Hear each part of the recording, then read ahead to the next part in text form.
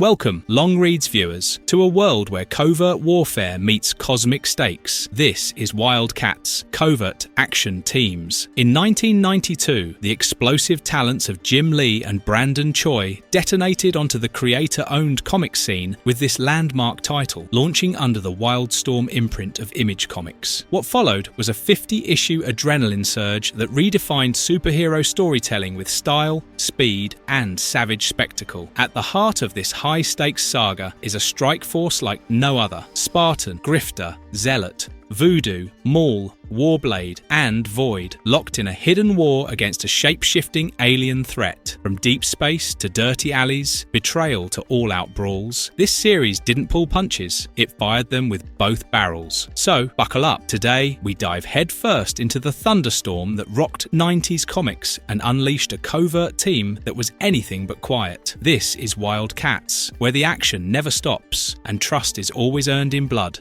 Chapter 0, Ready. On August 7th, 1992, the Halo building in Midtown Manhattan, owned by billionaire Jacob Marlowe, stood quiet. In its penthouse, Void, a woman with cosmic psychic powers central to Marlowe's success, meditated restlessly. Troubled by dreams of a mysterious orb critical to an imminent conflict, Void relived memories of her previous life as Soviet cosmonaut Major Adriana Tereshkova. She vividly recalled July 28, 1980, aboard the Mir space station Pustota, where an unknown object rapidly approached Earth. Despite frantic attempts to evade, the object changed trajectory and struck the station, destroying it instantly. Most debris burned up upon re-entry, but one large shard crashed into Antarctica, leaving behind a massive crater. Void woke screaming, startling Marlowe and his team. She disclosed her past life as Tereshkova and warned that the orb haunting her visions held immense power, capable of catastrophic consequences if misused. Her visions revealed alternate timelines and disturbing potential futures, all revolving around this artifact. Their conversation was interrupted by Jules, who announced a transmission from the Gnome. The message revealed another gifted individual's location, potentially crucial in their conflict against Hellespont and his cabal. Void expressed concern, warning that their enemies were mobilizing swiftly. Despite the growing threat, Marlowe decided to meet this new gifted person alone. Aware of his team's fears, he assured them he would remain careful, even as danger loomed close. Spartan and Void discussed the danger posed by Hellespont and his cabal, acknowledging their enemy was powerful and close to achieving world domination. Void hoped Jacob Marlowe would successfully recruit another gifted individual, crucial to their upcoming battle. Later that evening, Marlowe met his mysterious contact, a woman who handed him information from the Gnome. After the business concluded, Marlowe flirted, earning himself a slap and a quick departure from the woman. Feeling dejected, Marlowe wandered the streets alone. Suddenly, he encountered armored figures hunting someone named Velocity. They noticed Marlowe as a witness, but dismissed him, leaving Marlowe feeling abandoned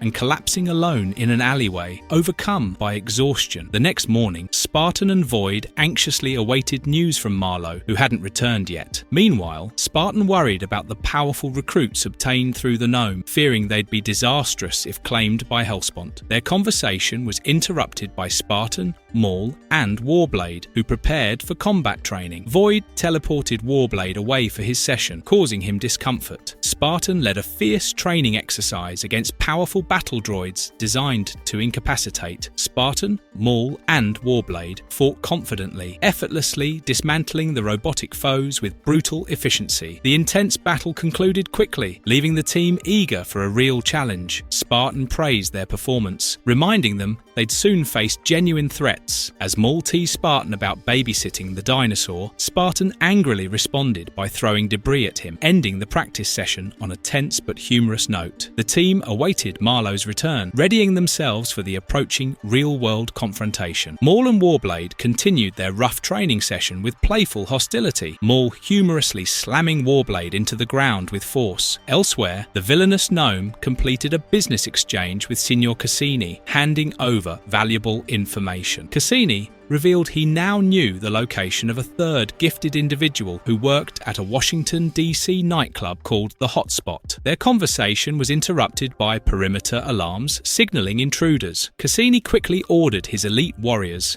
the Coda, to eliminate them. The intruders turned out to be Grifter and Sister Zealot, who had infiltrated Cassini's hideout. Upon being discovered, Zealot suggested fighting their way out, but Grifter reminded her their priority was reaching the Gifted One first. Zealot offered to stall their attackers, urging Grifter to continue alone, but he refused, insisting they stay together. Suddenly, a monstrous member of the Triad confronted them alongside two other mercenaries, Attica and Harm. They mocked Zealot and Grifter, eager to claim the bounty the Cabal had placed on their heads. Zealot attacked furiously, engaging the enormous monster head-on. She then forcefully urged Grifter to leave and complete their mission, promising she'd catch up later. Reluctantly, Grifter escaped as Zealot bravely faced three powerful adversaries alone. As the villains closed in, confident they'd overpower her, Zealot defiantly drew her blades, challenging them to fight her to the death. Determined and unafraid, she prepared for a fierce battle, vowing to send her opponents to their final passage beyond, standing strong as she awaited the deadly confrontation. After riding through the night, Grifter arrived at a nightclub called the Hotspot, hoping Zealot's instinct about a gifted individual working there was correct. Inside, a performer named Pris nervously prepared for her show, confiding to her friend Janice that this was her first real chance in life. Janice encouraged Pris, assuring her that she was special and would impress the audience. A manager named Louis entered the dressing room, enthusiastically praising Pris's appearance and declaring her truly gifted. Another performer protested, angry she wasn't chosen to wear the special voodoo costume. Janice defended Pris, telling the other girl to quiet down because Pris had natural talent. Pris gratefully thanked Janice for her support, feeling hopeful that her fortunes were finally changing. Outside, Grifter was uncertain how he'd identify the gifted person in such a crowded venue, unaware that Pris, confidently stepping out on stage, was exactly who he sought.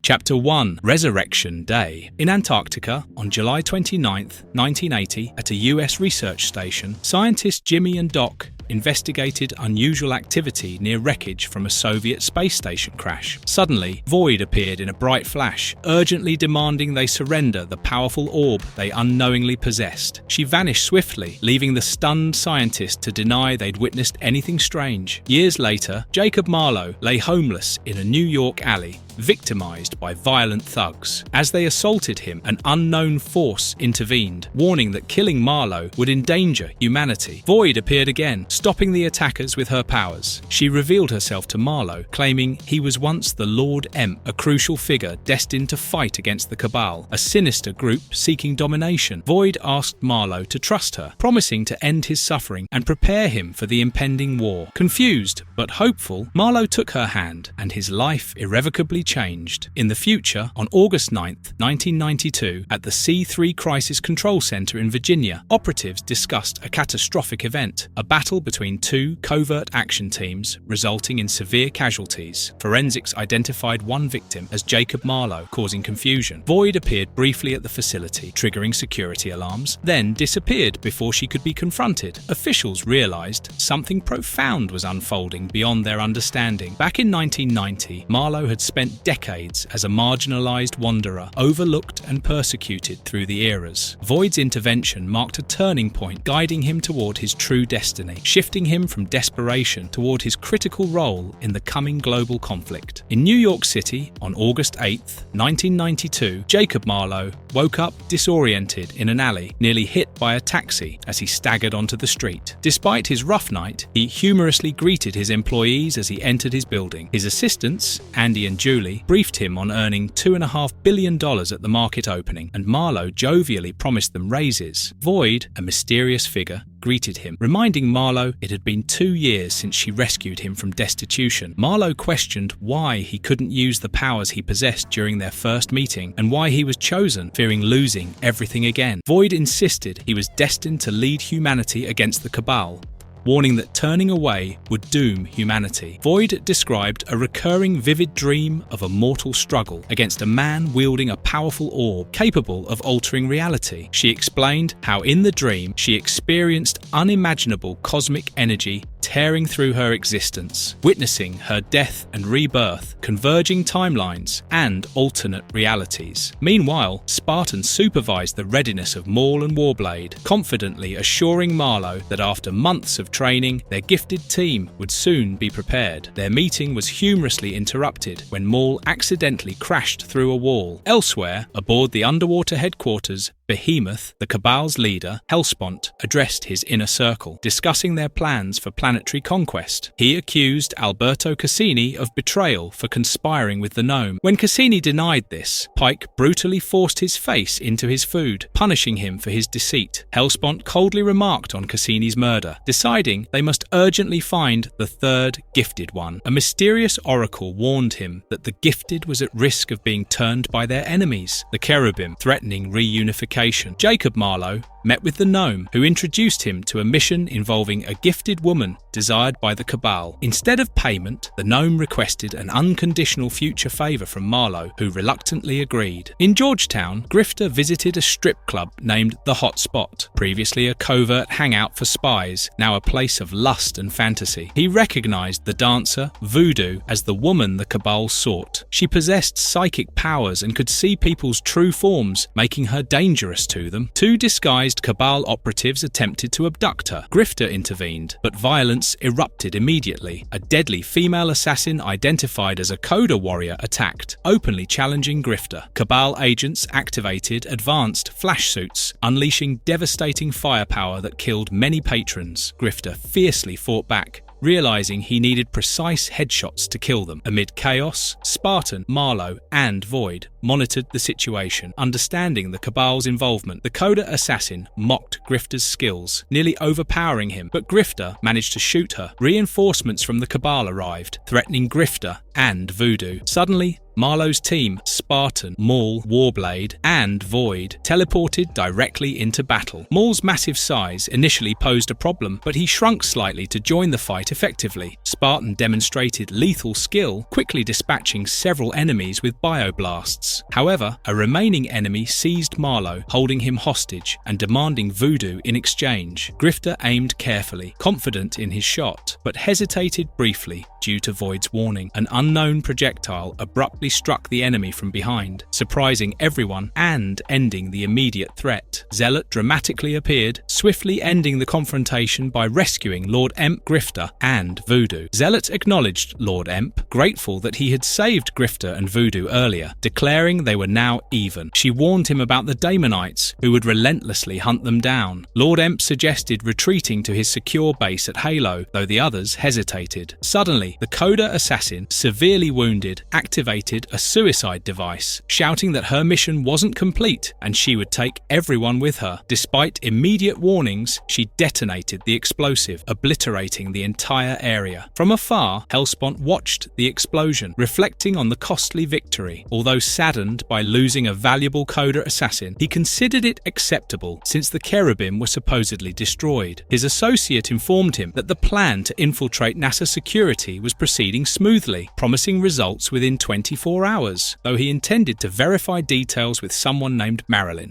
Chapter 2, Revelations. At 12:15 a.m. in McLean, Virginia, PSYOP detected quantum psionic anomalies near Washington, D.C. Agent Turner confirmed the spike was far beyond normal psionic levels. Mr. Lynch was called to respond as a red flag rose in Georgetown. At Crisis Control, chaos unfolded. An explosion had wiped out 2 city blocks, killing at least a dozen civilians. The event was being blamed on Libyan terrorists, but officials suspected rogue WildC.A.T.s. Turner revealed that PSYOP Tyrell was overwhelmed by the psionic feedback during a scan and died, having intercepted a dimensional jump. Void transported the entire WildC.A.T.s team away from the explosion just in time. While Lynch's team scrambled to respond to the intruder alert, they arrived too late. Void had already ported the team out. Above Georgetown, the team reassembled and confirmed they were all safe. Spartan noted increased police activity, and Void admitted the brief stop during teleportation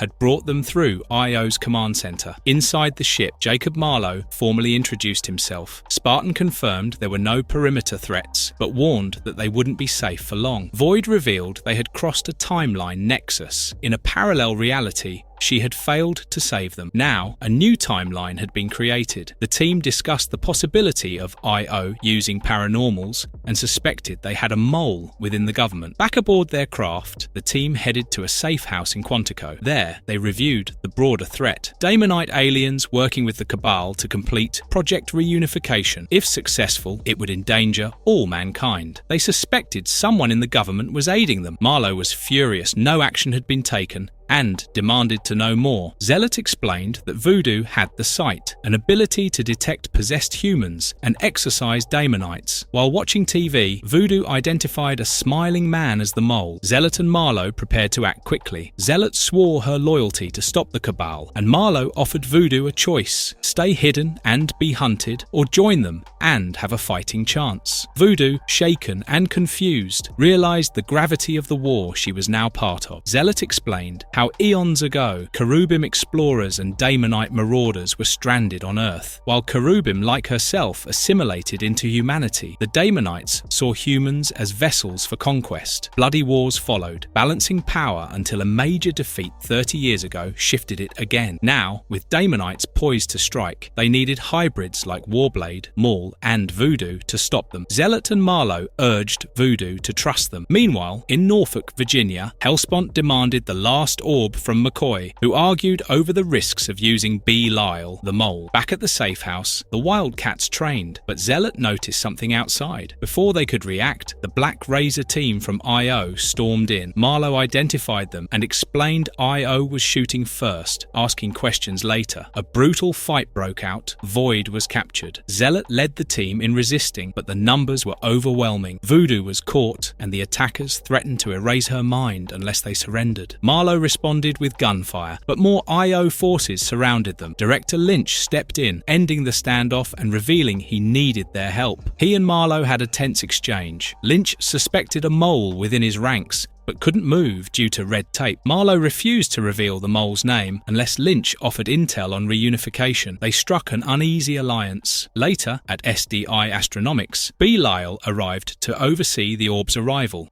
When Pike mocked him, Belial lashed out violently, reminding everyone of his authority. Pike and Zealot were his targets. Meanwhile, Spartan led Maul and the others to infiltrate the base. Maul smashed through a wall, taking on Pike head-on. Pike held his ground, mocking their inexperience. As the Wildcats entered the thick of the fight, Spartan confirmed the infiltrator was Belial. The mission had begun and chaos erupted inside the base. Spartan and his teammate launched an attack on Pike, but Pike fought back with brutal force. One of the Coda warriors mocked Grifter, calling out male bravado as his weakness, then tore into him. Spartan was hurt, prompting Maul to rush in and strike the Coda down. Pike taunted Maul, but Maul ignored him, focused on stopping the escaping Daemonite. Suddenly, a new team appeared, cornering the Cabal. Their leader ordered Pike to release the vice president. The group made it clear Pike's only options were the hospital or the morgue. As they threatened him, Spartan realized they were in deeper trouble than expected. Meanwhile, deep in a hidden chamber, Gnome, hooked into a massive machine, received word from Coda that the Triad, Slag, Attica, and Harm had triggered the alarm and were in position. Gnome celebrated, declaring the orb would soon be unguarded and the power supreme would finally be his. Elsewhere, the Wetworks team was introduced. Their commander, Dane, was alerted to 3 hostiles nearby. Instead of waiting for reinforcements, he insisted on handling it alone. After emptying his weapons, he prepared for brutal close-quarters combat. Dane's team also joined him as they stood in the aftermath of battle. Dane reflected on the war ahead and hoped to keep his team alive. Chapter 3: Reunification. Maul, able to increase his size and strength at will, had been infiltrating a top-secret facility with Voodoo and Spartan to stop an alien Daemonite inhabiting the US Vice President's body. Their mission went smoothly until the alarm went off. As Maul realized they'd been discovered, Youngblood, a government-sponsored super team, burst in, demanding they release the Vice President. Spartan tried to explain, but the Youngblood team wasn't in the mood to talk. Fighting erupted erupted immediately. Maul threw himself into the melee, but Spartan urged him to control himself. Voodoo warned that the possessed vice president was escaping, while Youngblood focused on Maul, who kept growing out of control. Spartan was shot with explosive shells by Chapel. Despite severe damage, Spartan's internal systems began repairing themselves. Elsewhere, Voodoo's psychic scream knocked down attackers, but she and Spartan both struggled to focus. The possessed vice president shouted for everyone to be destroyed. Pike questioned why they were protecting Belial, but his teammate insisted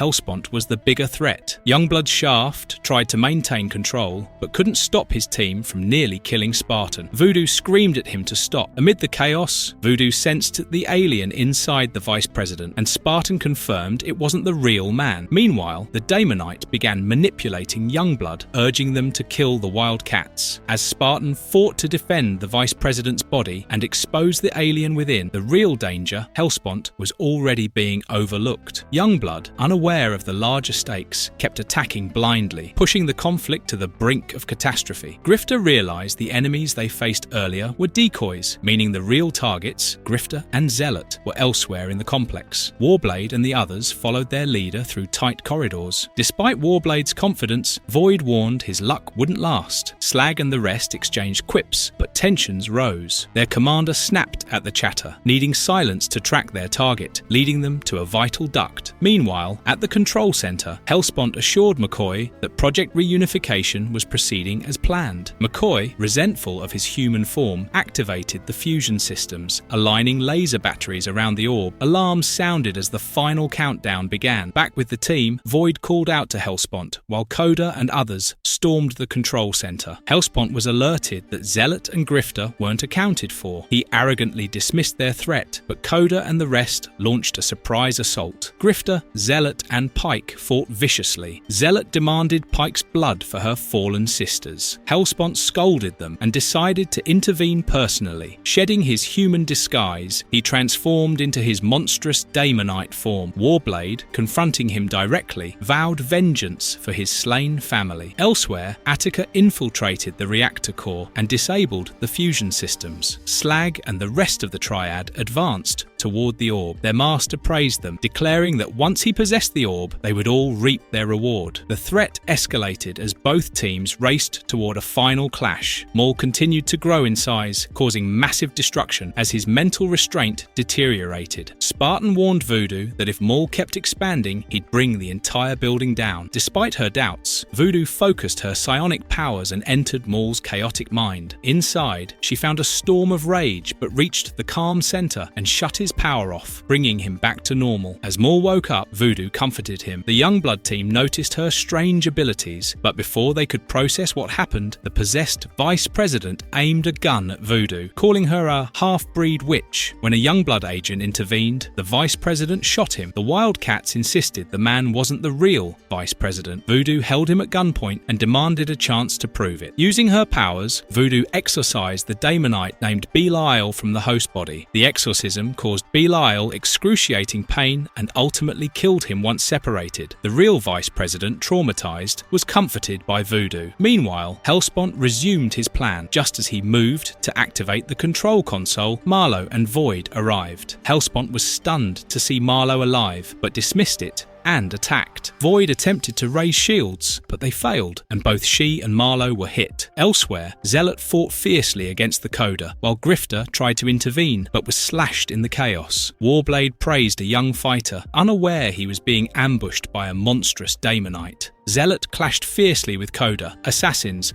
while Pike taunted her from the sidelines. Though Zealot swore to kill Pike, Hellspawn intervened, stunning her with a psychic blast and ending the battle instantly. With the WildC.A.T.s down, Hellspawn declared victory and claimed Earth for the Daemonites. He mourned McCoy's death, but insisted only he deserved the honor of activating the orb. As the device unleashed its energy, shocked observers realized it had been triggered. In orbit, a massive stargate formed, altering space and drawing in Daemonite warships. Hellspawn called to his brothers, declaring it time to take the world for Demon.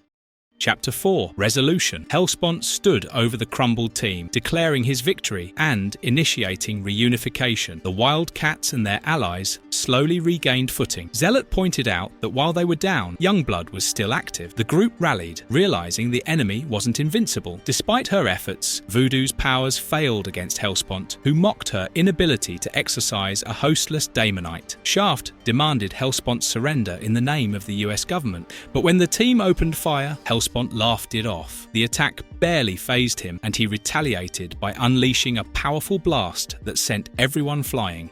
As the battle escalated, Hellspawn boasted that the facility's technology gave him control of the orb's energy. He prepared to deliver a final blow, scattering the heroes with another violent wave. Meanwhile, the Daemonite Stargate pulsed above Earth, its activation now irreversible. Hellspawn explained that Belial's possession of Vice President Quayle had been the final step to complete Project Reunification. The signal was already sent. An invasion fleet from Demon was en route. The team struggled to regroup. Void, still too weak, couldn't intervene. Grifter encouraged them not to give up. Marlowe, however, had a contingency plan. He crawled to a panel and activated Spartan using his Halo ID. Spartan reawakened with rerouted power, designated as the last resort failsafe. As he dragged himself to the relay switch, he hoped his sacrifice would buy enough time for the others to escape. But just as the system began to overload, Hellspawn noticed the failure. He screamed to shut it down. Too late. The core exploded in a fiery blast, throwing Hellspawn back in agony. Hellspawn stood tall as system warnings flared. Energy output dropped to critical levels, but Marlowe, despite his injuries, ordered Warblade and Spartan to buy him time by keeping Hellspawn away from the controls. Warblade launched at Hellspawn, calling it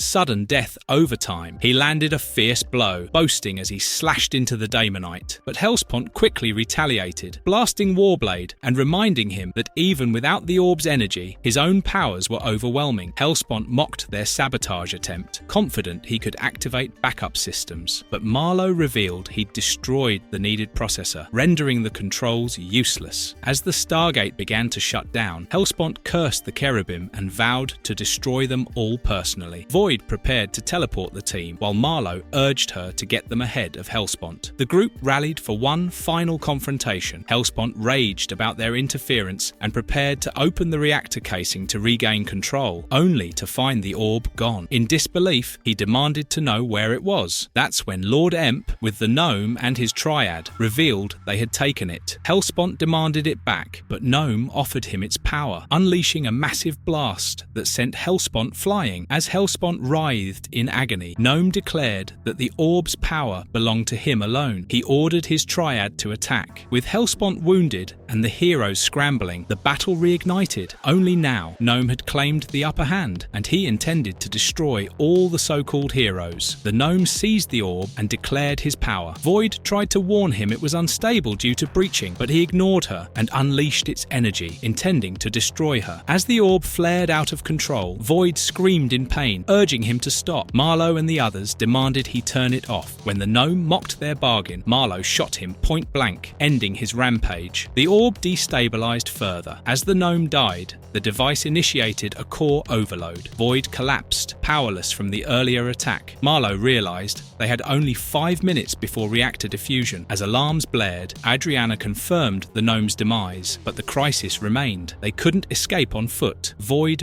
begged Marlowe to save himself and the others. As time ticked down, characters scrambled. Youngblood evacuated the vice president. Pike, seeing no sign of Hellspawn, chose to flee. Shaft's team acknowledged there was no time to help the WildC.A.T.s. Jacob refused to leave Adriana, who admitted she was too weak. Just as the timer reached 10 seconds, Marlowe offered his power to help her escape. A massive explosion followed, but the heroes survived. The next day, cleanup crews assessed the damage. Shaft reported that the alien ships were destroyed and Quayle was stable. No bodies were found, except Spartans. Black box data confirmed Spartan had shut down Hellspawn by deactivating the orb's relay. The feedback destroyed him. Later, aboard their ship, the team revealed Spartan would be restored with a new body and old memories. Adriana, reflecting on her fragmented past, worried about the uncertain future. Jacob reassured her. In the epilogue, a boy sold newspapers declaring Quayle was an alien. Grifter, reading the headline, muttered, "Well, I'll be damned, the world was finally starting to catch up."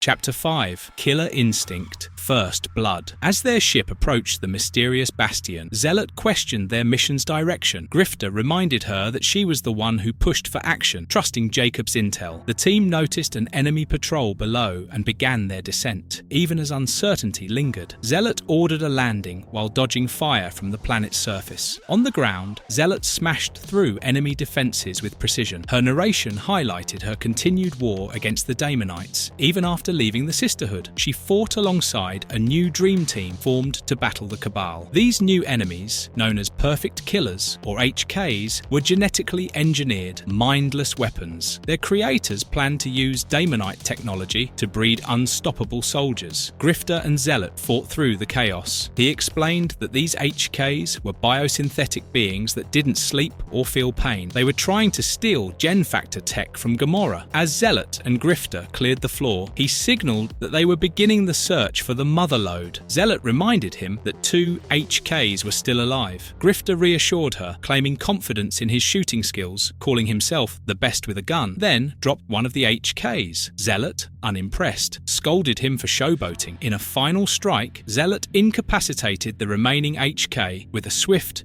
and brutal takedown. Her internal thoughts made it clear, though she no longer followed the Sisterhood, she still lived by its principles. Her actions were efficient and decisive. Grifter and Zealot argued about the risks ahead, with Zealot warning that they might be walking into a trap. Grifter remained confident until security droids detected them. As alarms blared, Grifter opened fire while Zealot urged him to move. The two made a run for the corridor, but the droids closed in. Zealot decided to hold them off, urging Grifter to move ahead with the access code and beacon. Grifter reluctantly agreed and pressed forward through a defense-lined corridor. As automated weapons fired from all directions, he realized there was no time to use guns. He lobbed grenades to clear the way. Grifter reached the vault area and contacted California, stating that the gates were shut. He noticed the facility was highly advanced, on par with Halo's labs, and wondered how the Daemonites acquired the tech, which resembled Spartan's prototype system. Realizing the danger, he activated the beacon. Suddenly, he was ambushed by Heinrich Richthofen, a host body for the Cabal. Grifter opened fire, but quickly discovered Richthofen had parahuman powers. A female Cabal agent, Misery, joined the fight, mocking Grifter. She launched a psychic attack that began overwhelming his mind. Grifter resisted with difficulty, surprising Misery's commander. They intended to kill Grifter and Zealot, extract their DNA, and turn their corpses into hosts. Grifter and Misery fought hand to hand, with her trying to manipulate him telepathically. Grifter pushed through the pain, determined to survive. As she mocked him, he desperately searched for backup. The rest of the WildC.A.T.s team finally arrived at the vault, with Spartan ordering Warblade and Maul to protect Voodoo, while he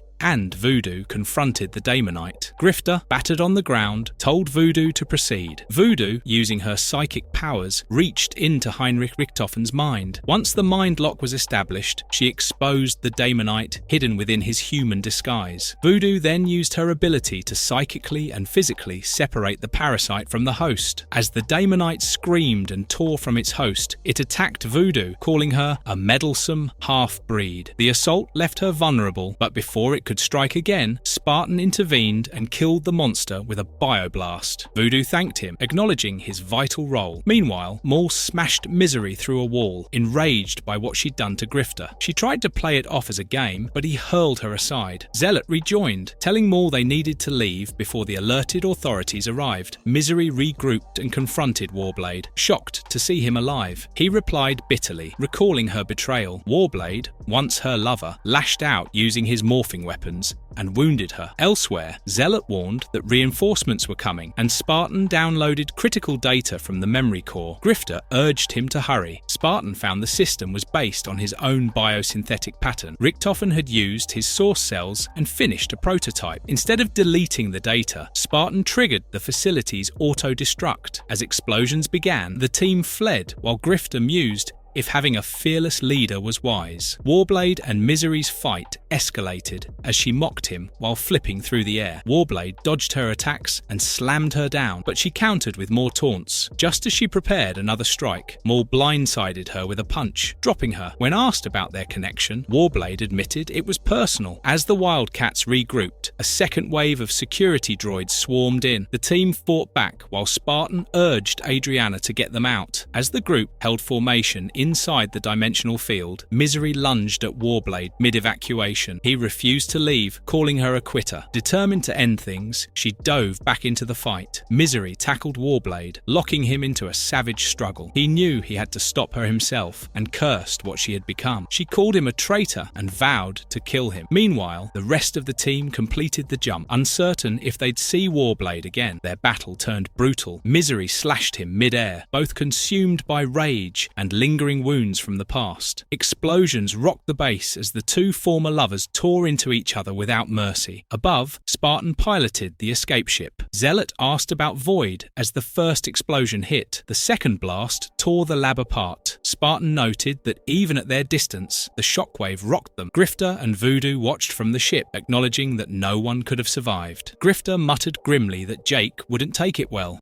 Chapter 6. Killer Instinct Number 1. The WildC.A.T.s mission had started as a simple one, neutralize Richtofen at a secret Gamoran lab, but it turned into chaos when the lab self-destructed, and they lost Warblade during the escape. Grifter joked about their knack for blowing things up, but Zealot and Voodoo insisted they check for Warblade, just in case he survived. Spartan warned that without their IFF and ECM systems, they were flying blind. Still, they circled back. Suddenly, Gamoran Vipers appeared, having been cloaked, and launched a barrage of missiles. Spartan ordered Grifter to divert all power to shields and evaded 4 with precision flying, but 2 still hit. With shields down, Spartan ordered everyone to the escape pods, but it was too late. The ship exploded. Debris rained down. Spartan shielded Voodoo with a plasma field while Maul grabbed her and Void. They searched desperately for Void, the only one who could teleport them out. Spartan carried Voodoo to safety, but Grifter yelled a warning. Someone was behind him. Spartan was under attack again, but he kept calm and accessed the enemy ship schematics. Using a focused bioblast, he struck a Viper's weapons bay, destroying it. Maul, carrying Adriana, dove into battle, smashing enemy ships while yelling his war cry. He finished one off, dedicating it to Adriana. Grifter and Zealot joined forces on airborne skiffs. After a quick banter about past exploits, they placed charges on the last remaining enemy ship, hoping to stop it before it could reach Spartan and Voodoo. They moved fast. Time was running out. Grifter opened fire when the enemies chose the hard way. He quickly gunned them down, stating that in their line of work,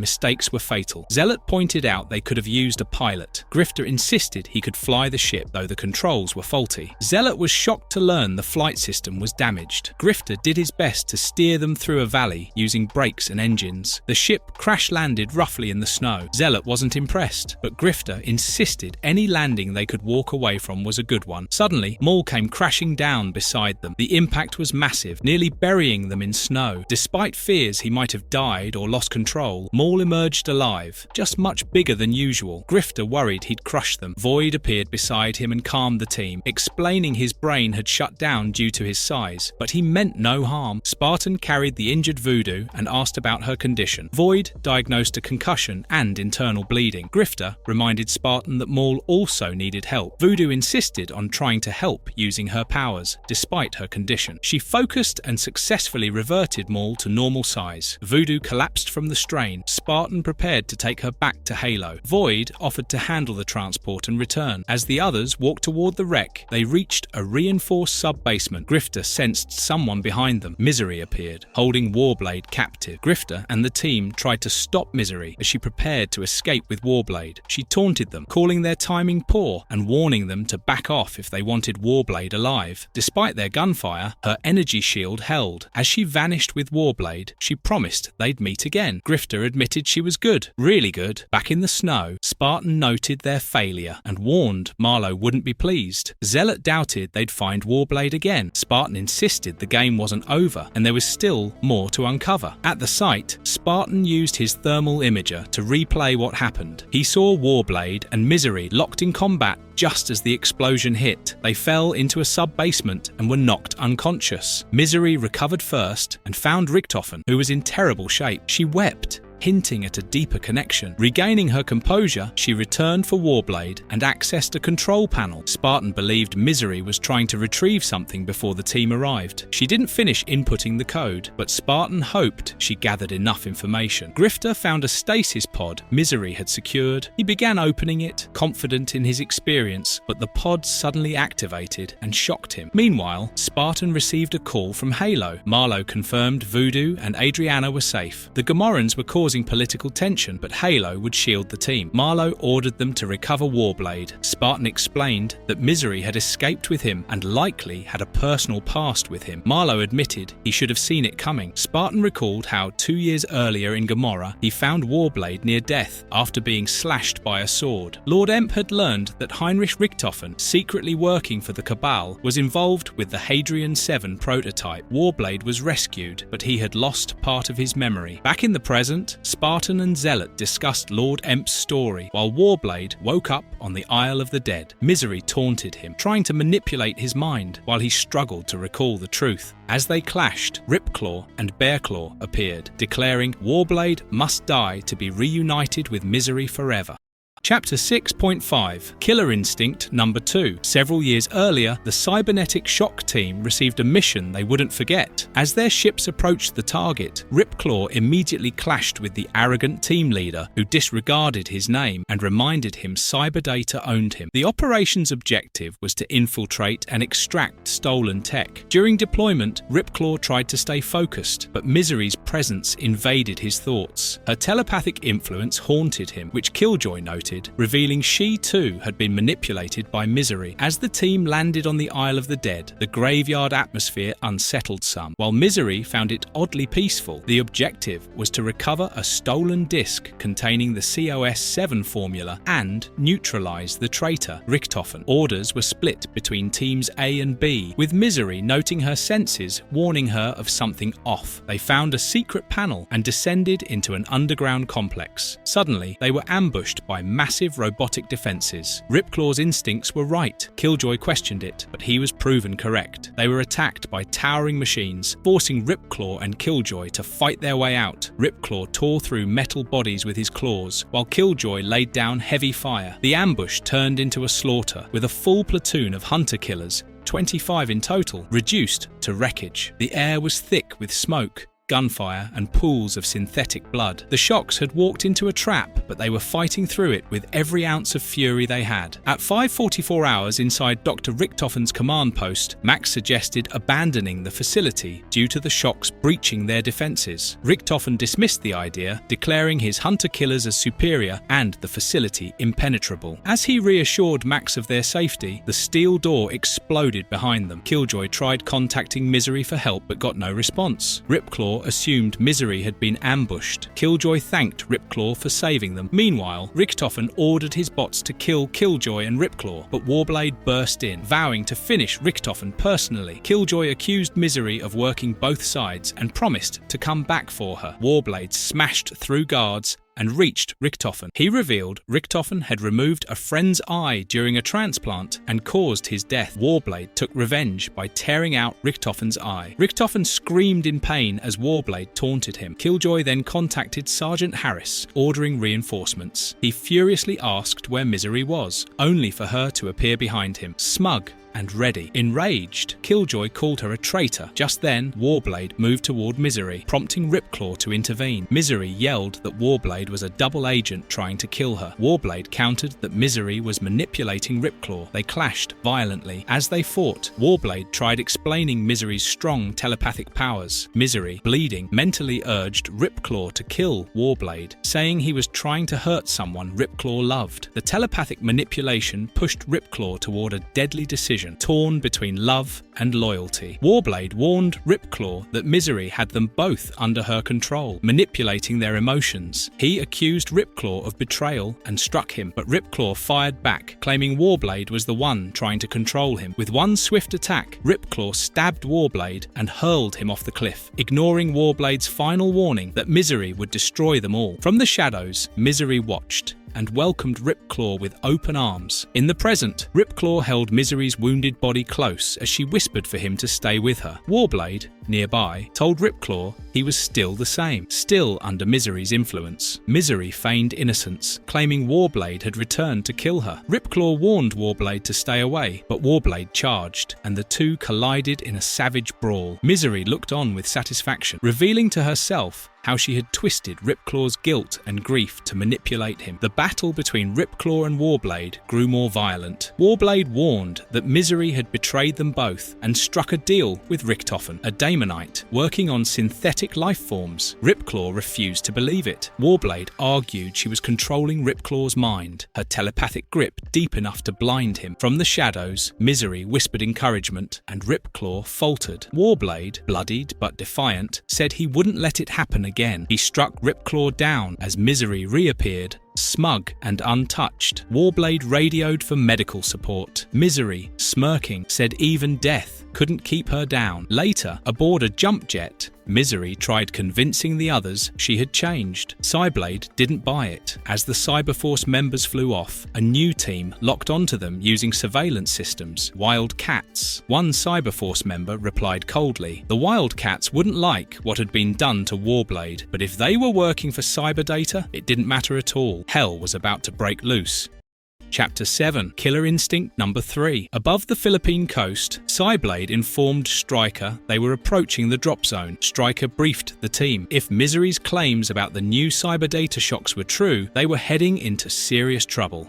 With their satellite disabled, they'd be landing blind. The team activated the tractor fields and prepared to deploy. Stryker was introduced as a mutant with 4 arms who became a top soldier and later escaped Cyberdata to help found Cyberforce. Cyberforce, Stryker, Heatwave, Velocity, Ripclaw, and Impact descended together, aiming to stop Cyberdata from acquiring a revolutionary biosynthetic lifeform technology. Back on the jump jet, Misery explained to Highblade how she, Warblade, Ripclaw, and Killjoy once raided Richtofen's lab when they worked for Cyberdata. She claimed Warblade turned on them, trying to kill her, allowing her to escape Cyberdata's leash. She used the island's comm system to contact Ripclaw and warned they might be too late to stop Cyberdata again. As Cyberforce explored the wreckage, Stryker remained suspicious. Impact noted no immediate threats, but Heatwave found tracks nearby, suggesting someone was still out there. Meanwhile, on the Isle of the Dead, drug traffickers Sunyat, Kyra, and Toshi prepared for a shipment exchange. Suddenly, a monstrous black creature crashed in, destroying their gear and forcing one of them to flee in a boat. Elsewhere, Misery led the heroes to the BISEX system data. Stryker wanted caution, but Misery insisted on speed. As Velocity ran ahead, Stryker sensed danger. Sparta, cloaked and hidden, revealed himself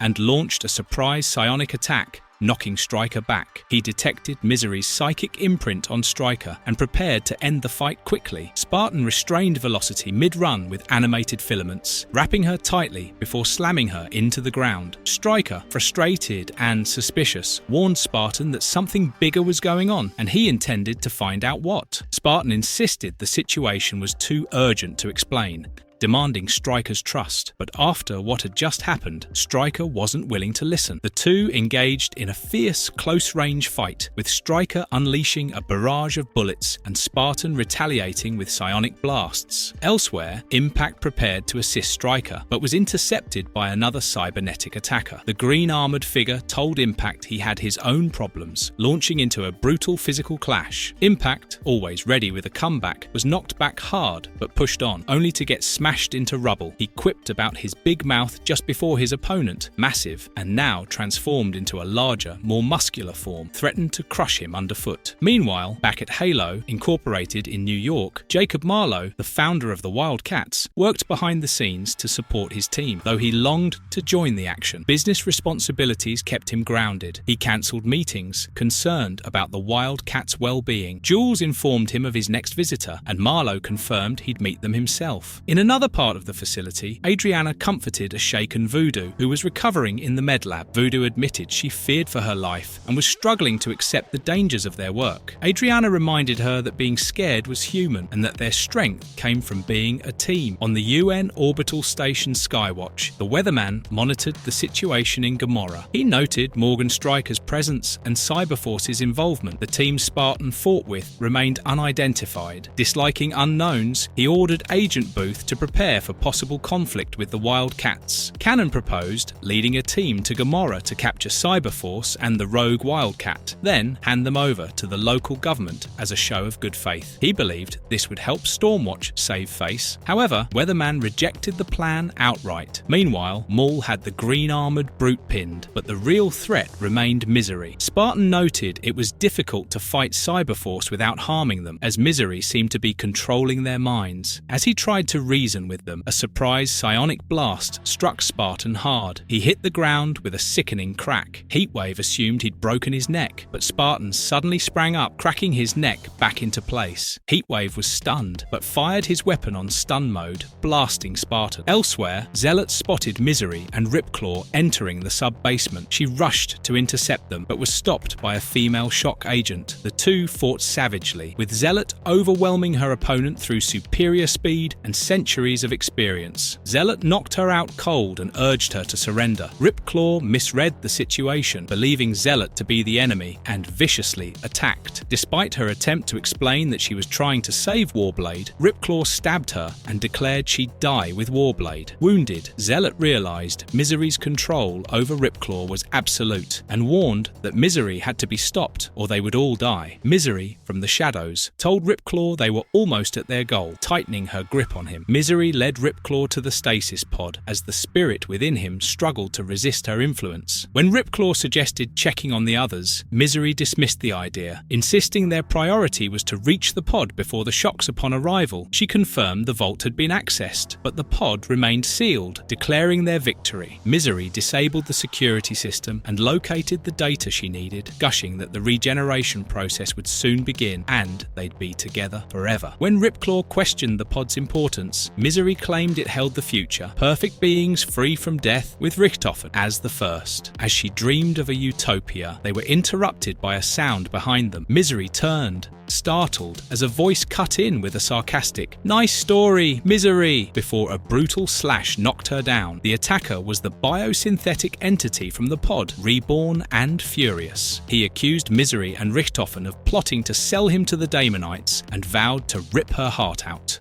Chapter 7.5, Killer Instinct Number 4. High above the snow-covered peaks of Gomorrah, Spartan and Heatwave clashed in brutal close-quarters combat, biosynthetic against cybernetically enhanced mutant. On the ground, the rest of the battle escalated. Cyblade called out the Cyberforce strategy as Stryker, Maul, and others fired at advancing enemies. Misery's psychic manipulation remained a major problem, distorting loyalties. Velocity bought time for Zealot to regroup, while Maul reminded Stryker that their enemies weren't in control of themselves. Just as the team gained ground, Heatwave received a telepathic distress call and broke off to help in the sub-basement. Inside Richtofen's facility, Ripclaw stood beside Misery and the sealed stasis pod. Warblade emerged, interrupting her monologue and accusing her of conspiring with Richtofen to sell their creations to the Daemonites. He demanded Ripclaw step aside. Misery ordered Warblade's death. Despite hesitation, Ripclaw was torn between her commands and his own instincts. Elsewhere, Cyblade confronted Zealot again. She tried to reason with her, but Zealot, bleeding and weakened from her last fight, struggled to hold on. Cyblade stated that Misery's influence extended even to women now and struck Zealot down. Misery's psychic voice encouraged Cyblade, warping her sense of duty and morality. She was told to honor her brother's legacy by taking a sword and proving herself to Cyberforce. Meanwhile, below ground, Warblade and Ripclaw fought viciously. Unlike the other dueling pairs, their conflict was raw and personal, not tactical. Ripclaw launched a furious assault, driven by anger and confusion, as the war between them raged deeper into the base. Misery's internal conflict deepened as Ripclaw battled Warblade. Though she focused on unlocking the stasis pod's secrets, she couldn't ignore the pain she felt from Ripclaw's injuries. She questioned why his suffering affected her. After all, it was just Ripclaw, but deep down, she knew he still cared. As Warblade overpowered Ripclaw, Misery tried to suppress her emotions, focusing on Richtofen's vision of a perfect future. Then something snapped in her mind. All noise faded, her thoughts fixated on Richtofen, and she felt nothing for Ripclaw, only sadness that he had to be in her way. With one devastating blast, she took down both Ripclaw and Warblade. Meanwhile, Heatwave's inner narration revealed the extent of his power. As the most powerful member of Cyberforce, he could unleash deadly plasma energy, but only used it when absolutely necessary. He now prepared to end Spartan with it, due to a telepathic plea that snapped him back to clarity. Elsewhere, ground skirmishes raged. Zealot was down, and Velocity struggled with her own doubts. Misery continued her manipulation, mocking Warblade and threatening to teach Warblade a lesson. But as she released her grip on Warblade to focus psychic energy, Cyberforce regained control of their minds. Heatwave realized something was wrong, just as Velocity, still under Misery's influence, impaled Misery through the back. The spell broke instantly. She staggered, devastated, whispering about a baby only Misery would know of, then died in Warblade's arms. Warblade screamed in horror, realizing the woman she just killed was Misery. The aftermath of Misery's death rippled through everyone's mind. Her scream, followed by an explosion of despair, reached all those connected to her psychic web. Her thoughts, filled with sorrow and regret, collapsed. The mental kingdom she had once ruled with iron control. With her gone, the psychic bonds finally broke, and those under her influence were freed. Ripclaw, still processing what happened, asked if it was true about the baby. Warblade quietly confirmed it, revealing that Misery hadn't wanted Ripclaw to know. Suddenly, Misery's voice echoed one last time, an echo from within the stasis pod. She emerged, confused and overwhelmed, confronting the truth of her identity. She realized Richtofen had turned her into a machine, a duplicate programmed to kill. Robert tried to reach her emotionally, but Misery, devastated, asked him to end her. Warblade couldn't bring himself to do it. In the end, Heatwave activated the pod's override, destroying it and saying goodbye. Later,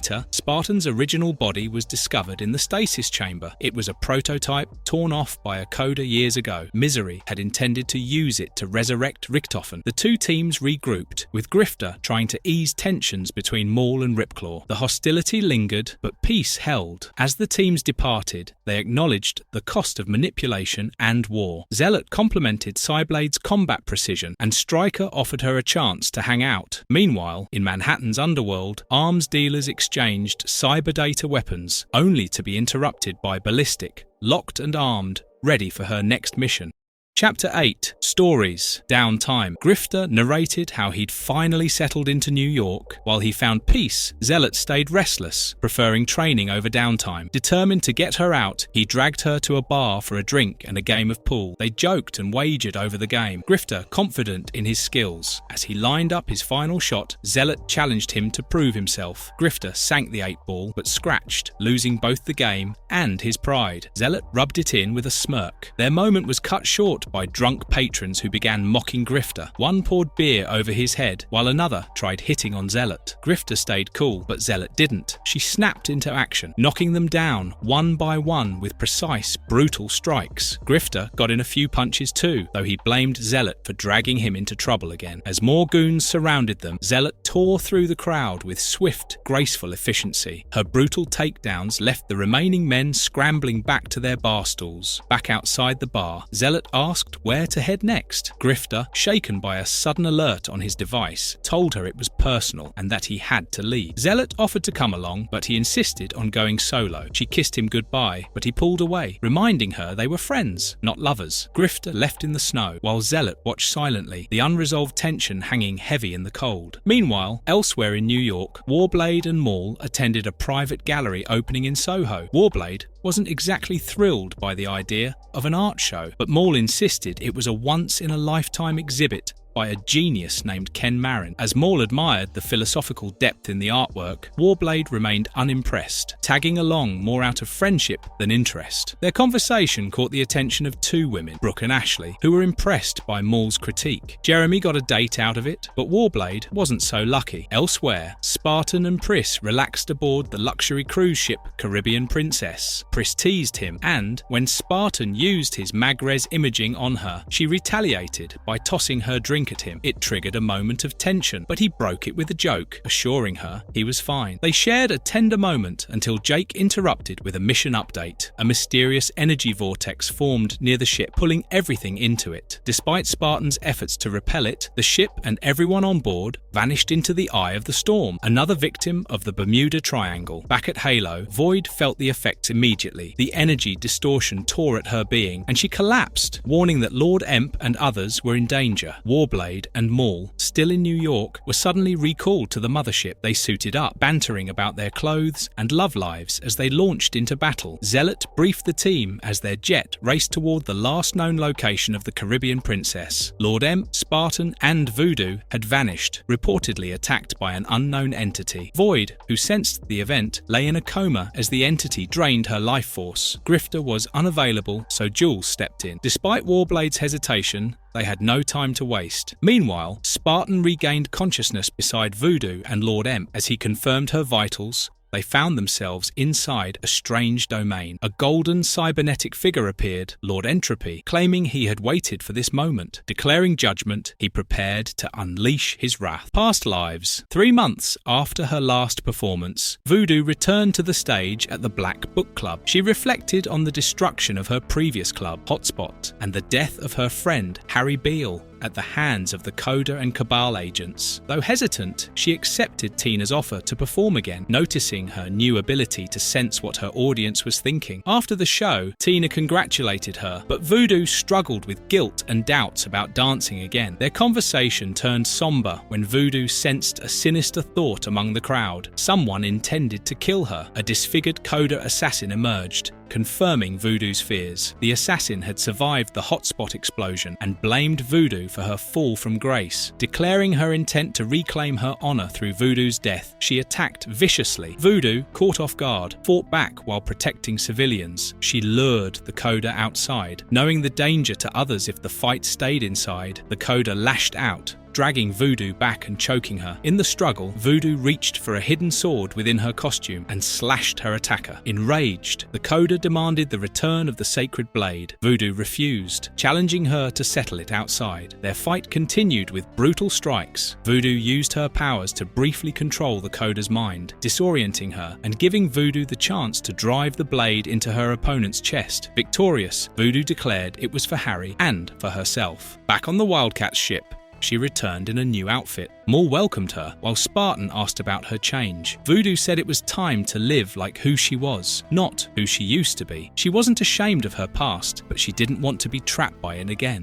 Chapter 9. Friends, Past Time. Zealot, Maul, and Warblade searched the Bermuda Triangle for their missing teammates. Jacob Marlowe's assistant Jules joined them. Zealot insisted they comb the area again, refusing to believe a whole ocean liner could vanish. Meanwhile, Jules reported their fuel was running low, and Maul cracked a joke about crash landing in Florida. Elsewhere, Spartan, Voodoo, and Pris were trapped by a horde of Daemonites. Spartan struggled to control his bioblasts, but the Daemonites taunted them, sensing their weakness. One Daemonite struck Spartan down with acid. Pris begged Hadrian, Spartan, for help, but he was overwhelmed. She was then killed, leaving Spartan devastated. Pris awoke later, revived, but confused. Beside a weakened Spartan, the villain, Entropy, mocked Spartan's emotions and claimed credit for manipulating reality itself. He demonstrated his power by crashing Spartan's neural systems, revealing he had altered the very fabric of their reality. Spartan confronted Entropy, who claimed Spartan had betrayed him a millennium ago during a time of war. Flashbacks showed Entropy, once a warrior named Brannock, wielding a mystic sword to drain life force. He fought alongside a queen and was betrayed during his moment of triumph when he was about to rescue his wife from captivity. Spartan denied remembering any of it. He explained he woke up in 1990 with no memory of his past and was told he was Lord Cherubim, protector of mankind. Entropy accused him of lying and activated his orb to forcibly extract the truth. At Halo HQ, Void detected the same power signature that once struck Lord Emp's ship. Despite warnings from Stansfield, she insisted on locating the source to aid the WildC.A.T.s on board. Void reappeared and explained the ship had been warped through space-time by an orb of power, the same energy she now claimed to embody. Void recounted a cosmic battle between good and evil, where the champion of light Omnia was defeated and shattered into shards scattered across time. These shards, appearing as glowing orbs, landed on Earth as shooting stars. Over time, some were used for good, others for evil. One shard hit the Soviet space station in 1980, bonding with Major Adriana Tereshkova, saving her life and making her one with the orb. Void explained that her connection with the orb allowed her to trace others by their energy signature. Meanwhile, Zealot's team flew toward the coordinates Void provided. The structure they were seeking remained invisible to radar and resembled a living organism. Inside, Warblade and Zealot discovered passengers in suspended animation covered in strange crystals, likely from the missing ocean liner. Elsewhere, Emp remembered Entropy's betrayal. A Daemonite had emerged from Brannock's corpse and possessed Gwyneth, turning her into a weapon. She attacked, urging Entropy to join her in purging humanity. Though warned by his allies, Entropy couldn't bring himself to stop her. Gwyneth, in the possessed form, massacred her own men. Emp ultimately delivered a fatal blow to stop her, enraging Entropy. In grief, Entropy vowed vengeance on Emp, but Emp countered, saying the fault lay with Entropy's failure to protect her. As Entropy attacked, Emp unleashed his power, revealing that Gwyneth's death had saved Entropy. Void's team arrived and demanded their comrade's release. Entropy recognized Void's orb connection but dismissed her threat, launching a deadly energy blast. Warblade and Maul fought back. Entropy used his orb to turn the battlefield's odds, but Void and Emp joined forces. Warblade engaged him, but Entropy twisted his body beyond limits. Zealot attempted to psionically attack Entropy, but was overwhelmed. Gwyneth briefly reappeared in her true self, weakening Entropy. Emp struck with full force, channeling his latent energy through Void. Entropy was stunned, his vengeance slipping. The battle now hung in the balance. As the battle raged on, Spartan unleashed a powerful energy blast that shattered the area, weakening Entropy. Maul noted their enemy was losing control of both the fight and the collapsing structure. As the place crumbled, the team rushed to evacuate. Warblade and Adriana held Entropy off while the others boarded the ship. Jules had only managed to rescue 20 passengers, leaving the rest trapped. They escaped moments before the structure exploded. Later, at his penthouse, Jacob Marlowe questioned his purpose. Despite Void's reassurance, he revealed Entropy was his brother and handed leadership of the Wildcats to Void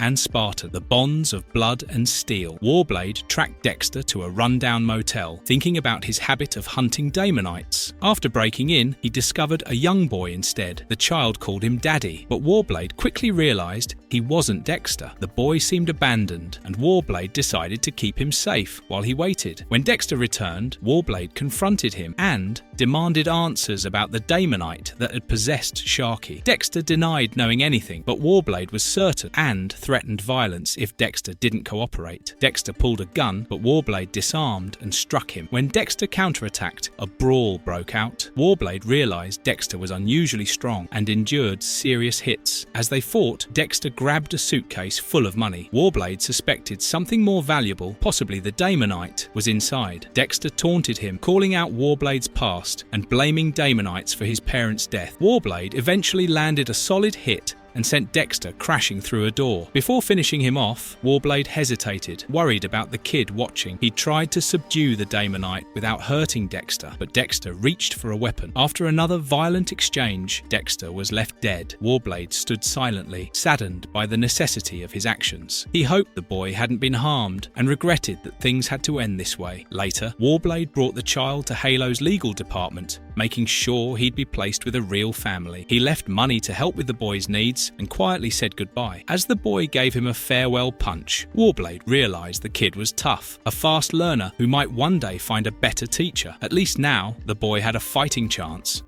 Chapter 10. Rumbles and Reminiscence. Gateway. Part 1. Zealot began a combat lesson by reciting the first rule. The weapon must be an extension of body, mind, and soul. She trained voodoo near a burning hillside under the moon, emphasizing that Spartan's teachings were limited to the physical. Voodoo questioned the need for Zealot's strict regimen and rejected the idea of joining her secret society of babe assassins. Zealot clarified she wasn't pushing her toward the coda. When voodoo mocked the tradition, actions, Zealot snapped, pinned her down, and stressed that her destiny was not a game. Lives depended on her discipline. Voodoo reluctantly acknowledged her. Suddenly, an explosion shook the area. A monstrous figure leapt from the wreckage of a crashed ship. Onlookers spotted someone moving on deck. Zealot and Voodoo rushed toward the body, identifying the fallen man as Alabaster Wu. Zealot realized he was attacked by a Daemonite in a form she didn't recognize. The creature declared Wu's thread of life had run out and launched an assault. Zealot engaged it mid-air and fatally slashed it, vowing it wouldn't be the one to kill Wu. After the battle, Voodoo joked about the foul smell of the corpse, but Zealot reminded her to choose her fate, either as a victim or as a warrior. Zealot left Voodoo with the wounded Wu while she checked the ship for survivors.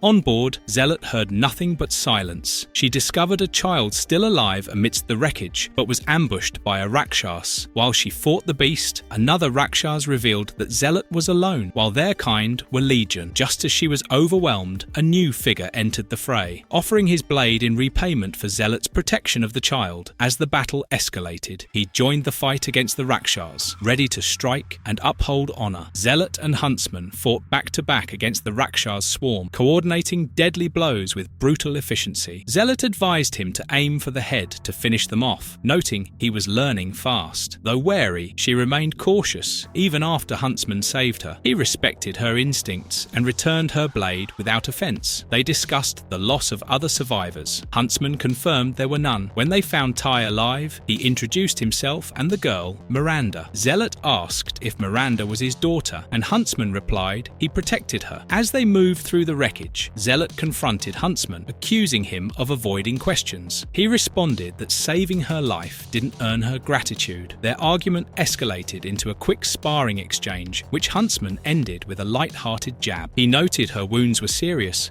and reminded her that Rakshas injuries were septic. Zealot blamed herself for Voodoo's fate, but Huntsman believed Voodoo's powers made her vulnerable to possession. As sirens approached, they agreed to leave the scene and follow Voodoo's trail using Huntsman's bullet bike. Meanwhile, NYPD discovered the crashed alien ship and its carnage. A mysterious figure demanded to speak to Jacob Marlowe. When denied, he grew angry, breaking a phone. Nearby, a deteriorating Voodoo, now possessed by the Rakshas, stumbled toward help. Passers-by were horrified by her appearance, and when approached by a paramedic, she unleashed her powers, killing him and another man. She declared her need to consume the living and continued her rampage. The Rakshas-possessed Voodoo sought new prey and locked in on Alabaster Wu, who fled to a subway train. He managed to board, but she followed, smashing through the window and attacking him. Wu fought back and kicked her from the train, yelling in defiance. Back at Halo, Pris contacted Jules, realizing something had gone wrong. The team regrouped and discussed Alabaster Wu's motive: revenge on Jacob Marlowe. Warblade blamed himself for Zealot's capture, but Void attempted to track down Marlowe using her clairvoyance. Alabaster Wu met Jacob Marlowe at a Halo redevelopment site, recalling past challenges. Jacob noted Wu's resilience despite his injuries. Wu called in a debt, insisting on full payment. Just then, the WildC.A.T.s arrived, warning Jacob he was in danger. Wu angrily accused him of breaking their agreement to meet alone, but Jacob denied orchestrating it. Suddenly, a new threat emerged. Providence appeared with two powerful cyborgs, Attica and another unnamed unit, declaring they had sealed every path but this one, leading to Jacob's doom. As Spartan realized it was a trap, Attica locked targets and prepared to attack. Providence warned resistance would be fatal. Soldier's story. In October 1950, during the Korean War, a soldier recounted his experience with the 12th Corps near the Yalu River. As they prepared for victory, enemy fire broke out. One soldier mocked the North Koreans' retreat, only to be silenced by his lieutenant, who warned of greater danger. A grenade landed among them, prompting the blonde soldier to shove the lieutenant aside and hurl it back. After the blast, the lieutenant scolded him, but the blonde man insisted on taking the fight to the enemy. The lieutenant, shaken, revealed that Chinese forces had entered the war and their orders were to delay the enemy at all costs. The blonde soldier rejected that fatalism, knocked the lieutenant out, gathered weapons, and charged the advancing enemy alone. Charging the hill under heavy fire, he emptied his rifle, then his Tommy gun, determined to reach his target. Despite being shot, he kept going, fighting off attackers with gunfire and then a knife. As he bled out, he climbed the mountain to block the pass, planning to trigger an avalanche with grenades. Too weak to escape the blast, he resigned himself to die until a silver-haired woman appeared, telling him he would live to fight another day. He woke in the infirmary, bandaged, unsure how he survived. He recalled being charged with assault by the lieutenant. When he asked his fellow patient about her presence, she revealed she came to free him. Smiling, he called her Angel and said he could get used to her.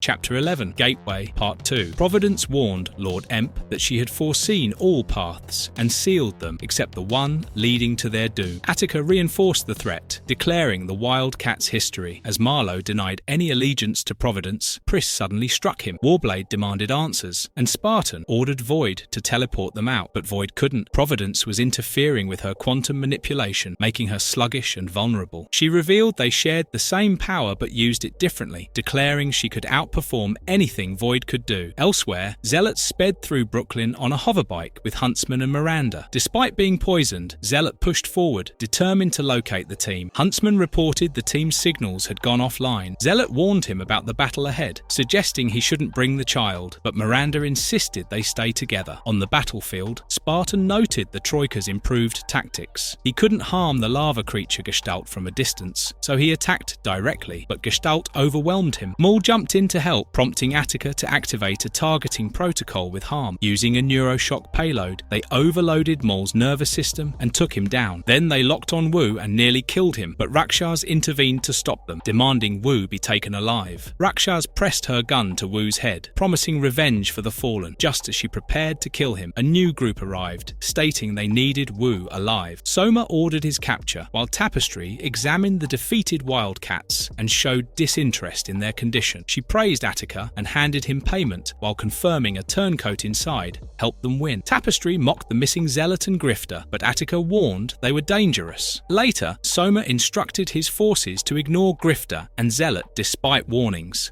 Voodoo, still possessed, resisted Rakshas's feeding as they discussed using her body to strengthen the host. Tapestry insisted on keeping Wu and Lord Emp alive, promising to find them food soon. Meanwhile, Zealot and Huntsman observed the Troika's base. Zealot confirmed Voodoo was possessed and noted the lack of defenses, but once she spotted a figure looking directly into their surveillance, she panicked, yelling they'd been spotted. Without explanation, she ordered Huntsman to flee immediately. Zealot raced off on her bike, visibly shaken, barely holding her phone as she called Savant. Despite her hardened nature, Huntsman noticed how disturbed she was. Meanwhile, inside the enemy stronghold, Tapestry stood before the comatose Wildcats, with Lord Soma and others watching. Zealot's fear was contagious, especially seeing her flee from a woman she'd normally fight. Soma dismissed Providence, stating their business was done. Providence resisted, insisting Void was integral to their group, but Tapestry silenced her with disdain. Providence was then brutally attacked by dogs under Tapestry's command. As the assault continued, Tapestry mocked her ignorance and declared herself the shaper of fate. She unleashed her power on the unconscious Wildcats, claiming she'd woven them into a vulnerable, dreamlike state. As she began absorbing Providence's essence, her body transformed into a silvery figure. Turning to Lord Emp, she drained his essence as well, promising to return it altered. She taunted Marlowe with his forgotten past and hinted at helping him remember. Shifting scenes showed the original Wildcats forming their team and bond, while Tapestry remarked on the responsibility they held to protect a better future. Back in the present, Savant spoke with Charles Russell at the Smithsonian. They discussed Cordelia Matheson's legacy. Savant was soon alerted and had to leave, citing a family emergency. Changing quickly, she headed out, reflecting on her resemblance to Harry Lucas. As she suited up, she declared herself the Majestrix of the Coda. Savant contacted her brother Soldier, requesting Majestic's help. He was reluctant, but agreed after hearing Zealot was in danger from Tapestry. Savant said Majestic might be the only one strong enough to stop her if necessary. In the final confrontation, Tapestry mocked the heroes as pawns in her pattern. Grifter tried to shoot the enemy holding Lord Emp hostage, but he was taken out. Voodoo,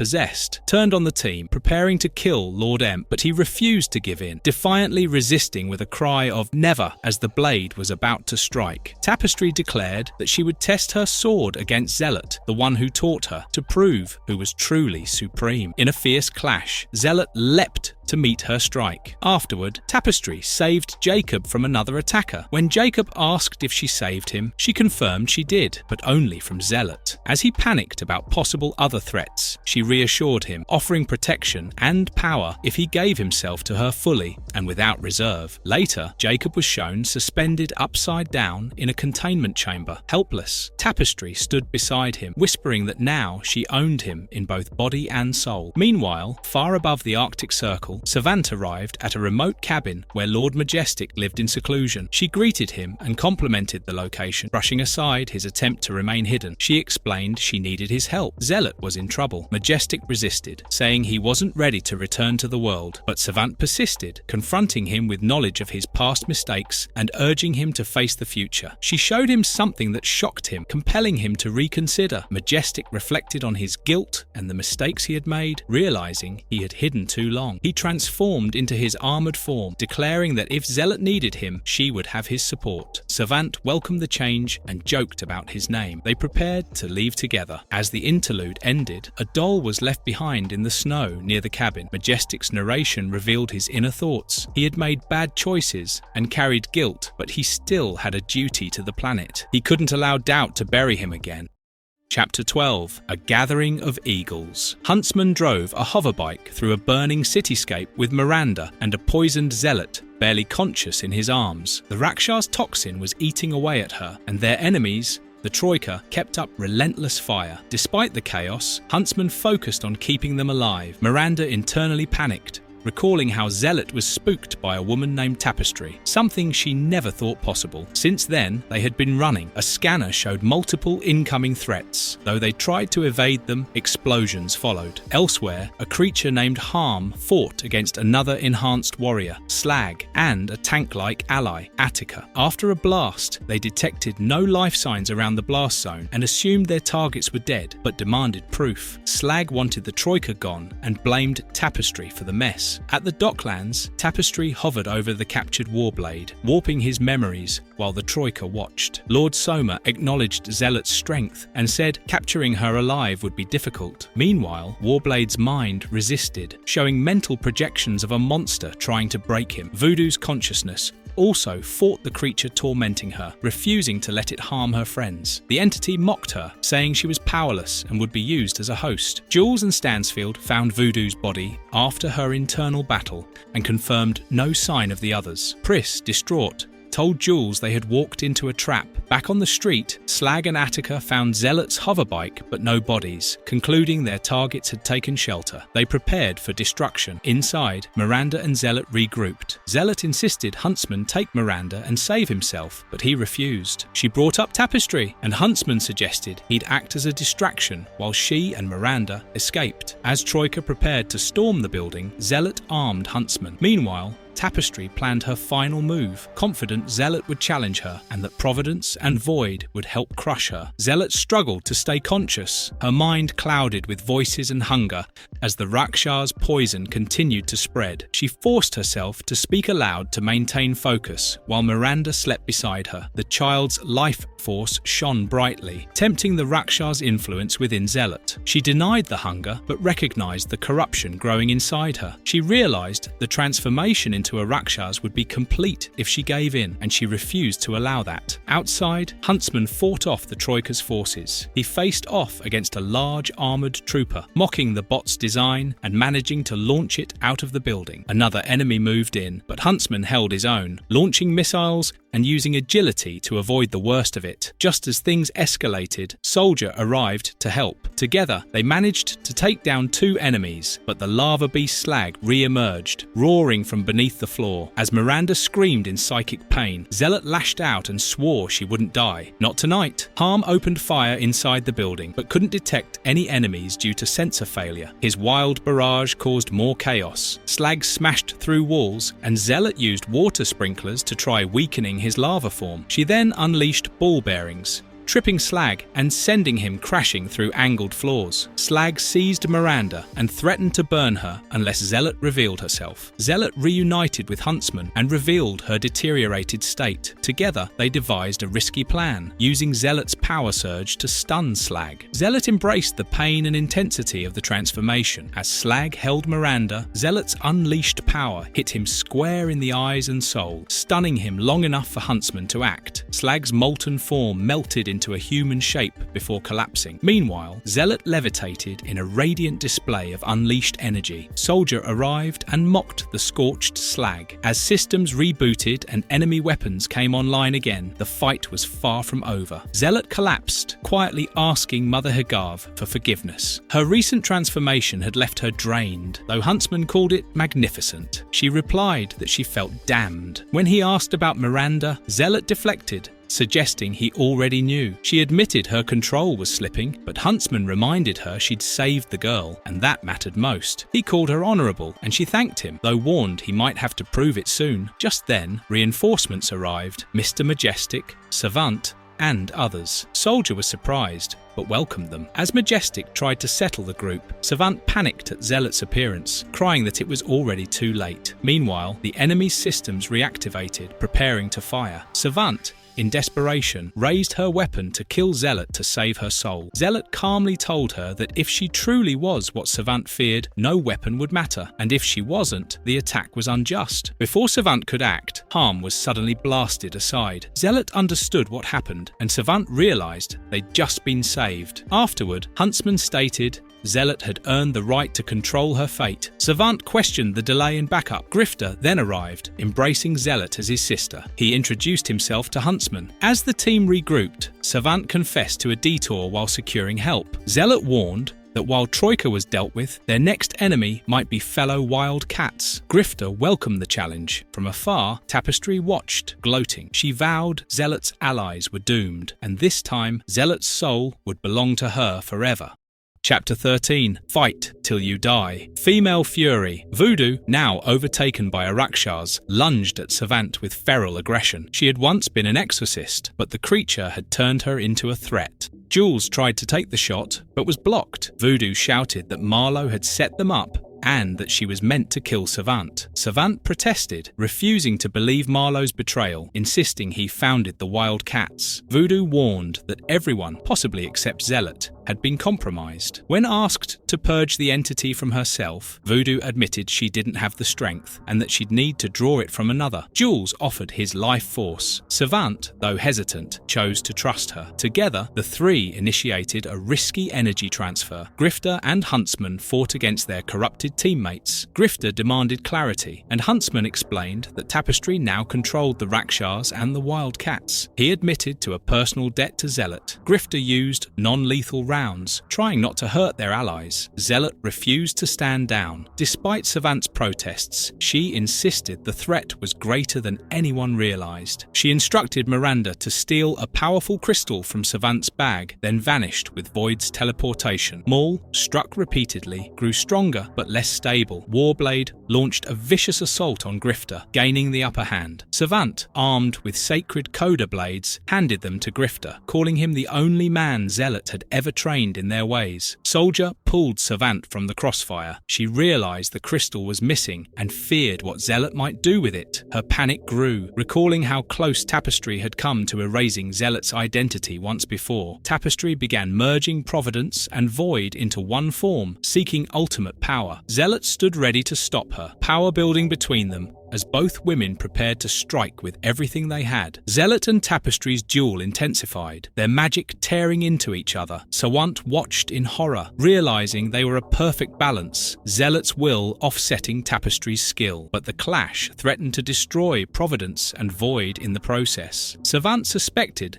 Zealot knew this would happen and that a stalemate was inevitable. It became clear Zealot had used Miranda to shift the balance of power. The orb Miranda carried was imprinted with Zealot's aura and tied to the magical structure forming around them. As Miranda approached, Soma intercepted her, revealing their forces had anticipated this move. He began draining her life. Cordelia tried to strategize, concluding that Huntsman was the key. Meanwhile, Spartan fought Soma, learning physical attacks didn't affect the android as expected. As Soma threatened Miranda, Huntsman stepped in. He fought fiercely, cutting down the threat. When asked what to do next, Cordelia referenced the Macedonian solution, a decisive end. Huntsman used the crystal, turning it into a coda clef blade. As he struck, the power surged through the magical matrix. The world exploded with energy. Everyone was thrown by the blast. Survivors emerged from the wreckage, including Zealot, Soma, and their allies. Soma swore vengeance. Majestic threatened to kill Zealot, claiming the powers she carried were too dangerous. Miranda and the others defended her. Zealot was torn, fearing she couldn't let go of the power again. Her friends encouraged her, reminding her of what she had already overcome. Voodoo stepped forward, prepared to purge the remnants of Tapestry from Zealot. The process began. Voodoo, guided by knowledge from the Masterix and sustained by majestic strength, began carving Tapestry's corruption from Zealot's soul. Zealot provided the will. The energy washed over everyone, cleansing them of Tapestry's influence and restoring their true selves. But each wave left Zealot weaker. The light from her soul faded slightly with each surge, as she poured herself into saving everyone else. Savant stood firm beside her fallen sister, emotion locked away. Voodoo, exhausted but restored, confirmed her identity. At sunrise, Jacob honoured a deal with Wu, offering him control of a dockyard to shelter refugees. Wu estimated they'd be saving 1 million lives. Huntsman reflected on the moral cost of the battle, while Zealot thanked him. Savant noted Zealot had twice rejected ultimate power, proving her worth. Though Tapestry escaped, Huntsman promised to fulfill his vow if Zealot turned again. Later, Zealot asked Voodoo what she'd do. Voodoo, seeking redemption and growth, committed to learning the ways of the Coda. The price: Zealot climbed a towering cliff with Savant tied to her, struggling against the height and weight. A stone gave way, causing her to nearly fall, but she caught herself. A voice welcomed her by name, inviting her to enter freely. Inside the cave, she met an old crone near a fire. The woman recognized her as the Majestrix of the Coda, once a great warrior. Zealot asked for a place to rest with her sister, who was poisoned and dying. The crone warned Savant would be dead by sunrise unless helped. Zealot pleaded for aid, offering her cleft blade as a bond. The crone laughed, calling promises easy to break, but Zealot swore by her life to fulfill any condition. The crone suddenly attacked, testing Zealot's will. She asked who would save Zealot herself. With a mystical ritual, the crone drew blood and summoned a spectral version of Zealot, binding her spirit to service. Zealot realized the price would be 100 years of servitude. The crone demanded absolute obedience. Zealot accepted without hesitation. She declared her loyalty and sealed the pact. The crone cloaked Zealot in shadows, binding her as promised. Zealot whispered her final vow: "I am yours." Chapter 14. Enter the Dragon. The WildC.A.T.s successfully brought down Stronghold, the last and most formidable member of a rogue Daemonite faction known as the Warbreed. With their mission complete, Lord Emp commended the team for their continued success against their longtime enemies. Voodoo wasted no time reminding him of a long-promised vacation, and this time Lord Emp made good on it by offering a getaway to a Caribbean island. As preparations began, not everyone was excited. Zealot voiced her dissatisfaction, uncomfortable with the idea of leisure when missions might still be out there. Spartan, being an android, didn't share the same need for relaxation and simply remained indifferent. Even Void appeared hesitant. Warblade and Voodoo, however, tried to uplift the mood, eager to enjoy a rare moment of fun. Meanwhile, Maul finished packing but became distracted by a Wham TV broadcast from reporter Sam Hayes. The story covered a devastating clash between Mighty Man and a villain named Overpower. The battle had resulted in severe collateral damage. Specifically, a student named Margot Silver had been caught in the crossfire and was now in a coma at Hillman Hospital. Alarmed, Maul shifted into his hulking form and took off, flying past a bewildered vanguard en route to the hospital. Back in Chicago, Freak Force had just returned from an overseas mission. Barbaric, who had been left behind, was updated on the recent tragedy. Mighty Man was reportedly shaken by the incident and had been maintaining a near-constant watch over Margot's bedside. At Hillman, Mighty Man sat apologetically beside the unconscious girl when Maul stormed in. The sight of Mighty Man triggered an immediate emotional response. Maul, enraged and growing larger by the second, prepared to attack. Before a blow could land, the rest of Freak Force arrived to intervene. Moments later, the WildC.A.T.s teleported teleported onto the scene, and a full-blown clash erupted between the two hero teams. Zealot and Dart became locked in a tense and dangerous duel, while Voodoo squared off against Ricochet. Rapture quickly realized she was no match for Void's overwhelming power, and Warblade began hacking away at Barbaric. Spartan and Super Patriot exchanged intense fire, and Grifter found himself briefly humiliated when Horridus got the better of him. The chaos was only quelled by the sudden arrival of Dragon and a squad of officers. Dragon grabbed Grifter, and the two of them managed to stop the fighting. Mighty Man transformed back into Anne Stevens, which immediately calmed Maul. With tensions eased, Maul went to check on Margot, who had now awakened. The two had once been romantically involved, and their conversation helped them clear the air before parting on better terms. To ease the tension and heal old wounds, Lord Emp extended his vacation offer to both the WildC.A.T.s and Freak Force. The groups travelled together to his private island, where they got along surprisingly well. During their stay, Dragon and Rapture decided to deepen their relationship. Meanwhile, Maul and Anne Stevens had a heart-to-heart. Maul apologised for his earlier aggression, and Anne forgave him. She then suggested they go on a date, but Maul, still reeling from Margot and visibly unsettled by Anne's dual-gender identity as Mighty Man, declined, admitting he wasn't ready for that step. Chapter 15. Blood Almighty. Jacob gathered the team in Aspen, allowing anyone needing rest or distraction to step away. Reno voiced his desire to hunt Daemonites again, eager for action. Jacob explained that corporate heads, including himself, had been summoned for an energy commission to repair ecological damage caused by Belial. Zealots supported the mission, and the group relaxed, but their retreat was violently interrupted. A surprise assault rocked the cabin, gunfire erupted, and a helicopter strafed the compound. Pris took the lead, shielding Jacob, but was shot. As the team scrambled for cover, the attackers pressed hard. One of them, wielding twin energy pistols, taunted the group before blasting the helicopter to pieces. The enemy declared them losers and disappeared in the chaos. Pris was badly wounded, but still alive. In Boston the next day, Ben Santini, leader of the Black Razors, reflected on the situation. A conspiracy was underway. Daemonites were targeting corporate figures involved in ecological reform. As a government response unit, the Razors were ordered to protect these individuals without question. Ben hoped he would survive the ordeal, referencing movie tropes where the narrator didn't make it to the end. A government briefing showed footage of brutal assassinations, including plane crashes and massacres. These industrialists were vital to the country's recovery, making them top priority. Ben addressed his team, explaining that the murders were orchestrated by Daemonites using shapeshifters, close associates like lovers or aides. One victim had been found dead in the morgue, but Jacob Marlowe, formerly their ally, survived thanks to someone pulling him out in time. Ben reminded everyone that the Energy Commission's work was essential and the Daemonites wanted it undone. His team was to stay prepared and remain in contact with home base. Despite being new in command, Ben believed his combat history with the Razors should carry weight. Elsewhere, a covert agent named Clement Day worked undercover at a mob-run diner. He suspected he might have overheard something useful. Meanwhile, team members like Adam, Bo and Dawn expressed doubt in Ben's leadership. As personal lives and worries blended with mission duties, tensions simmered and distrust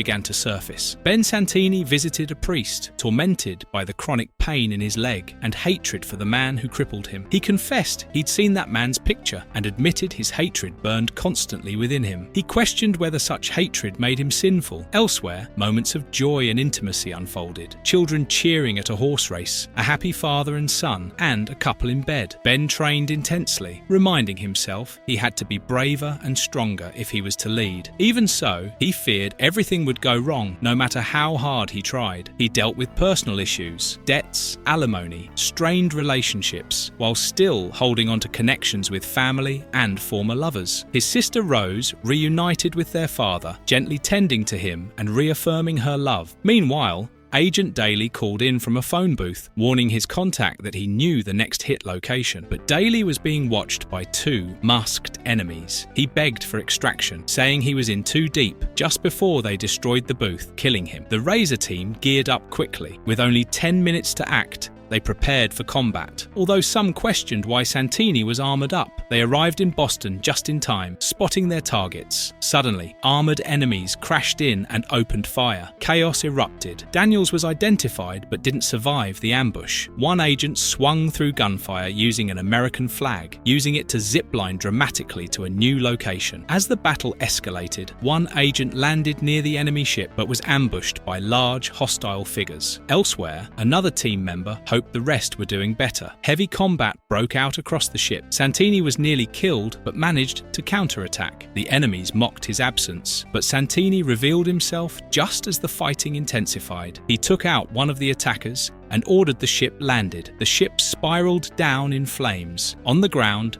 the team held their own while Santini jumped from the damaged ship, which crashed into the water with a massive explosion. Ben surfaced from the water in pain, admitting to himself that his leg was killing him. He reflected on pushing himself too far, hiding his suffering from the razors, and convincing himself to stay strong. As medical crafts floated above, he asked Dawn if she had questioned the prisoners. She confirmed that the enemy mines shut down when captured, essentially leaving them unresponsive. However, one wasn't fully shut down. Fleming got to him first with brutal efficiency. From that interrogation, they learned the Daemonite shapeshifter had already infiltrated a meeting of energy leaders, including Jacob Marlowe. The assassin didn't know who exactly was being impersonated, but he did reveal the guise. The killer was posing as one of the WildC.A.T.s.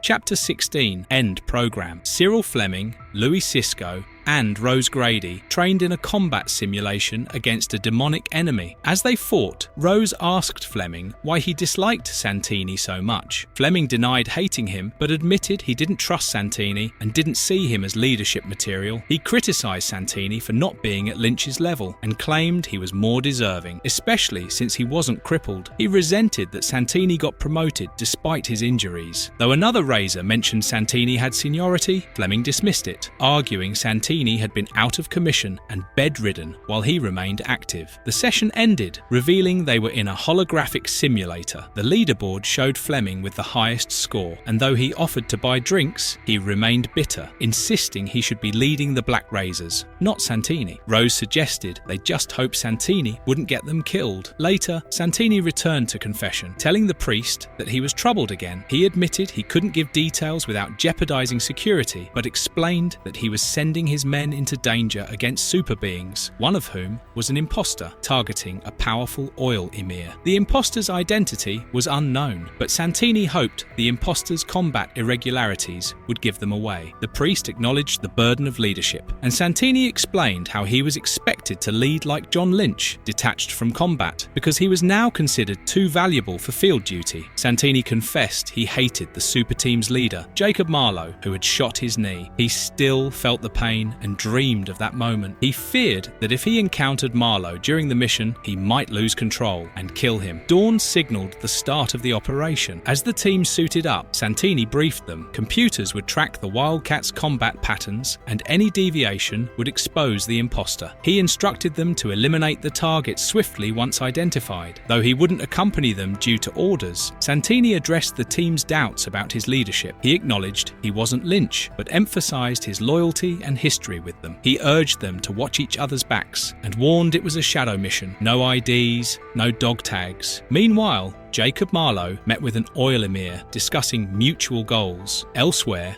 the WildC.A.T.s infiltrated stealthily. Zealot and Jeremy stayed back, noting how Voodoo's absence would affect security. Just then, enemy Razors crashed in through the windows. The WildC.A.T.s launched into battle, vowing to protect the delegates or die trying. The battle between the WildC.A.T.s and the Razors erupted, with the Black Razors crashing through the windows during a high-level conference. Zealot immediately alerted Jeremy to stay ready, while Grifter, Maul, and others jumped into action. Warblade mocked the Razors' return, and Voodoo hit back with a warning shot. Maul smashed through one of the enemies while Zealot countered a blow with precision, declaring that skill outmatched brute force. The Razors' strength was clear, but their technique lacked refinement. Meanwhile, in command, Santini monitored the fight. Turner reported an unidentified large craft incoming fast, revealing that White, the the assassin, had backup. Soon after, the enemy ship unloaded more hostile forces, prompting Santini to issue a call to prepare for additional engagement. The Damonites revealed themselves in full force. As chaos broke out, Santini's team protected the delegates while fighting through the waves of attackers. Grifter covered the Emir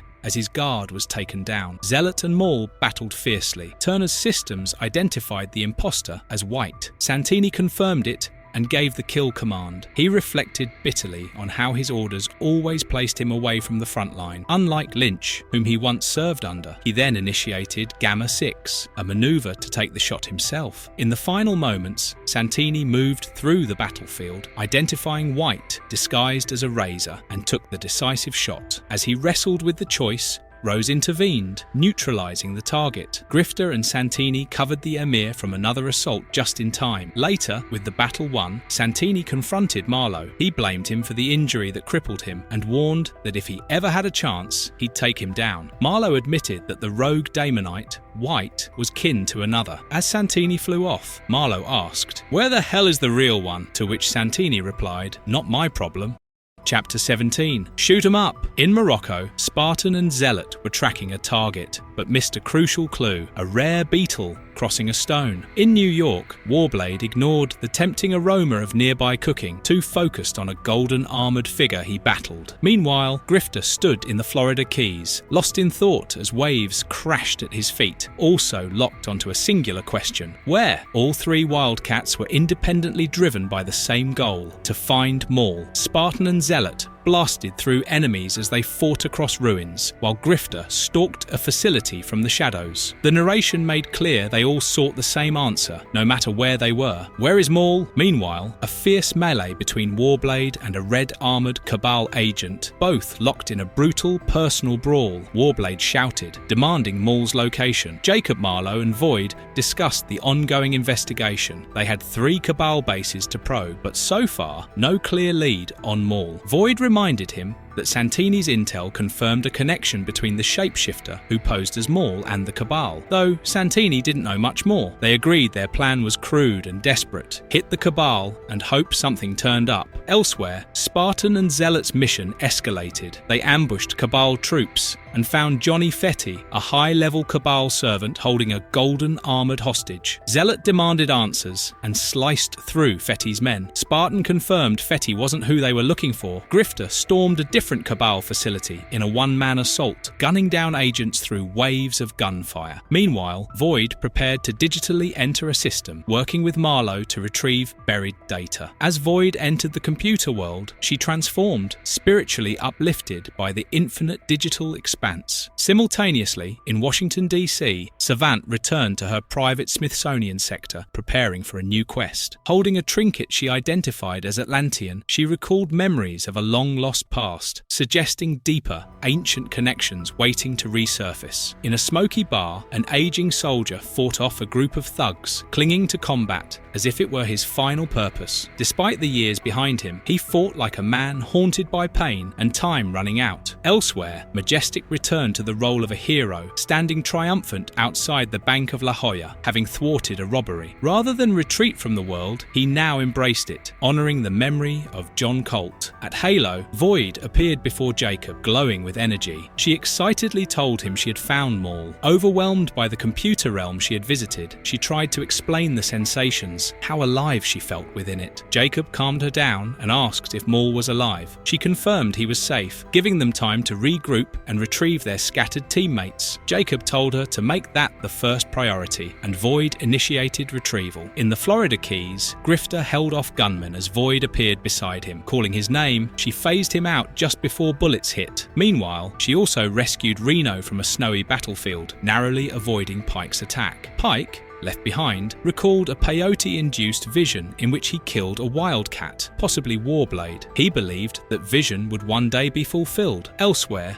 Zealot interrogated a Cabal agent, demanding to know where her brother Maul was. The man claimed a Damonite lord was behind everything but offered no location. Void arrived, beaming them away. As the Cabal agent sat in silence, he knew his betrayal had doomed him. Execution was only a matter of time. Back at Skywatch, Stormwatch personnel tried to piece together who the Wildcats were. Before they could act, Void reappeared and teleported the unconscious Maul away, leaving the team stunned. At a research facility, scientists prepared to dissect the alien corpse. As they joked, a surge of energy erupted. A voice called Mr. White, and the dead body sprang to life. A monstrous Daemonite lord towered behind him, commanding, "Awaken!" The corpse obeyed, eyes glowing, transformed into a new vessel, alive and dangerous once again.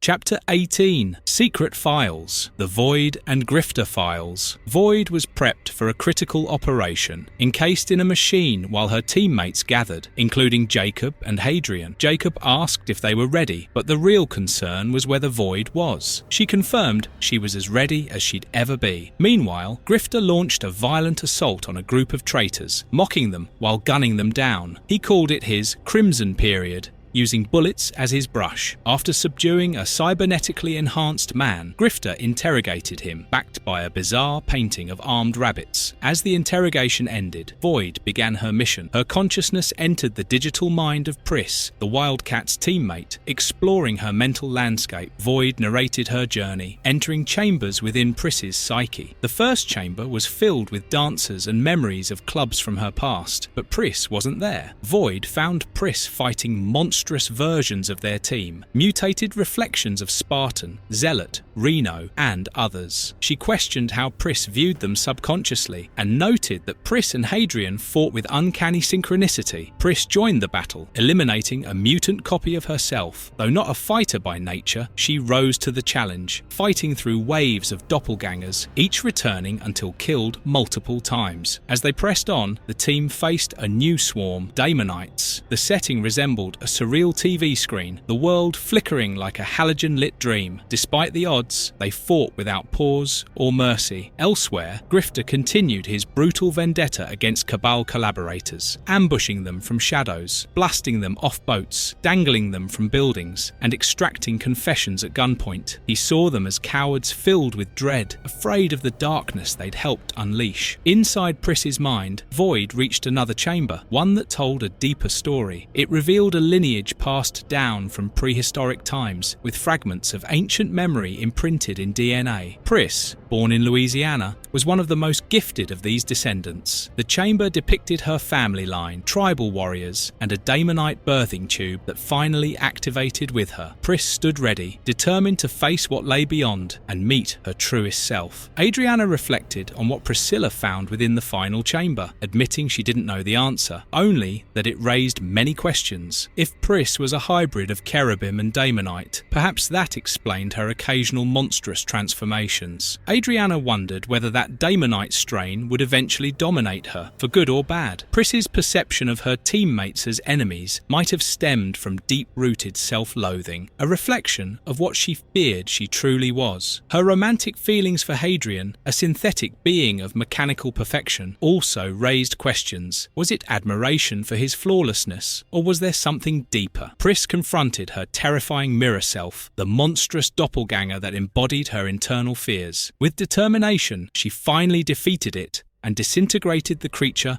with a blast of energy. Meanwhile, Grifter realized the key to tracking Hightower lay in his credit card trail. Despite no one having current info, many knew where Hightower had stayed, recently but in the past. Grifter pieced it together. Travel records, alias, and a modem-connected console were all he needed. He contacted Jacob, confirming he'd found Hightower in Washington, D.C., preparing to meet with the coder. Jacob responded they'd join him soon, and told him he'd done well. With Cats and Coda on opposite sides, it was a good fight they had.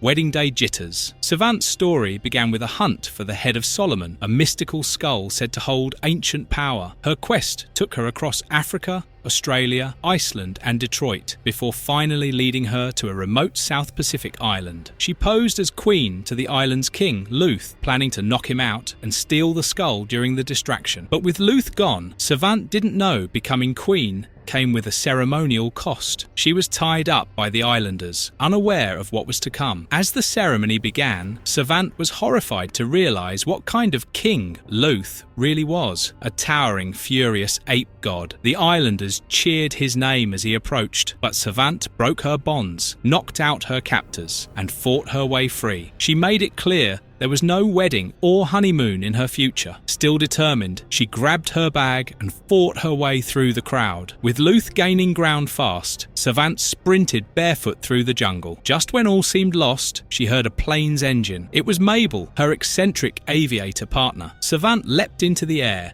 springing off a tree and kicking Luth in the face before getting scooped up mid-air by the plane. Once airborne, she asked Mabel what delayed her. Mabel gave a ridiculous list: fuel trouble, a pterodactyl, laser-wielding henchman, and a dental appointment. But soon after, they discovered something clinging to the wing. Not engine trouble, not weather, a gremlin. Their wild ride wasn't over yet.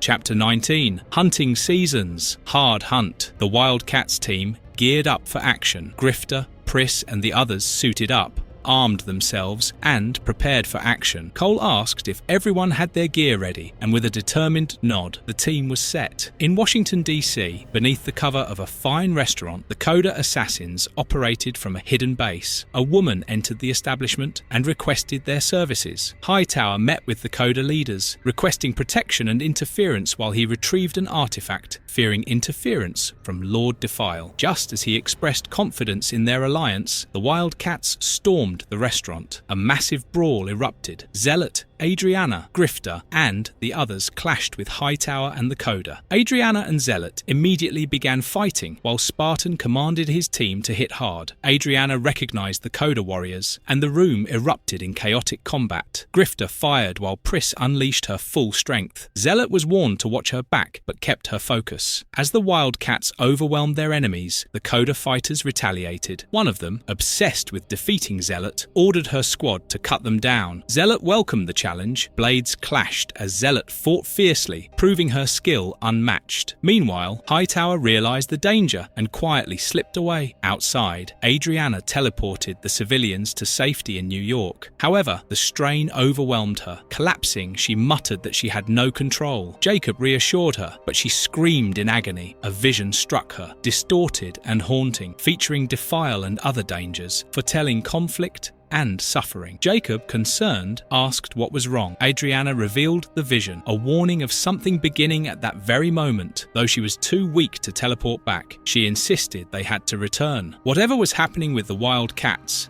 they now had to face it without her. Adriana grimly declared that a dire future was coming. A massive brawl erupted as the WildC.A.T.s stormed the Coda stronghold. Maul crashed through a wall, sending enemies flying. Zealot, Spartan and the others realized the Coda were retreating towards the cellar with one goal in mind: detonation. Spartan warned the others there had to be a bomb hidden below. In the cellar, chaos intensified. The Coda had stashed explosives alongside their arsenal and liquor reserves, enough to flatten the building or worse.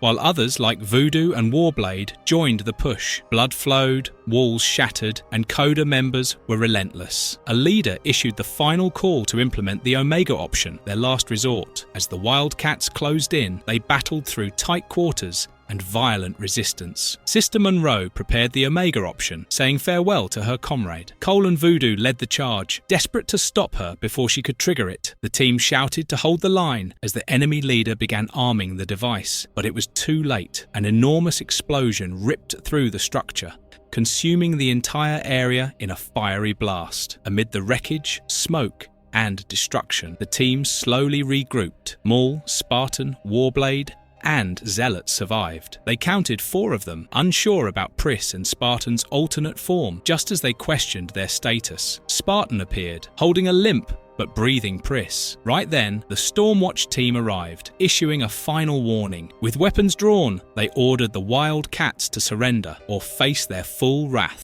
A wing and a prayer. Savant and Mabel Bly were mid-flight after escaping Big O's island when their plane was suddenly disturbed by a gremlin perched on the wing. The creature introduced himself as Clement, casually insulting them while clinging to the aircraft. Savant yelled at him to get off, but Clement calmly explained that destroying planes was simply in a gremlin's nature. Frustrated, Savant climbed out to confront him. Clement teased her as she balanced on the wing, claiming that tearing it apart was his mission. He tried to charm her, pretending to cooperate while he continued dismantling the plane. When Savant lunged at him, she nearly lost her grip, prompting her to call for help. Mabel tried to guide her from the cockpit. Dangling from the wing, Savant insisted they share it. Clement flirted back, complimenting her smile and offering to remove the wing from the plane for mutual benefit. As he moved to act on it, Savant pulled him in close, only to be grabbed by multiple gremlin arms. The two struggled mid-air. Savant punched Clement, who admitted she hit harder than expected. He called her rude, lamenting that Beauty had turned against him. Mabel, closing in with the plane, shouted encouragement. As the fight escalated, Savant wailed on Clement, even as he tried to flatter her punches and knees. Finally, she shouted him down and kicked him off the wing. Mabel caught Savant just in time. Later, flying home, Savant requested a moment of silence. Back at their base, they were handed mail that had piled up. One letter from Charles Russell contained a photo of an artifact. Savant immediately recognized it. It was the key. Alarmed, she said she had to return to DC to stop Russell before it was too late. There were no tidy endings for her. To 19.5. Wildstorm Rising. Part 1. In the heart of Georgetown, Washington, D.C., Stormwatch launched an unexpected attack on the Wildcats, believing Maul to be responsible for the death of their teammate, Battalion. While the two teams clashed, Hightower watched from a distance, then quietly slipped away to the Smithsonian. Disguised as a police officer, he confronted archaeologist Charles Russell about a mysterious artifact recently unearthed in Nicaragua. After gaining just enough information, Hightower seized the artifact and made off with Russell's field notes. Back in Georgetown, Void returned to the team and tended to Warblade's wounds. Once stabilized, she revealed an image of the stolen artifact to the Wildcats. Zealot immediately identified it as a Daemonite key, an object of serious significance. At the same time, Defile, watching the chaos unfold from afar, recognized the key as well. Realizing its value, he discarded his initial plan of orchestrating conflict between Stormwatch and the Wildcats and turned his full attention to acquiring the key himself. Void quickly teleported the Wildcats to the Halo building for safety and regrouping, but as they arrived, they found Hightower already there, waiting. Chapter 20. Wildstorm Rising Part 2. Hightower, disguised as Spartan, struggled to get the Wildcats to stop fighting and listen. He recalled his past achievements in various human guises, Genghis Khan, King John, and Jean Lafitte, but found his current challenge harder than all of them combined. Zealot attacked before he could finish speaking. Warblade followed with a blow for turning him into a killer. Hightower fell through the ground, muttering he only wanted to talk. Inside the complex, Zealot led a search for him. Pris warned Jacob that Hightower might be disguised and sensed his aura. Spartan confirmed her suspicion. He didn't match Voodoo's patterns. Hightower then revealed himself, holding Marlowe hostage, and forced them to drop their weapons. Held at gunpoint, Hightower explained his intent. He needed their help. He'd found one of the Daemonite keys of command and wanted to return to his planet, but the key was incomplete. He revealed that possessing a key made him a Daemonite Lord by right. Zealot recalled it was one of 3 keys needed to power the Daemonite command ship that had once attacked Earth. Hightower believed another key belonged to Defile, and the third was likely held by Hellspont, a former military lord whom Zealot believed dead. Hightower proposed that they help find the remaining keys before Defile did. Marlowe, after some thought, agreed. He stressed the importance of regrouping and preparing the team. Grifter exploded in anger, calling the plan insane and accusing Hightower of being an enemy who once tortured him and killed a teammate. Marlowe tried reasoning, insisting they had no choice if they wanted to stop Defile, but Grifter wouldn't be calmed. He punched Marlowe and called out the team's alien blood,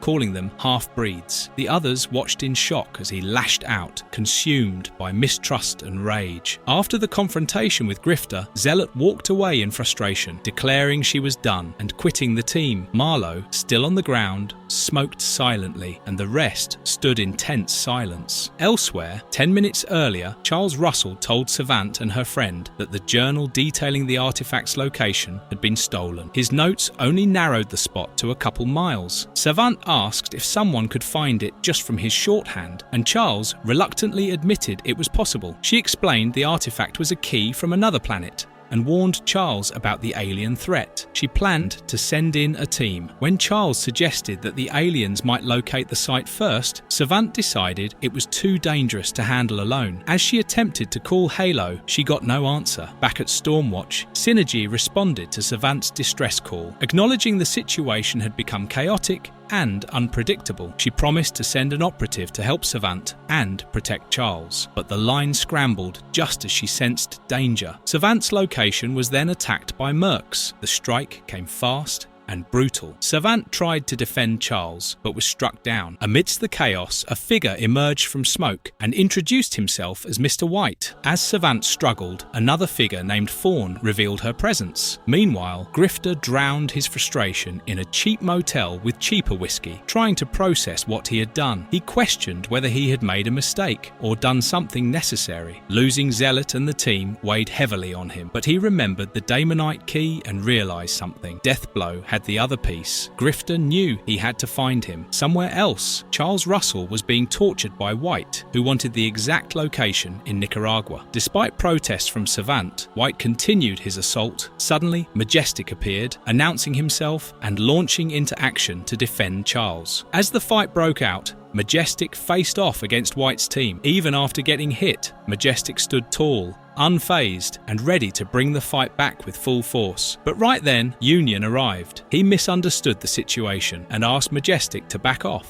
Chapter 21, Homecoming. On September 12th at 11:30 a.m, Max Cash entered a themed restaurant called the President's Club, where patrons chose to sit as either Harry Truman or Jimmy Carter. He asked for a seat with a view of the floor show, hinting at some coming confrontation. George, the costumed maître d', assured him he'd have the best view in the house. Max warned him not to be lying, suggesting there was more at stake. The narration confirmed Mr. Cash had taken a job. Flashing back to September 8th, Savant approached Max in a dark stairwell to recruit him for a new WildC.A.T.s team. Max, already deep in trouble with the mob and the law, didn't like being asked to replace Grifter. He bristled at Savant, calling him Angel Buns, threatening to break her arm if she did it again. But Savant made it clear Max had no choice. She knew about his past hits and dirty dealings. The offer: join the new team Majestic was building. Max would get a new codename, Condition Red, and disappear. Sometime later, a woman emerged from a pool where bodies floated. With Mr. Majestic observing nearby, she justified her violent actions with a shrug. For obvious reasons, by 11:55 a.m. on September 12th, tensions rose. George complained to Jackie about his ridiculous costume and doubted the intel about a drug deal. Jackie reminded him the players would arrive soon and to stop whining. George fired back with sarcasm, while Jackie made it clear that negativity would ruin the mission. Meanwhile, Savant pitched the new WildC.A.T.s team to various candidates, including Grunge. She admitted he wasn't the first pick, but argued that his youth made him valuable. She humorously reassured Colonel Slayton that his sudden appearance didn't startle her. Behind closed doors, she vented about hating the arrogant attitude of so-called super types. Elsewhere, Mr. Majestic and Savant debated recruiting strategies. Savant proposed taking in less traditional candidates, even former villains. Max Cash was among them, chosen not just for his skills, but for leverage over his criminal past. After a jailbreak, where a powerful woman ripped through the prison gates, Tao pointed out that she'd been heading toward Chicago, interfering with other operations. The team suspected she might target a Carubim deal happening at a theme restaurant. Savant asked Tao how he'd find her, but Tao cryptically said it was too smooth and that he'd need to keep an eye on him. On September 12th at 12:11 p.m, Tao and Savant observed drug dealers at a restaurant. Tao's partner noted that their supplier, Abe, and bodyguard arrived. Abe's bodyguards weren't cyborgs, as expected, but all wore bandages on their heads. Tao received a transmission and explained that these were zombots, dead men with implants, cheap and disposable. 2 days earlier, on September 10th, Tao was seen being analysed in a lab. Dr. Ruark called him mentally enhanced, but couldn't determine the extent. Optigan, the lab, had other advanced specimens like email and metalhead, but none were available for use due to copyright. The group insisted on speaking to Tao, despite the lab's reservations. Tao showed Dr. Ruark a paper with numbers and asked him to calculate the sum. Ruark quickly became terrified and agreed to Tao's demands. He wanted documentation releasing him from Optigon's ownership. After Ruark fled, Tao revealed he used blackmail. One number belonged to Ruark's wife, the others didn't. Back in the present, Tao and his team monitored the dealers. One of the agents, Jackie, disguised as a waitress, engaged with Abe and the Zombots. Simpson, the buyer, was due to arrive. Suddenly, a red car smashed into the restaurant. Miss Manchester made a violent entrance, declaring a robbery. She launched an attack, throwing Jackie into a car tire. Chaos broke out as Zombots swarmed, and Majestic, who was supposed to intervene earlier, finally appeared and began smashing Zombots. Jackie panicked, insisting Tao do something. Majestic engaged the attackers while Tao coldly calculated the next move. Simpson was key to the investigation, but Savant was warned not to kill him. While the team debated options, Tao calmly shot one Zombot, setting off confusion and panic. Maxine Manchester staggered through a cloud of smoke, disoriented and short-circuiting. Furious, she tried to accuse Tao, but her systems glitched mid-threat. Tao calmly observed from a distance as she collapsed, rendered unconscious from the overwhelming heroin in the air. He advised getting her and Simpson to medical help immediately. Majestic picked up Maxine's body, noting that Simpson's Zombots had shut down without his voice. Savant asked if she should pursue Levine and Lazar, but Majestic told her to let them go. They had what they came for. This was the start of a new WildC.A.T.s, and her sister should remain untouched. She wanted to build something new, something of their own, and left the group with a final statement: the WildC.A.T.s are dead. Far away, the original team stood gazing into space. They were not dead. Long live the WildC.A.T.s. Chapter 22, Cat's Cradle. Aboard a Cherubim starship drifting in orbit, the WildC.A.T.s faced a terrifying prospect. The vessel's power core was on the verge of exploding, threatening to obliterate the ship, and with it, all life on Earth. In the critical moments before destruction, Lord Emp frantically struggled to remember how to reroute power away from the detonation and into the engines, but age and memory proved unkind. He failed, the ship detonated, and everyone perished. Or so the nightmare always ended. Night after night, Emp had been haunted by this recurring vision. Each time, it played out with the same grim inevitability. But on this particular day, something changed. The ship picked up a transmission, broadcast in the ancient Kieran tongue. It resembled a chant or song. While the humans remained baffled, Zealot recognized the protocol and responded accordingly. She navigated the linguistic rituals with care, revealing that a single misstep in the exchange could have resulted in their immediate execution. With formalities met,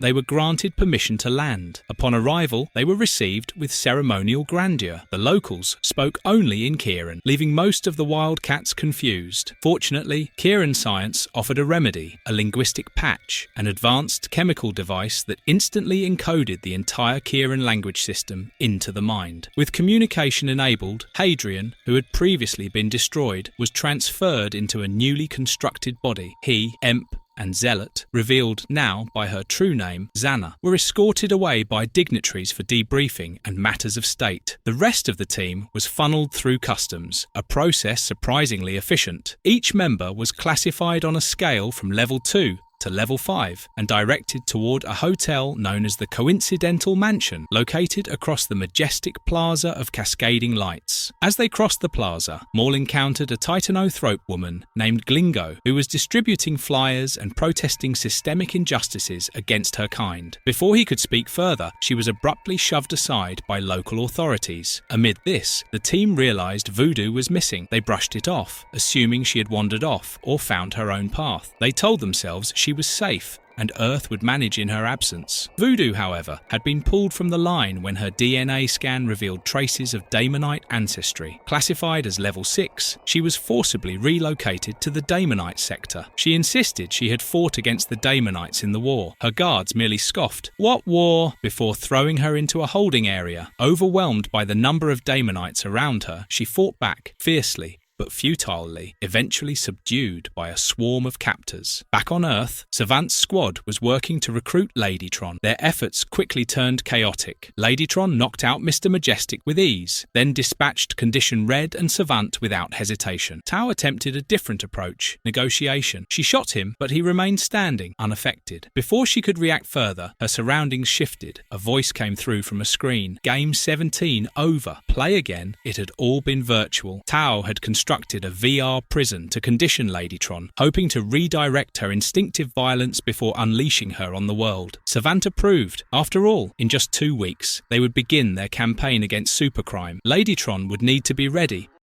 Chapter 23, Cat's Eyes, Spaceside. Void awoke in a soft, unfamiliar bed within the coincidental mansion, a towering hotel nestled in the radiant plaza of cascading lights on Kira. Though the morning felt peaceful, she sensed the day ahead would bring more questions than comfort. Before stepping out, she activated her human disguise, concealing her alien form behind a familiar face. Downstairs, she crossed paths with Maul in the lobby. He was eager to explore the city, map in hand, one he'd received the day before from a Titanothrope activist. He mentioned that Warblade had already left, having accepted an invitation from the Shapers Guild, an elite group of Kirans with similar shape-shifting powers. Voodoo, he added, never returned the previous night, and neither Emp nor Zealot had been seen since their initial reception. With no real leads, Maul wandered off, and Void began her search alone. She located Warblade in the caverns of the Shapers Guild. He was locked in combat training with a seasoned shapeshifter named Proteus, the same being whose legacy inspired the ancient Greek myths. Warblade appeared focused and content, and Void, reassured, left him to his lessons. Her next stop was the Tower of Red Lament, the ancestral home of Zealot, now choosing to go by her birth name, Xana. There, the Coda Sisterhood had welcomed her with reverence, presenting her with Calderok, a sentient sword, and offering her a seat on the Kiran Grand Council. Though Void was glad to see her accepted, she couldn't shake the unease. Xana's quick embrace of political power, especially when it put her at odds with Emp, who was being positioned as a potential leader of the Pantheon, felt unsettling. She soon found Hadrian engaged in a high-speed game of plasma tag with 3 younger Spartan model sentries. Once he noticed her, Hadrian called off the match and escorted her into a stately chamber where Emp was surrounded by Kiran lords. They spoke of branding him as the warrior leader of the WildC.A.T.s, planning to use his story and an ancient prophecy about a golden age to sway voters in upcoming elections. When Emp casually mentioned that Voodoo was likely in the lower caste quarters, Void's discomfort deepened. Determined, she traced Voodoo to Bug Street, a cramped and shadowed part of the city now known as the Daemonite District. The ghetto stood as a stark contrast to the wealth and order she had seen earlier. Voodoo explained that upon arrival, she assumed the Daemonites would kill her, so she attacked the first group she encountered, unluckily a gang. But locals had intervened before the fight escalated. Since then, she had been taken in by a Daemonite named Razari, who gave her shelter. In just one day, Voodoo had uncovered the truth behind the centuries-long Cherubim-Daemonite conflict. The war hadn't ended with conquest, but with bankruptcy. The Daemonite elite were executed in public trials, and the survivors were shackled with insurmountable debt. They arrived on Kira as refugees, but were forced into a permanent underclass. The war, it turned out, had ended 300 years ago. Earth had never been told, because it simply didn't matter. Void stood there in stunned silence, unable to respond. Earthside. Following the successful recruitment of the volatile cyborg Ladytron, the second incarnation of the WildC.A.T.s, acting on Tao's strategic foresight, shifted their mission toward eliminating future threats before they could fully emerge. Their first target was the cybernetic enforcer Harm, a core figure within the Troika, an influential faction in the super mercenary underworld. Tao took the lead, strolling up to Harm's doorstep and casually initiating a conversation. His role was pure diversion, keeping the cyborg occupied just long enough for Mr. Majestic to deploy Ladytron directly through the roof for a surprise attack. The moment she made impact, the fight exploded into motion. The rest of the team surged into the scene, weapons drawn and strategies in mind. However, the battle quickly spiraled into chaos. Despite the initial advantage, Harm proved brutally efficient. Within minutes, He had already lost one of his mechanical arms, yet still managed to pin Savant against a wall, choking the life out of her with the remaining one. Tao, analysing the situation with unsettling calm, gave a single, precise order. Shoot him in the brain. Condition red, didn't hesitate. A single shot rang out, striking the exposed cranial component of the cyborg and bringing harm down for good. Silence followed. Then came the shouting, accusations flying, regrets aired, tempers boiling over. There had been a plan to take Harm alive, but with one pull of a trigger, that option was gone. Chapter 24, Catacombs, Spaceside. Jeremy Stone, an architect and member of the elite Covert team known as the WildC.A.T.s, had found himself far from Earth, on the distant planet Kira. With his Titanothrope ancestry long in question, he decided to use this rare opportunity to explore his roots. As Jeremy ventured out on his own, his teammates Priscilla and Adriana stumbled upon Reno. The three had made a disturbing discovery. Their war on Earth had been part of a larger, long-ended conflict. The Cherubim's war against the Daemonites had concluded centuries ago, and since then, the Kierans had basked in their dominance. They remained neutral during the Daemonite civil war that followed and welcomed Daemonite refugees, though only as a disenfranchised underclass. The trio resolved to confront their Kieran allies about these revelations, once Jeremy returned. Meanwhile, Jeremy found himself lost amidst Kira's sprawling alien cityscape. A brochure map led him to Downtown, a hidden Titanothrope enclave. He was captivated by the unique architecture and vibrant street life. There, he reunited with Glingo, the activist who'd handed him the map earlier. She revealed a darker truth. The Titanothropes were the planet's original people, pushed underground and forced into servitude after Kieran colonization. They were artisans now, tolerated, but not equal. Soon after, Jeremy met Glingo's brother, Baksu, a militant supporter of the Titan Liberation Army. Suspicious of Jeremy's motives, Baksu challenged him to a ritual combat. Jeremy accepted, and was quickly overwhelmed. When he tried to use his Titanothrope powers to turn the tide, he realised they came at a cost. The stronger he grew, the less intelligent he became. Adapting quickly, he abandoned brute strength and relied on strategy, using evasive techniques to wear Baksu down. In the end, he outwitted and defeated him. What Jeremy hadn't anticipated was that tribal law now considered Glingo to be his partner. Slightly amused and overwhelmed, he made his way back to Coincidental Mansion, only to find his friends grim-faced and subdued. Puzzled, he asked what had happened.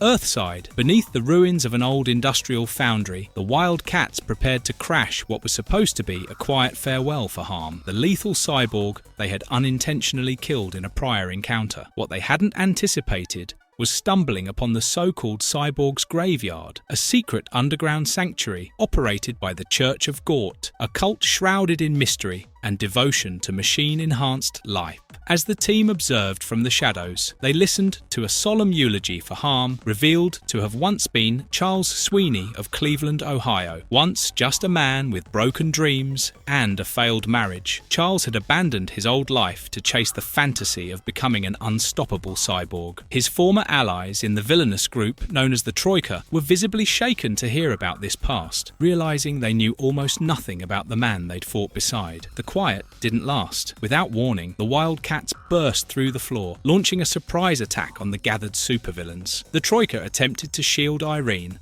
Harm's ex-wife, but they were swiftly neutralized, especially once Tao stepped in. In the chaos, he discovered the bizarre funeral tradition. The deceased cyborg's remains were melted down and poured into grave markers within the catacombs. Using this to his advantage, Tao trapped slag in the molten alloy, making quick work of the resistance. With their enemies subdued, the WildC.A.T.s began to count the mission a success. But before they could celebrate, a veteran villain named Deathtrap, once a soldier for the IRA, delivered a chilling reality check. He condemned their assault, drawing comparisons to brutal tactics used during the darkest days in Belfast. Shooterman then attacked the funeral to send a message. In that moment, it became clear that by adopting such merciless strategies, the WildC.A.T.s were escalating things beyond recovery. What had started as a mission now risked igniting a war in the streets, one they might not survive.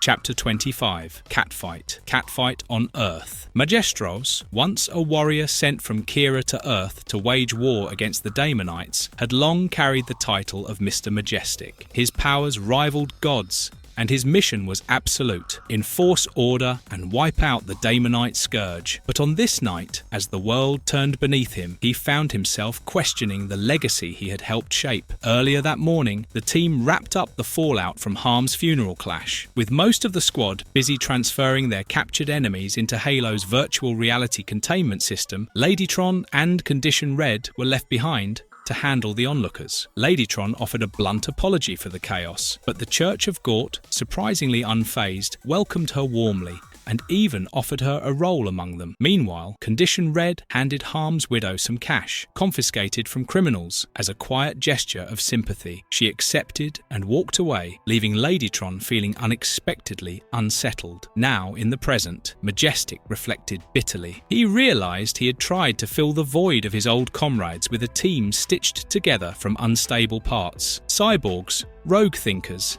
and mercenaries. It was bound to collapse, and he knew the blame would fall on him. 6 hours earlier, in Clark's, the New York hangout for powered individuals, Cole Cash reunited with his Team 7 ally, Mike Cray. They were joined by Stormwatch's Hellstrike to commemorate the 5th anniversary of the WildC.A.T.s original lineup. Things soured when Hellstrike learned that Deathtrap, a Stormwatch nemesis, had been captured by the new WildC.A.T.s during a funeral brawl. Furious, Hellstrike stormed out. Back at Halo HQ, Tau and Savant had secured the last of the Troika. Tau, vulnerable, in a rare moment, admitted he feared being seen as untrustworthy and unsettling. Savant responded with a kiss, right as Majestic walked in. Disgusted and disoriented, Majestic left, troubled by what he saw as a pattern among the women connected to Zealot's bloodline. While lost in thought, he was blindsided by Hellstrike, who confronted him violently over the perceived encroachment. Savant called in reinforcements, summoning Ladytron and Condition Red, who raced across town to help. Together, they brought Hellstrike down, allowing Majestic to regain control. Hellstrike accused them of crossing lines and stealing enemies. Cole and Mike arrived to calm him down, but tensions remained. Only Tau's arrival, with news that Deathtrap had escaped and a tracker planted on him, cooled things. Hellstrike took the device reluctantly and left, disillusioned by the new WildC.A.T.s. Later, Tau admitted the tracker was bugged. He planned to eavesdrop on Stormwatch. The others saw it as a win. As night returned, Majestic lit a candle to honor what once was. The dream they'd built 5 years ago had changed. The new team would be celebrated not for what they represented, but for what they were willing to do. Somehow,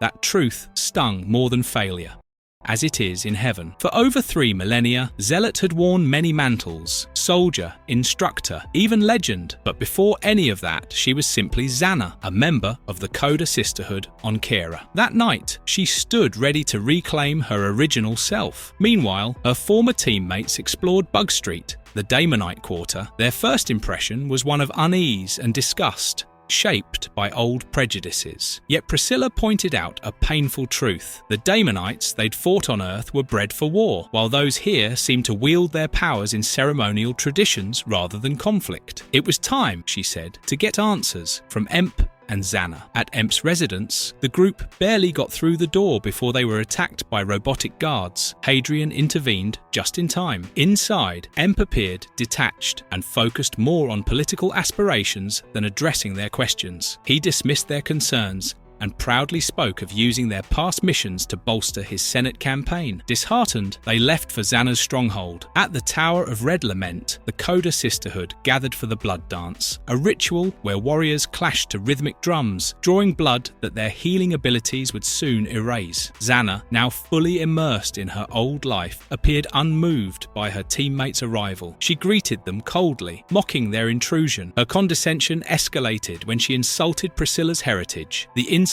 sparked a fierce confrontation, mentor against former pupil, while the other Coda watched with glee. Xana wielded her sentient blade, Calderoc slashing Priscilla. But Priscilla refused to back down. She bled openly, invoking her own Coda initiation and declaring her right to stand among them. The Coda relented, but Xana accused them of shattering the sanctity of the rite. Priscilla turned her back on Xana, stating she wanted nothing more from her. Back in Bug Street, the team surrounded the injured Priscilla. She brushed them off, fueled by fury. She had risked her life fighting a war that Kira had long since forgotten. She'd witnessed institutional bigotry disguised as peace and had been cast aside by those she once trusted. To her, the WildC.A.T.s no longer existed.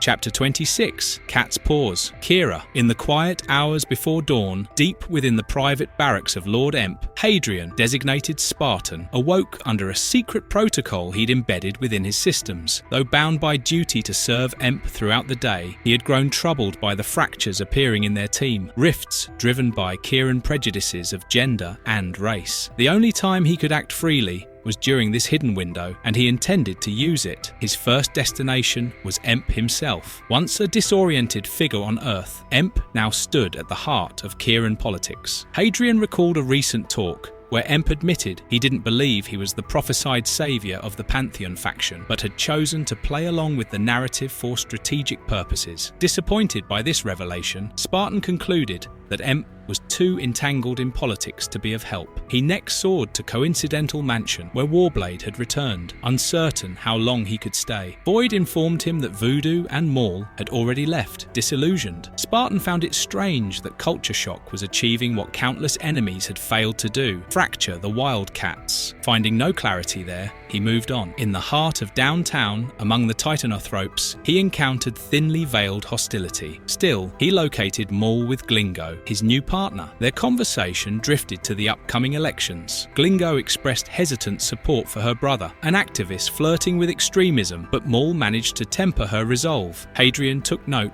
but pressed forward. He found Voodoo in the Daemonite district, her guard up, but when he reassured her of his commitment, she softened. They shared a kiss, his first, and it sparked something unfamiliar and curious within him. Finally, he headed to Zealot's ancestral home, the Tower of Red Lament. Watching from the shadows, he overheard a disturbing conversation. Members of the Coda were plotting her assassination during the elections, intending to pin the blame on the Titanothropes to stir chaos and solidify their grip on power. Before he could retreat, a Coda sentry caught him. He was dragged away for memory modification. The next time anyone saw Spartan, he was stumbling through an alleyway, dazed, with a wound on his head, and no idea what had just been taken from him. Earth. In a dim, tightly packed room, a group of individuals gathered with intense focus, not around a war table or a battlefield, but around a television. They were tuned into the latest episode of Fuzz, a sensational reality show known for broadcasting superpowered law enforcement in action. Yet, this crowd wasn't cheering for justice. Instead, their concern was oddly skewed. They winced when criminals were struck and muttered disapproval at scenes of capture. One figure paced as the show played, offering cold, analytical commentary as though preparing a battle plan. This wasn't just a casual viewing party, it was a council of supervillains. The episode followed a routine investigation at a crime scene, disrupted when a mysterious woman in a trench coat confronted the lead detective. Tension spiked when the woman, unprovoked, slugged the detective in the face, revealing his true identity, Mr. White, a shapeshifter and known criminal. The ambush had been a trap. As he tried to flee, backup emerged from the shadows. Within moments, Mr. Majestic descended, brutal and efficient. White was taken down hard, and the audience watching from the secret room seethed as the screen faded to the show's triumphant end. Silence followed. Then, Death Trap stood. The room quieted. Each person in the room, infamous, dangerous, and typically at each other's throats, knew why they had been summoned. The WildC.A.T.s had grown too aggressive, too organised, too effective. Their takedowns were now broadcast as entertainment, their force framed as heroism. Reluctantly, but with grim resolve, the villains came to an agreement. Their differences would have to wait. War with the WildC.A.T.s had just begun. Chapter 27, Catastrophe. Kira. Jacob Marlowe, once a forgotten figure on the streets, had remade himself into one of the richest and most influential men on Earth, founder of a powerful superhuman team. Yet, despite his wealth and alien lineage, he found it surreal to be standing on an alien world, preparing to argue in a political debate. His party, entrenched in conservative ideals, had cast him as a messianic figure from legend. The irony wasn't lost on him. Worse still, his opponent was Xana, an old friend he hadn't seen since arriving on Kira. The thought of facing her in public while wondering about the fates of his other allies left him uneasy. The Wildcats were forged for conflict, but here, in a world without war, they had no purpose. What were they even fighting for now? Back at Coincidental Mansion, Priscilla struggled to get past security until her friends let her inside. She brought disturbing news. She had found Hadrian collapsed in an alley with a head injury and no memory of the previous day. Elsewhere, at the debate venue, Jeremy Stone and Glingo listened as political slogans twisted the image of the Wildcats for both sides' campaigns. Jeremy was a token, his Titan heritage exploited for votes, but with no promise of equality. Glingo, frustrated, saw right through it. Their conversation was cut short as Jacob began his speech, painting Kira as a fallen utopia still within reach. Meanwhile, Priscilla and the others scrambled to repair Hadrian's advanced body, built with Kieran tech far beyond their skills. Surprisingly, the doorman, who had followed them inside, admitted he had once repaired such machines. With no better options, they could only laugh at the absurdity. On the debate stage, Xana delivered a fiery message of strength through purpose, rallying behind the Coder's vision of galactic war. Her backers praised her words, while planning her assassination to fuel their own power. The Wildcats, having uncovered the plot, teleported in to stop it. They suspected the bomb was hidden within Xana's sentient sword. As chaos erupted, Glingo, furious and brave, snatched the sword and expanded her form, shielding the audience from the blast. Her sacrifice saved hundreds. Afterward, grief weighed heavily. Maul was shattered, needing his friends to steady him. Xana, disgusted by the betrayal of her order, renounced the Coder. Jacob, recognizing that the world he had believed in was no longer what it claimed to be, withdrew from the race before the Pantheon could exploit the tragedy. The team had seen enough. It was time to leave Kira behind and return home.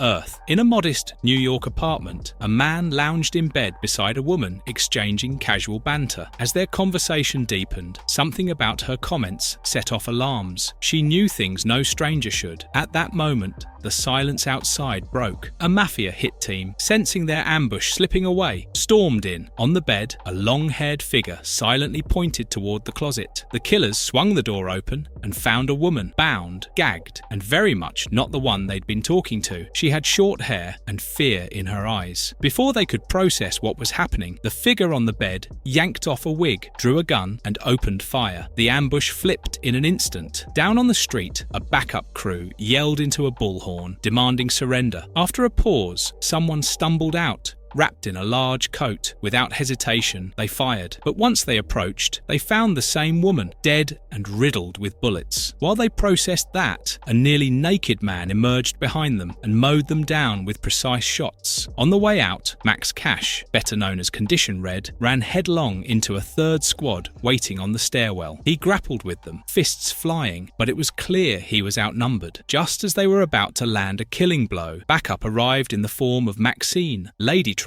his cyborg partner, who had shown up expecting a date night and instead found a war zone. She was more amused than angry. What followed was swift and brutal. Maxine ended the fight by hurling a parked car directly at the last gunman. With the street finally silent, Max glanced at the wreckage around them and exhaled. Whatever covert plans the Wildcats had in their war on crime, tonight had turned it into a full-blown brawl.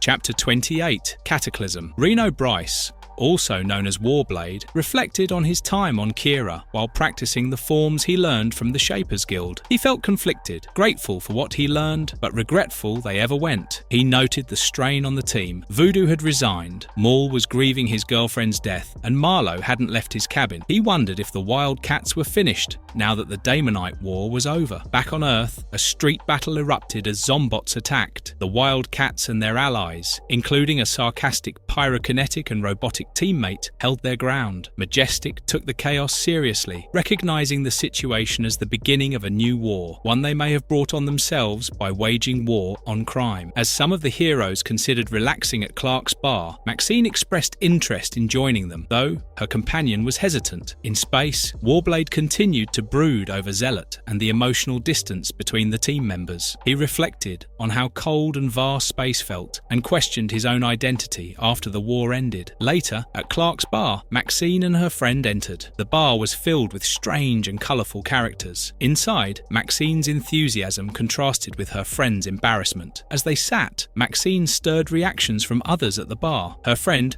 tried to explain they were incompatible romantically, especially physically. Maxine playfully countered that it's 1996. You can buy the equipment. Meanwhile, aboard the spaceship heading home, a team member looked out at Earth, overcome by emotion. Despite being from Kira, he realized Earth was his true home, the place that shaped them. He prayed for its survival. Majestic returned to Earth, landing and informing Savant and Tao about worsening gang activity and a raid in Long Island. When he entered a room, he found Savant in bed with another man. Taken aback, Majestic stared silently, then turned and walked away, clearly disturbed. Majestros confronted Savant about her relationship with Tao. She admitted it looked suspicious, but defended Tao as someone special. She challenged Majestros on his claim of lifelong chastity, to which he declared that as a warlord of Kira, sexual passion was a weakness. Savant dropped the subject and asked about Max and Maxine. Meanwhile, Max accidentally bumped into a man in the hallway. After a brief apology, he returned to his group, calling him a pushover. He then stirred up tension by reminding Max of his brother and teasing about his connection to Maxine, which Max quickly denied. Cole kept needling, even ridiculing Max's codename, Deathblow. The banter was cut short when Max recognized a man leaving the bathroom, Vince Lazar, a former costumed criminal. Max noted he carried a briefcase and wouldn't be in a place like that without a reason. Moments later, an explosion tore through the building, leaving massive destruction. Rubble filled the streets, smoke poured into the air, and Max lay buried under debris. Cole and Mike found him injured. Cole panicked, but Max groaned, alive. Vengeance, but Max told him to focus. This wasn't just an attack, it meant war. Savant contacted Halo, reporting the bombing. Majestros and others were stunned, considering it unimaginative and brutal. One woman pointed out that Stormwatch had been hurt, and now all groups needed to act together. Secretly, the villains who orchestrated the bombing were pleased. Elsewhere, Marlowe returned to Earth with a dark demeanor. Aboard their descending ship, the crew reflected on how different everything felt now. At the hospital, Max was wheeled in. Cole recalled how things used to be in the WildC.A.T.s, and worried Max wanted to quit. Grifter suggested Halo might have a lead and sent him off. Maxine called Halo and updated Majestic. She said Max had a concussion and looked bad. She asked Majestic what to do, and he told her to stay by Max, reminding her she had a warrior's heart. Then he walked into a meeting and told the others this was war. They needed to decide what to do about it. Tao laid out his plan for a united response to the recent violence, proposing an organized army of superpowered beings led by a central intelligence. While Cannon dismissed the idea initially, Hellstrike noted that intelligence linked Deathtrap to the attack. Tao emphasized coordination and efficiency, arguing this declaration of war required an equally strategic counter. Before he could finish, an alert interrupted them. An intruder alarm signaled a breach at Halo. Majestic suspected an attack on their stronghold. Cannon reassured the others that the WildC.A.T.s, despite their strained relationship with Stormwatch, were still allies. Tao reported that several powerful intruders were in the next room. Hellstrike, determined, rushed in, brushing off warnings from Majestic. Inside, Hellstrike was immediately taken down. Majestic and Savant arrived just in time to see him flung across the room. In the shadows, glowing figures formed, a threat powerful enough to disable Hellstrike effortlessly. Majestic instructed the team to prepare for anything. Suddenly, a mysterious black figure with glowing green hair entered, demanding to know what was going on. The heroes turned, stunned, ready to fight.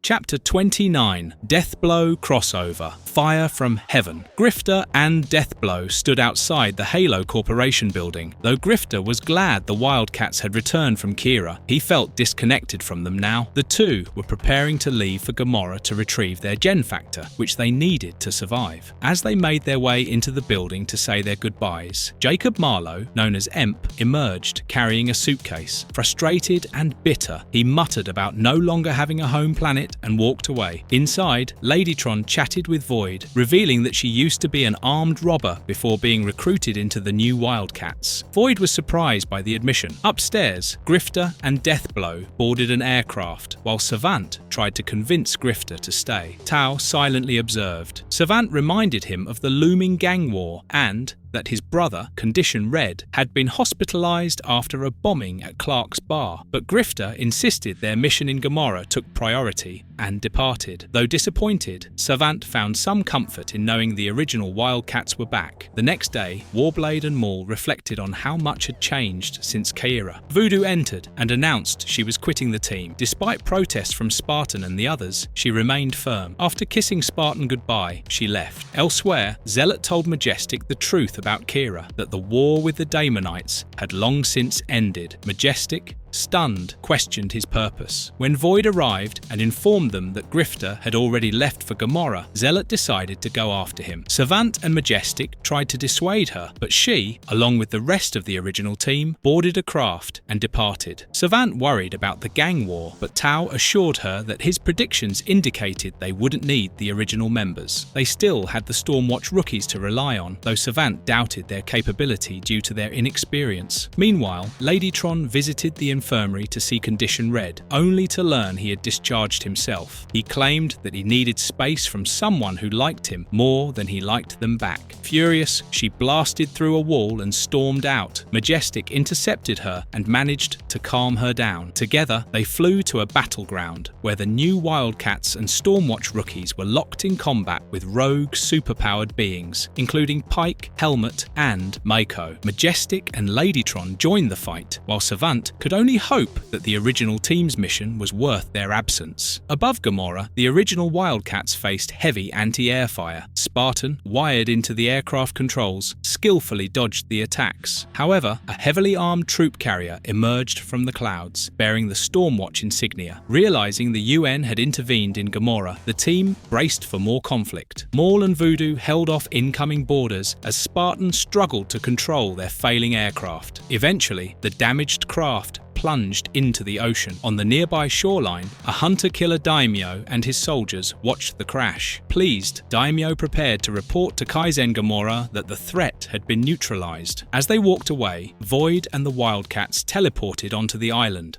Chapter 30, Deathblow Crossover, Fire from Heaven continued. Mr. Majestic stood watching the news, troubled by the growing turmoil in the world and within the Wildcats. Reports streamed in about the escalating gang war, the situation on the moon, and tensions in Gomorrah. His attention locked onto the screen when Kaizen Gomorrah appeared. He recognized the face. It was someone he'd already killed. Meanwhile, Savant's team was out in the streets, trying to manage the chaos of the gang war. She voiced frustration over the absence of both Majestic and Condition Red, and criticized the inexperience of the Stormwatch rookies. Tau, however, calmly assured her that things were progressing just as they should. Back in Gomorrah, the team finished off the last of the droid attackers. One droid managed to land a final shot on Spartan, triggering a surge of corrupted memories in his system. He struggled to reconcile multiple identities: Spartan, Hadrian VIII, and Lord Yon Cole. He saw himself among an older group: Emp as Saul Baxter, Henry Bendix as Think Tank. They weren't just memories. He realized he was experiencing someone else's past. He remembered asking Majestic to end his life, and how Majestic had done so. The memories overwhelmed him, and he passed out. In Gomorrah City, Cybernary and her rebel forces stormed the cabinet offices. Kaizen Gomorrah responded by unleashing the Harpies, jetpack-equipped soldiers. A fierce battle broke out until a monstrous tidal wave appeared on the horizon. The rebels tried to flee, but the surge was too fast. Just as Cybernary was about to be consumed, Backlash pulled her to safety. Elsewhere,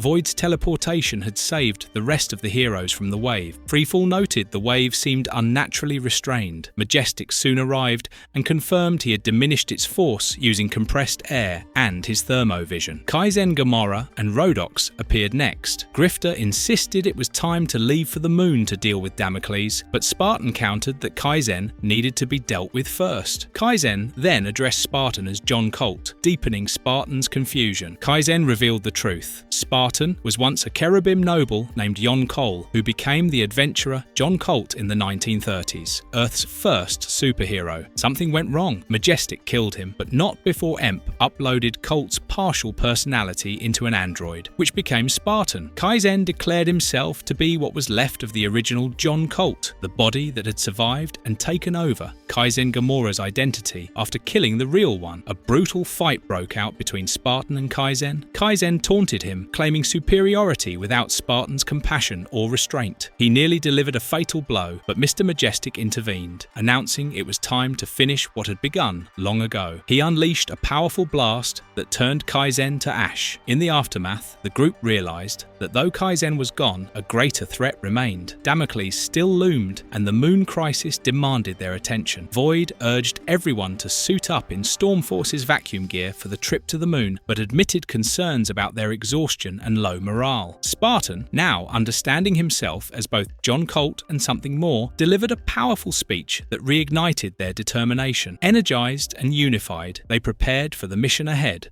Chapter 31. Cats and Dogs. Cole wandered through a surreal landscape, calling out to Mike. He couldn't tell if they were on Gamora or the moon. Mike answered that it was both. It was every place where men came to fight and die, and they'd been here before. Cole agreed. The place felt familiar, but couldn't understand why it made him uneasy. Mike explained it was because Cole wasn't dead. Cole then woke up screaming Mike's name, drenched in sweat and lying in a hospital bed. Back at the command center, Majestic reflected on the emotional toll of dreams. Tao issued orders, directing Pagan and Fuji's squads to herd cyborgs through Central Park, while Maul and Warblade cleared the Exxon buildings. Prism was told to join Pagan, and Void was tasked with helping Prism before joining Majestic at the UN Plaza. Tao emphasized holding the Zombots at the East River near the UN. Pagan and Savant exchanged awkward greetings. Pagan commented on Savant's relationship with Cole and expressed surprise at how tight their unit was post-moon mission. Savant stated she'd die for Cole and mentioned Kry's death. Pagan dismissed the sentiment and left, saying he needed Zealot's voice to soothe him. Elsewhere, Zealot berated a teammate during battle, demanding obedience in the combat situation. The teammate dismissed her authority with crude remarks, prompting Zealot to nearly strike him down. Just then, Spartan arrived and broke up the fight, asking what was happening. Zealot explained the station was held by mercenaries with hostages inside. Spartan urged calm until Tao gave the signal, while Zealot expressed urgency to reclaim the city. Inside Grand Central, Deathtrap stood among hostages with his crew. One hostage begged for release, revealing himself as Vic Lazar, formerly the villain Albatross. He pleaded with Deathtrap to let him go, but was mocked and shoved back into the crowd. On another platform, a mysterious container arrived. Deathtrap referred to it as a special express parcel that would ruin the Wildcats. As it arrived with a loud clang, the heroes watched in confusion. Deathtrap ominously declared the Wildcats were washed up. Meanwhile, an old man watched the events unfold on TV. A reporter interviewed Maxine, who joked about her identity and revealed her ex ran out on her. The man, disgusted, changed the channel. Elsewhere, in a bar, John Colt gave a statement to the press, urging calm. After the broadcast, a waitress snapped out of a daze and served another customer, who complained about waiting. High above New York, Cole reflected on the city at night, its endless flow of people and stories. He recalled a drunken incident between Mike and Dane at a bar, where Dane's symbiote failed to metabolize alcohol, turning his skin metallic grey. Mike had laughed and called it true drunkenness. Grifter chuckled at the memory, thinking, you had to be there. From a rooftop, Cole observed Fuji and Stormwatch youth pushing cyborgs toward the pond. He reflected on how suddenly the crime war escalated, acknowledging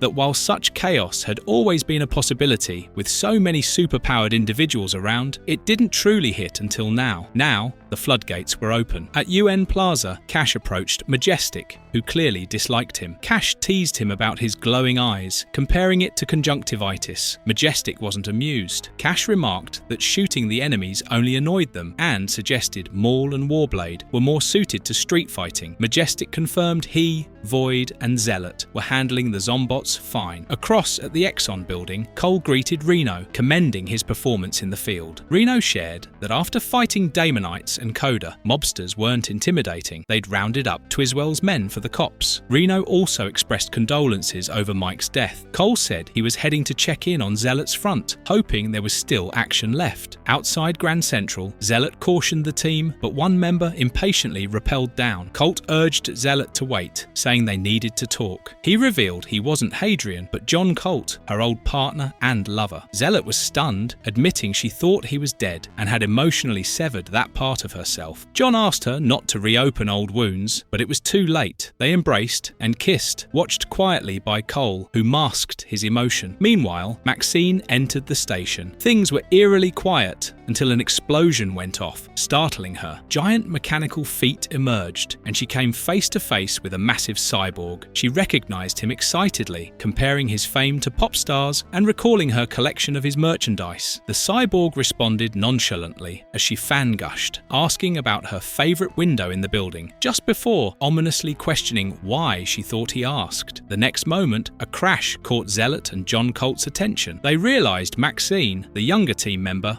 was in danger. Cole stormed off to help, despite Zealot's hesitation. Maxine ran headfirst back into the station, declaring it was her destiny and that she could feel it in her manifest. Cole called for backup as he and the team engaged Deathtrap's mercs and a massive cyborg named Overkill. Maxine fought Overkill directly, clinging to him and trying to remove his head, but it didn't detach. Despite her efforts, Overkill hurled her violently. She kept fighting, cracking jokes about his manufacturing while slamming into walls and barely holding her own. During the chaos, one of the hostages recognized Maxine's attacker as Vic Lazar, a former villain known as the Albatross. Maxine beat him down and called Halo, reporting she found the man who bombed Clark's. But something felt wrong. He wasn't working with the bad guys, and the mercs didn't even recognize him. Realizing the implications, she fell silent. Meanwhile, back at Halo, Tao struggled to keep the transmission alive. With growing concern, he admitted they'd lost Maxine. Pris stood by, shocked, as Tao solemnly declared the situation looked grim.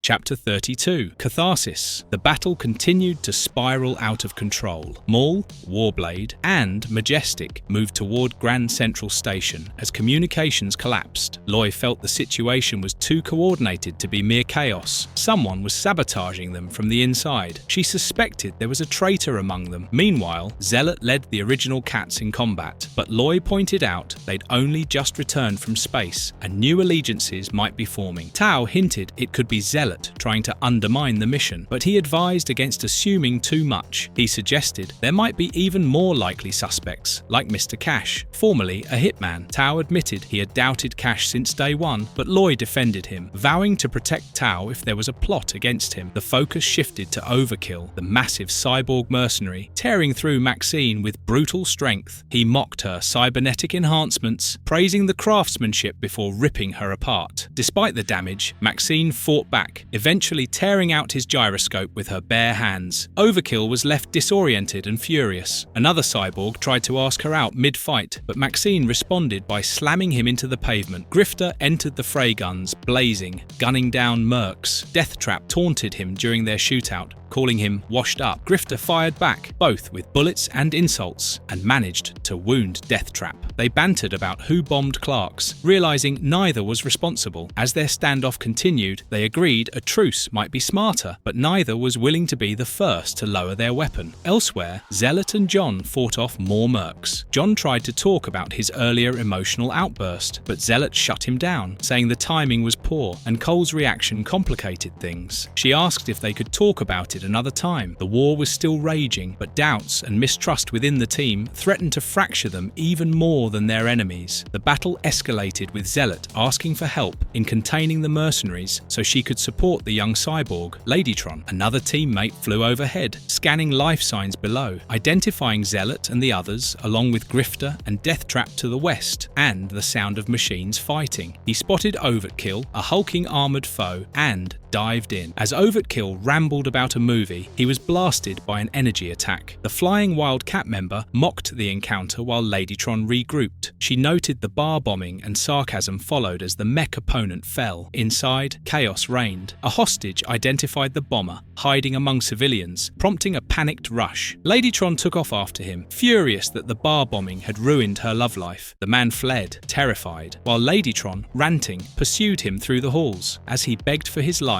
she cornered him in an elevator, continuing her angry tirade. He screamed as she approached. Elsewhere, Zealot was taken down by a large attacker. As she struggled, a teammate helped her recover, mocking her foe and delivering a safety lecture. But as Zealot regained her stance, she realized something bigger was coming. An earthquake shattered the area as a new group of villains erupted from underground. The WildC.A.T.s and their allies launched into a massive battle. Majestic led the charge, targeting the crime army. Another hero urged caution, stating that the battle was spiraling out of control. Grifter suggested calling Twist to stop the fight. As some rushed off, Grifter asked Void to teleport him to the roof. Meanwhile, Void rescued Ladytron from falling. Grifter confronted the suspect, Lazaro, once called Pelican Man, who admitted fear of another man. He revealed he bombed the bar because of someone at a restaurant. The team questioned him until he finally identified the mastermind. It was Tao. The team was stunned. Tao had manipulated events, suggesting surgical strikes and raids to escalate conflict and unite them under his command. As realization dawned, they prepared to return to the Halo building, ready to confront the deeper game. Majestic remained skeptical, but Ladytron insisted Tao was dangerous. Right then, Tao arrived, asking if it was him they were talking about. Grifter led the group as they prepared to confront Tao. Grifter warned everyone to be careful as Tao appeared, calm and unthreatened. Remarking on their jumpiness, Tao claimed he would leave soon if his plans failed and suggested there was no reason for him to stay. Grifter, holding a gun, threatened Tao with armor-piercing shells and ordered him to keep his hands visible and come forward. Tao mocked their seriousness and questioned what they would even talk about after the initial conflict. As Tao walked away, Grifter warned him not to take another step, but when Tao ignored him, Grifter fired. Savant materialized herself in the path of the shot. She was struck by gunfire and collapsed. The team rushed to her side, while Tao slipped away into the shadows. Savant, wounded, called out to Tao and tried to speak her feelings before falling unconscious. The team tried to comfort each other and support Savant. Zealot demanded to know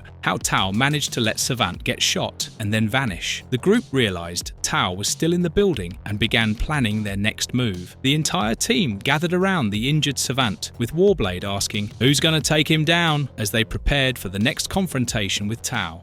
Chapter 33. Belling the Cat. Savant lay critically wounded as the team scrambled to stabilize her. They discussed the use of special bullets laced with hollow points. Majestic's rounds had pierced her due to armor-piercing shells. Despite their supposed toughness, even the enhanced, like Kinesia, and Majestic were vulnerable to such ammo. Zealot demanded more plasma as Savant bled out. Ladytron quietly noted how close Maxine and Savant really were, despite protocol. Maxine told her off, saying this was her job, and ordering Zealot to help the others hunt down whoever hurt Kinesia. Meanwhile, the rest of the team regrouped. Void confirmed that the Halo building was sealed tight. Tao couldn't escape. Grifter insisted they search the whole place. He warned everyone not to underestimate Tao, whose harmlessness was a weapon. Spartan voiced concern over Grifter's trigger-happy methods, blaming him for nearly killing Savant. The argument heated up until Grifter stormed off to do things his way. Elsewhere, Fuji tracked Tao. As he closed in, Tao appeared calm, speaking cryptically and psychologically manipulating Fuji by implanting memories. Tao spoke of shared human consciousness, claiming there was only one human mind. Fuji, under Tao's influence, began to confuse himself for Tao. As the psychological assault continued, Tao repeated the words, "Let us reason together," while Fuji's sense of identity unraveled. Nearby, Maul and another team member heard something strange. They traced the noise to the area where Majestic's team had been keeping prisoners. Maul identified it grimly, prisoners. As the cells burst open, monstrous captives emerged. Maul and the others were ambushed. One screamed about being trapped in a dream loop for months and launched into a rage. A fight broke out, with bullets flying and punches thrown. The villain's heat became a threat, dangerously high, forcing one member to retreat out of fear for his biometal stability. The team struggled with the overwhelming heat. Reno, determined, pressed forward despite the inferno, but he was struck down. His attacker Slag sneered, noting something felt wrong with the situation. The chaos spiraled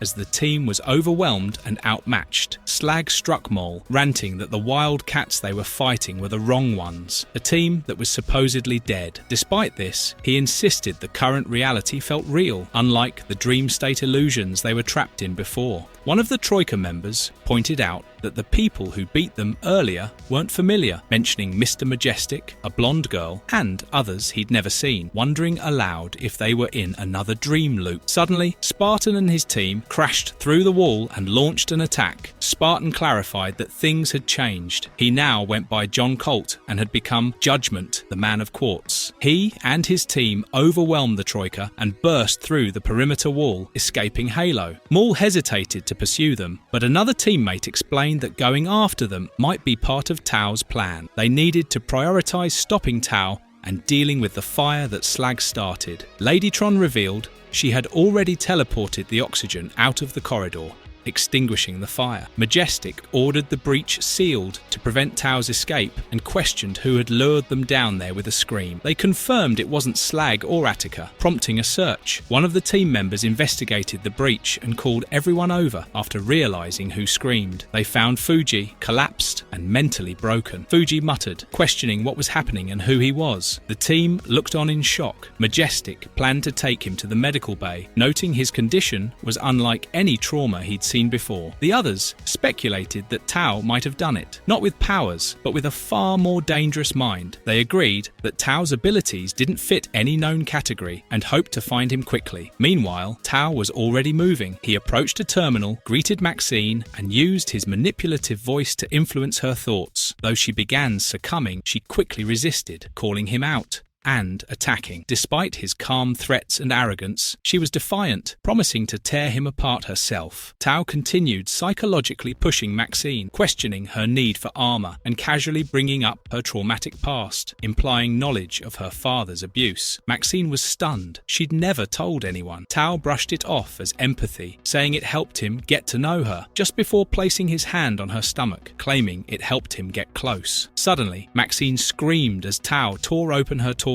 and flooded her systems with a chilling blast. She froze up, asking what he had done. Tao revealed he used liquid nitrogen to disable her cooling system. He implied she didn't even understand her own design and warned she should learn what powered her. As he walked away, Maxine, now desperate, demanded to know what he meant. He gave no answer and left. Maxine rejoined the others and explained Tao had ruptured something in her abdomen and mentioned cooling systems and power sources. Majestic realized the implications. They had to evacuate the city in case Maxine, possibly powered by a nuclear reactor, was about to melt down. Maxine panicked, demanding answers. Majestic hesitantly confirmed their suspicion. Maxine may indeed be running on a small reactor. As the team stared at her, now leaking radioactive fluid and trembling, Maxine collapsed to her knees and asked, "How about prayers?"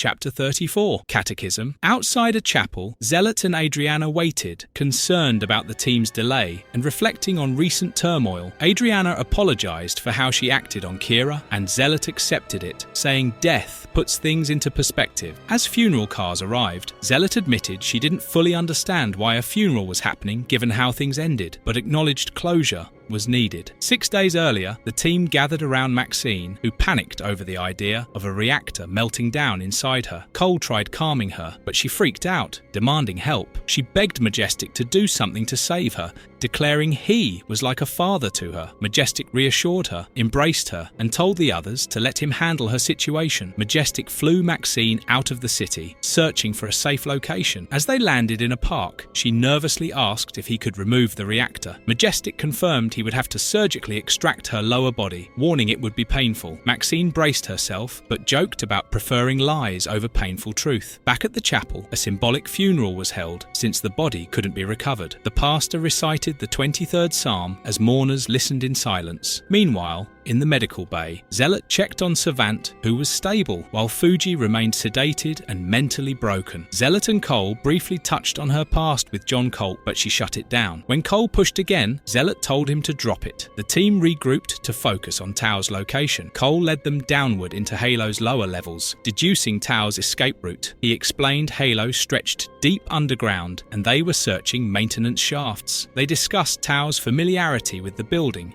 and whether to kill him if caught. Cole stated they had no choice. Tao had already taken out half their number. Suddenly, Cole heard a noise and warned the others too late. Something had ambushed them. One of the team was taken down immediately, leaving the others stunned and alarmed. Tao taunted Maxine, probing into her past and accusing her of hiding behind armor. Then, with a chilling question about her father, he pierced a deep trauma. When she froze in shock, he smirked, calling it empathy. As he moved closer, he suddenly struck, ripping a tube from her stomach and unleashing a blast of liquid nitrogen. Maxine cried out, paralyzed, and Tao revealed he had disconnected her cooling system. Before leaving, he told her to learn more about herself, hinting at something dark inside her. Maxine screamed after him in confusion and fear. Later, Maxine stumbled to her team, shaken. She told them Tao had pulled a tube from her and mentioned cooling systems and what she was powered by. Majestic realized she might have a nuclear reactor inside her, and with no coolant, A meltdown was imminent. Panic spread as they feared an explosion. Majestic gently confirmed the possibility, and Maxine collapsed, terrified. The team comforted her, and Maxine, for once vulnerable, asked Majestic to save her. She lashed out emotionally, but ultimately called him a dad, a figure of trust, and clung to him. Majestic told the others to go after Tao and took Maxine away himself. In private, he told her the only option was to remove her lower body to stop the explosion. She asked if it would hurt, and he admitted it would. She half joked about wanting the bullshit answer instead. Days later, Adriana and others mourned. It was unclear who had died, but they held a symbolic service. Meanwhile, in the past, Majestic worked to defuse Maxine's core. Zealot and Cole checked on Savant and Fuji. Cole pressed Zealot about her relationship with Colt but got shut down. Meanwhile, the team pursued Tao, assuming he had gone deeper underground. They explored the facility's depths. Jeremy argued Tao couldn't be taken alive after all he'd done. Suddenly, Tao triggered a flood from emergency water tanks, washing them away. The team surfaced, realizing Maul was missing. Back at the funeral, everyone asked where Maul was. He showed up, having visited Fuji, who remained catatonic. Underground, they regrouped. Tao had limited his escape routes, and one of them set a trap, calling a taxi to intercept Tao. Meanwhile, Majestic successfully removed Maxine's lower body and flew it into space to prevent detonation. Maxine anxiously asked if he'd survive a nuclear blast. Majestic didn't respond. He only asked not to be called Madge. He flew up fast, and the reactor exploded in space. In the aftermath, Tao was shown alive, casually fixing a light and climbing up a hatch. Outside, their team waited. Colt, Maul, and others confronted him. Tao mocked their logistics and said they couldn't kill him. He held cures for AIDS, cancer, and even a way to end world hunger. Most of all, he said he could help them get Zealot back. Colt hesitated, but Majestic, appearing from the shadows, ripped through the wreckage and declared, "But I think I can." Tao tried one last manipulation attempt, acknowledging he wouldn't bother trying to influence Majestic, claiming respect for his intellect. He appealed to Majestic's strategic mindset, insisting that sentiment shouldn't cloud tactical decisions. Tao offered a partnership, his intellect combined with Majestic's strength to achieve anything. Majestic silently stared, eyes glowing. Then he responded coldly, calling Tao an abomination and telling him to look him in the eye for his last moment. With a blast of raw energy, Majestic vaporized Tao, reducing him to a scorched ruin as the others looked on in silence. Later, during the symbolic funeral, the team stood over Tao's grave. One member admitted it felt surreal, expecting Tao to somehow escape even death. Another dismissed the thought no one would miss Tao. Just then, Cole was greeted by a voice. It was Savant, now in a wheelchair. Cole apologized for shooting her, but she brushed it off, saying it wasn't through the heart. She mentioned they had visited Maxine, who was being cared for by cyborg nuns. When asked what would happen to the team now, Cole admitted they'd carry on with who was left. Savant asked Majestic to dance, and he agreed. As they danced in front of Tao's grave, she whispered, "Now let us dance it to its rest."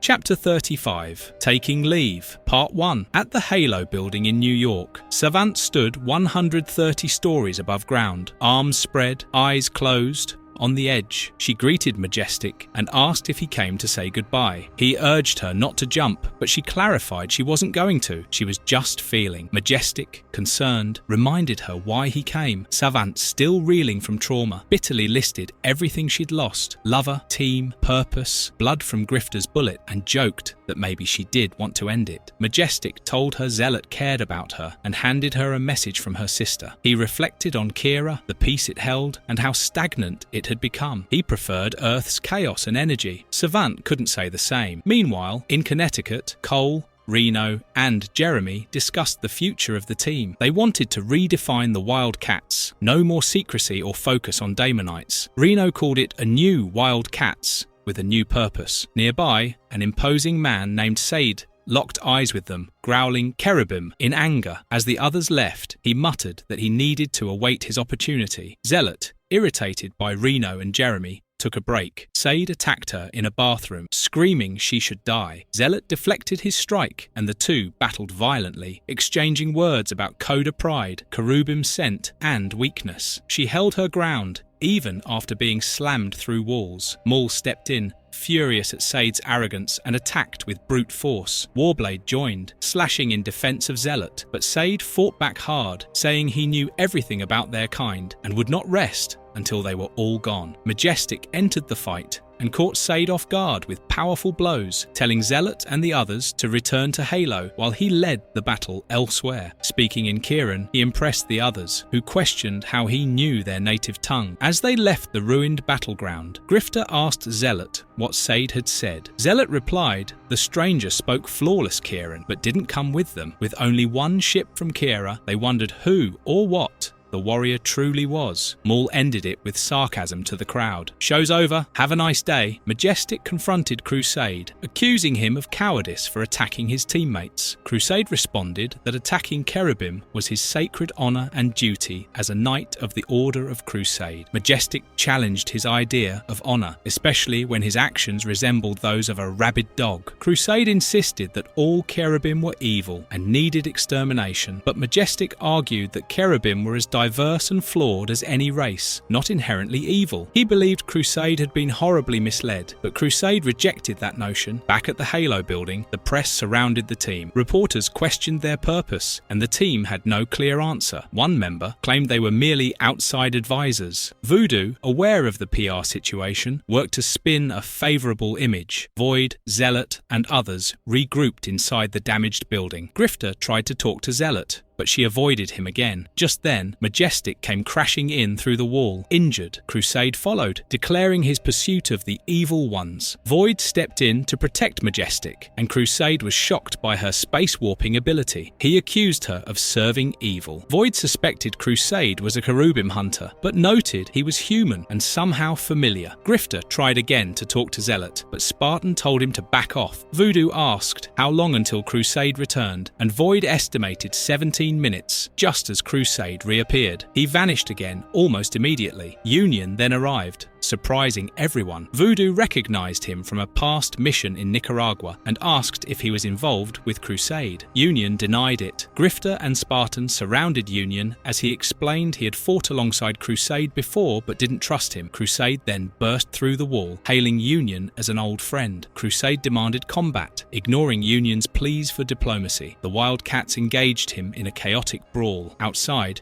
reporters tried to get a close-up of Void and accidentally pulled her mask off, revealing a disturbing Void underneath. Voodoo noted her disappearance and grew worried. Meanwhile, Spartan took on Crusade but was overwhelmed. Majestic accused him of acting alone again and warned it wouldn't end well. Despite their differences, they all resumed fighting together. Lord Defile was informed by one of his aides that a news report revealed a battle involving beings called Crusade and the Cherubim, two of whom had been hurled back toward the Halo building. Watching the footage, Defile grew intrigued that someone else was fighting the Cherubim. When asked whether they should attack, he refused, choosing instead to let Crusade weaken them and wait for the right moment to strike. Elsewhere, the battle wound down. Savant called for Warblade to wake up while attempting to reason with Crusade. She pleaded with him to stop the senseless violence. Meanwhile, Crusade accused her of siding with evil. Savant hesitated, but admitted she did side with the Cherubim, insisting they weren't evil. Crusade declared she would fall with them. At the same time, Savant searched the screen, whispering for Void. Narration revealed Void had lost more than just her face. She had lost her illusion, her sense of humanity. The sensation mirrored a prior trauma when she was stripped of her human self. Though she wished she could cry for what she had lost, she no longer had eyes. She held her own mask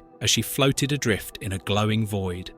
Chapter 36. Taking Leave, Part 2. Crusade, held back by Union and Spartan, insulted the Kierans, mistaking Union for one of them. Union clarified Crusade was human, gifted with intuitive language skills. As they argued, Crusade declared Union's alliance a betrayal and vowed to execute them all. He launched a massive attack, sending the WildC.A.T.s flying. Savant realized Void was still missing and Plan A had failed. She started working on a new approach. Majestic tried appealing to Crusade's honor, insisting they weren't evil and the fighting was pointless. Crusade found combat exhilarating and refused to stop. Zealot cut in, rejecting diplomacy and engaged Crusade in fierce swordplay. Crusade admired her technique, but continued the fight passionately. Maul joined in with brute force. When Crusade invited them to revel in battle, Maul asked if he wanted a beating. Crusade agreed, calling combat devotion. Maul grew in size and traded blows, but Crusade dodged and taunted him. Savant watched, calling the fight a stalemate, and decided to intervene. She coordinated the team to hit Crusade with everything: heat rays, plasma beams, bullets,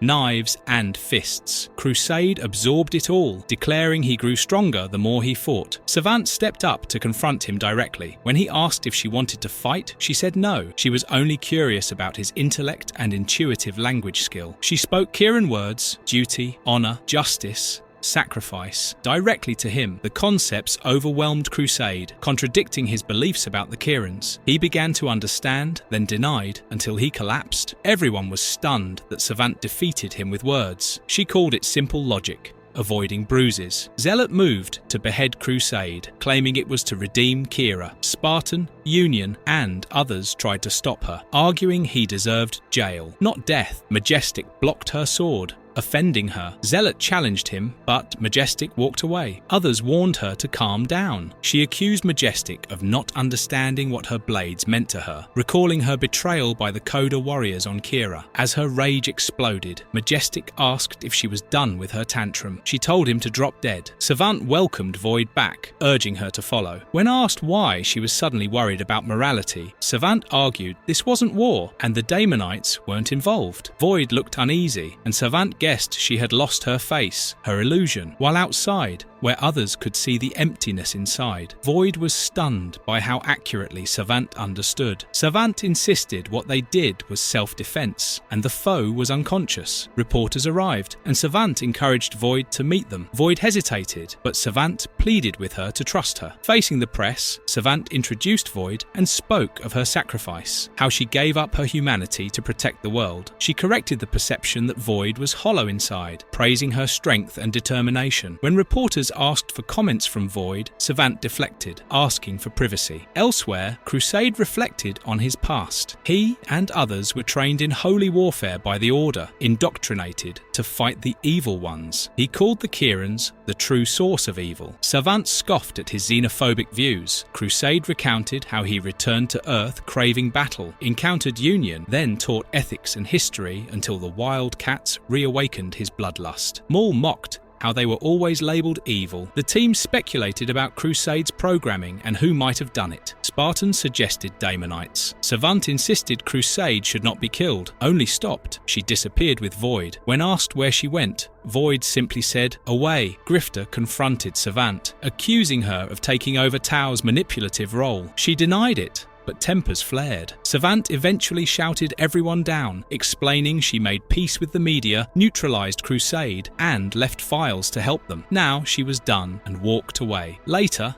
as the team repaired the damage, Zealot and Spartan avoided conflict. Grifter tried to locate Emp. Reno warned him against going outside due to the media, but he pressed on. Zealot wanted to confront Majestic, while Void just wanted the confrontation over with. Zealot tried speaking with Majestic, but he dismissed her. She insisted it was urgent. He was unconvinced. Majestic told Zealot to hurry if she was there to apologize for trying to kill him. She shouted that it wasn't about her, then softened, explaining that Savant had gone through a string of disappointments. Alone, she might be prone to foolish thoughts. Though Savant wouldn't listen to her, Zealot hoped Majestic might help. As he flew off, he muttered, "Women." Later, at the First Church of Gort, Majestic met a woman showing off new cybernetic legs. He said he wouldn't be visiting for a while, as a wounded friend needed him nearby. Meanwhile, Void listened as the team introduced their new WildC.A.T.s concept.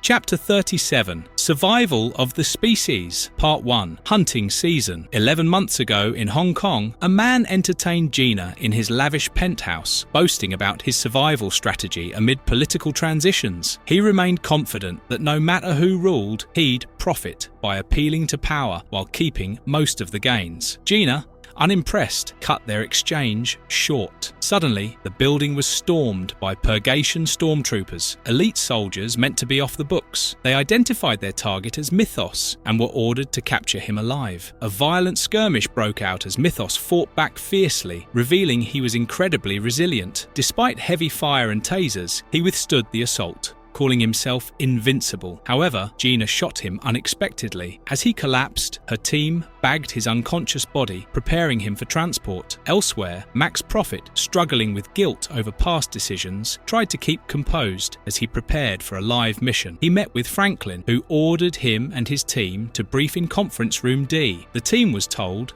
they were hunting a xenoform named Reunification. Franklin stressed the mission's stakes and the potential impact on humanity's future. In New York, Jeremy Stone took Brooke to a high-end restaurant, celebrating his second Nobel Prize nomination. Their date was interrupted by Henry and Emily, and then by Gina, who introduced herself and whispered that they had a wildfire. Jeremy quickly excused himself, telling Brooke it was important and promising to return. Gina escorted Jeremy away in a limo while he tried contacting his lab. His assistant, worried about Cole's absence, struggled with poor reception. Meanwhile, a mysterious woman monitored the situation remotely, puzzled by Jeremy's behavior. Back at WildC.A.T.s HQ, Reno and Cash clashed over team leadership. Von Cole asserted his authority based on Cherubim heritage, but Cash refused to yield, citing Cole's shady past in Gamora. Zealot, caught in the middle, couldn't choose a side. Finally, narration revealed how Jacob Marlowe, formerly Lord Emp, lost his purpose after learning a terrible truth about Kira. As he lay broken, Void reappeared, telling him it was time to forget what he'd learned and come home. Monitored Olympia Atreides' home. While Olympia and her assistant Kai were occupied inside, the team prepared for a raid. Olympia discussed the importance of client confidentiality, refusing to keep paper records. Suddenly, her home was stormed and Kai was hit with a stun blast. Despite direct hits, Olympia fought back hard. The soldiers tried to subdue her, but she wouldn't go down easily. Max, unexpectedly, turned against his own squad, shooting 2 of them. Olympia and Kai were stunned by the betrayal, but Max warned them to prepare in case he turned on them too. Olympia joined the fight alongside him. As the battle escalated,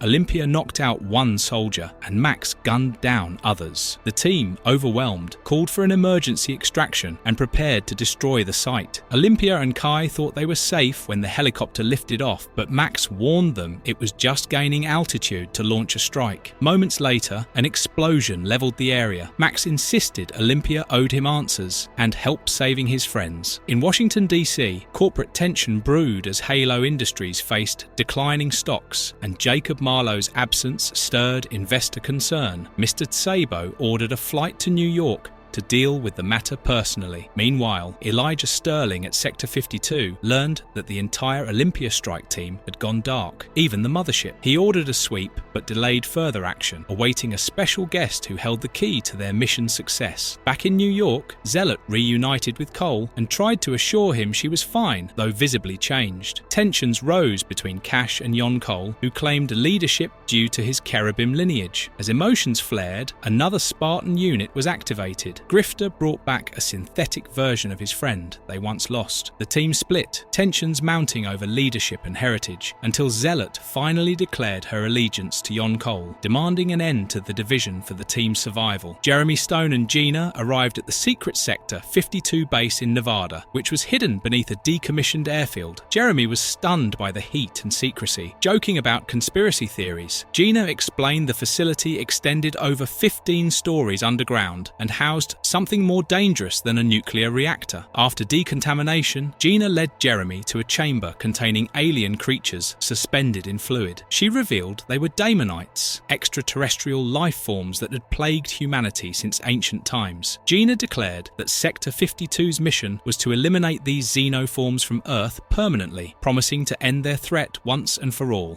Chapter 38: Survival of the Species. Part 2: Hits and Mythos. In Sarajevo, a war-torn city once celebrated for its diversity and progress, devastation had taken over. Once the host of the 1984 Winter Olympics, it had now become a shell of itself, echoing with gunfire and grief. Gruza Lanzo oversaw a brutal death camp where ethnic cleansing was rampant. He felt at home in this horror, believing he'd found purpose in the suffering he orchestrated. But just as he began to settle into a twisted sense of belonging, he was attacked.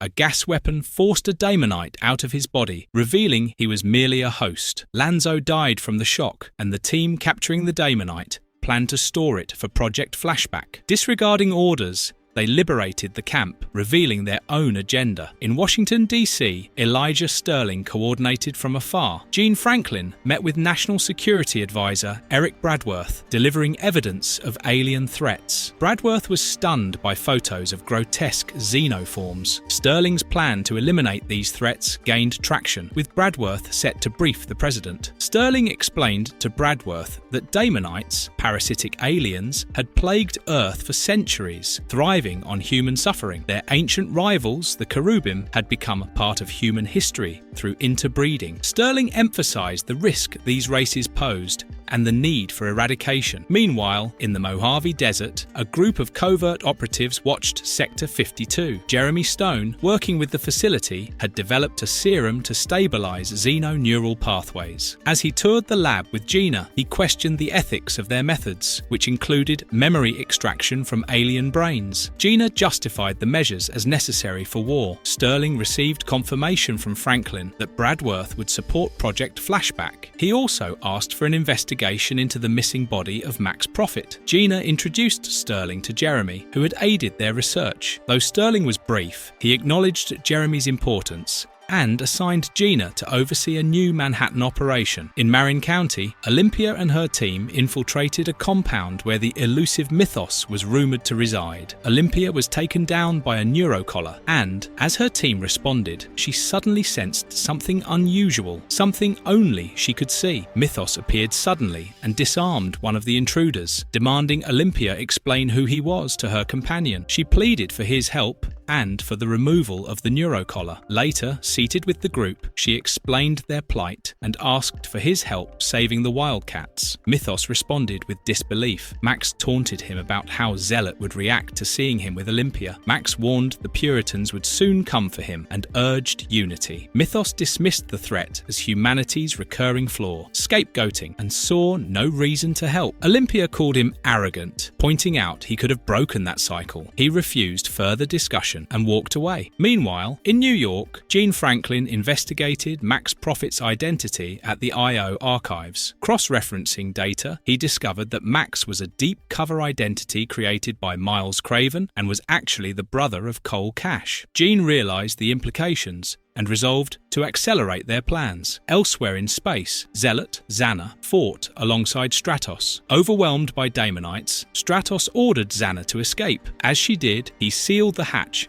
and sacrificed himself to ensure her survival. Xana woke from the memory in shock, realizing it was a dream. She found Stratos, now Yon Cole, standing before her, claiming they now belonged together. Back on Earth, Cole, Jules, and others discussed Cole's unresolved issues with his brother. Jules received a call from Milos Tsarbo. Later, in Central Park, Tsarbo met with a woman and handed over a master access key to the Halo building. She updated him that their mission had been expedited. In South Bend, Indiana, Olympia and her team arrived at a convent to find bloodstains and signs of a massacre. They feared the Puritans had struck first. Inside, they found Sister Eve, alive but traumatized. She revealed she had been forced to kill to survive. Olympia assured her it wasn't her fault. As they helped her recover, they asked for her help. After learning of the Puritans' broader plans and realizing her powers could save others, Eve agreed to join their fight, vowing that those responsible must be punished for their crimes.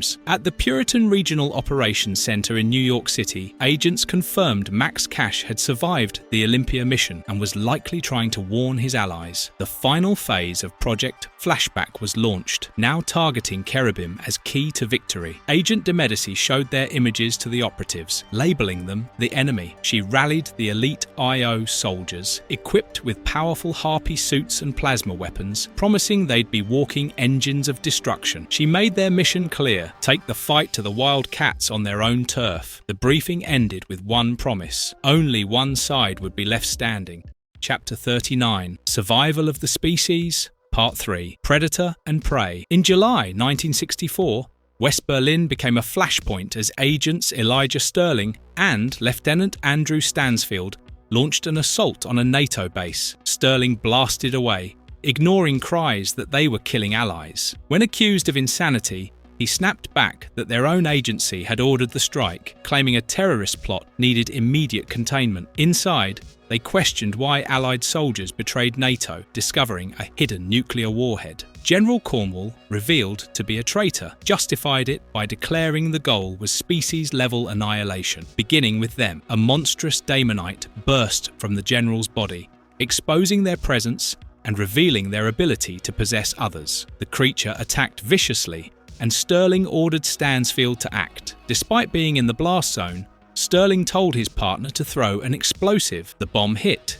seemingly neutralizing the threat. As the smoke cleared, the nuke was defused, and they realized they were the only survivors out of 12. They acknowledged the grave threat the Daemonites posed, worse than communism, and vowed to stop them at any cost. Decades later, the older Stansfield arrived at Halo under orders from Marlowe to run a secret diagnostic on the communication system. Under false pretenses, he told the staff to take the day off, claiming he needed to address a predicted failure. Left alone, he deactivated the network and security systems, making Halo vulnerable. He communicated with an operative who moved to initiate Phase 2. Elsewhere, Reno met Brooke at a cafe. Brooke was worried about Jeremy, who hadn't been in touch. Reno tried to reassure her, but a hidden agent confirmed their target and chose to delay acquisition. Meanwhile, Milos Sabo landed in New York and discussed company turmoil. His aide, Nadia, said shareholders were unhappy with Marlowe, and Sabo aimed to take over. They noted Jacob's silence as another sign of failure and planned swift action before he realized what hit him. At Halo, Max, Olympia, and Sister Eve noticed communications were down. An agent posing as a janitor used a stolen access key to infiltrate further. Simultaneously, a team subdued guards in the lobby, preparing for a full-scale incursion. Sister Eve burst into the room with Olympia, apologizing for the dramatic entrance. Max aimed his weapon, confirming they'd arrived just in time. Zealot was stunned to see Olympia and immediately questioned her presence. Max admitted Mythos had warned him about potential issues. Zealot lunged at Olympia, calling her a monster. Olympia pleaded for peace, but Zealot refused to listen and attacked. Olympia tried to explain that she wasn't there to fight, but Zealot rejected any reconciliation. Max tried calming Zealot down, telling her Olympia had made peace, but Zealot insisted she would never accept it. Cole tried to intervene, but Zealot threatened to kill Olympia and anyone supporting her. Max stood his ground, declaring Olympia under his protection. Olympia warned that she wouldn't tolerate threats. Jacob demanded calm and let Max explain. Max revealed that the Puritans, a covert IO unit, were targeting all xenoforms and their progeny. He explained Elijah Sterling was behind it, operating outside of IO's main authority. Reno recognized the name and said they were in trouble if he was involved. Suddenly, intruders disguised as cleaners dropped their cover. One woman mocked Spartan's tech and labeled Max a traitor. She called for Attack Plan Zeta. The team was boxed in. Adriana tried to open a dimensional exit, but was hit by blasts that disrupted her powers. The group attempted to escape through the windows, but gunships opened fire. Hadrian was hit trying to intercept an ion blast. Olympia fought a Puritan, accusing him of mass murder. Meanwhile, Mythos arrived, and Olympia unleashed a devastating attack on the gunships. As the chaos cleared, Reno commented on Olympia's power. Cole warned him not to lump her with Eve, hinting Olympia's truth was far more disturbing. Reno looked at something and gasped in shock. "Oh my God!" triumvirate. In 1967, in the Iranian desert, Dr. Nicholas Robertson visited an ancient observatory where his colleague, Alexander Devereux, had set up an elaborate laboratory. Alexander explained he removed the old altar to make space for his stars, but Nicholas had more pressing concerns. He warned Alex they needed to talk about what they'd gotten into. and whether there was still time to get out. Their conversation turned tense. Nicholas criticized Alex's ongoing belief that extraterrestrials influenced mythology, calling it fanciful. Alex deflected with sarcasm and asked about Nicholas's own progress. Nicholas, frustrated, said he was flying out the next day and only wanted to understand why their mysterious benefactor was so interested in his speculative work. Alex, however, was optimistic, claiming their theory could change the world. He urged Nicholas to consider the value of going back in time to uncover or even eliminate historical nightmares. The story then jumped to Switzerland 14 hours later, where the two were greeted by Miles Craven. Craven praised their work and offered financial support from a secret Nazi asset depository. He promised the means to complete their research, on the condition that they help him save the human race. The deal was clear: unlimited funding in exchange for their loyalty. Chapter 40: Survival of the Species.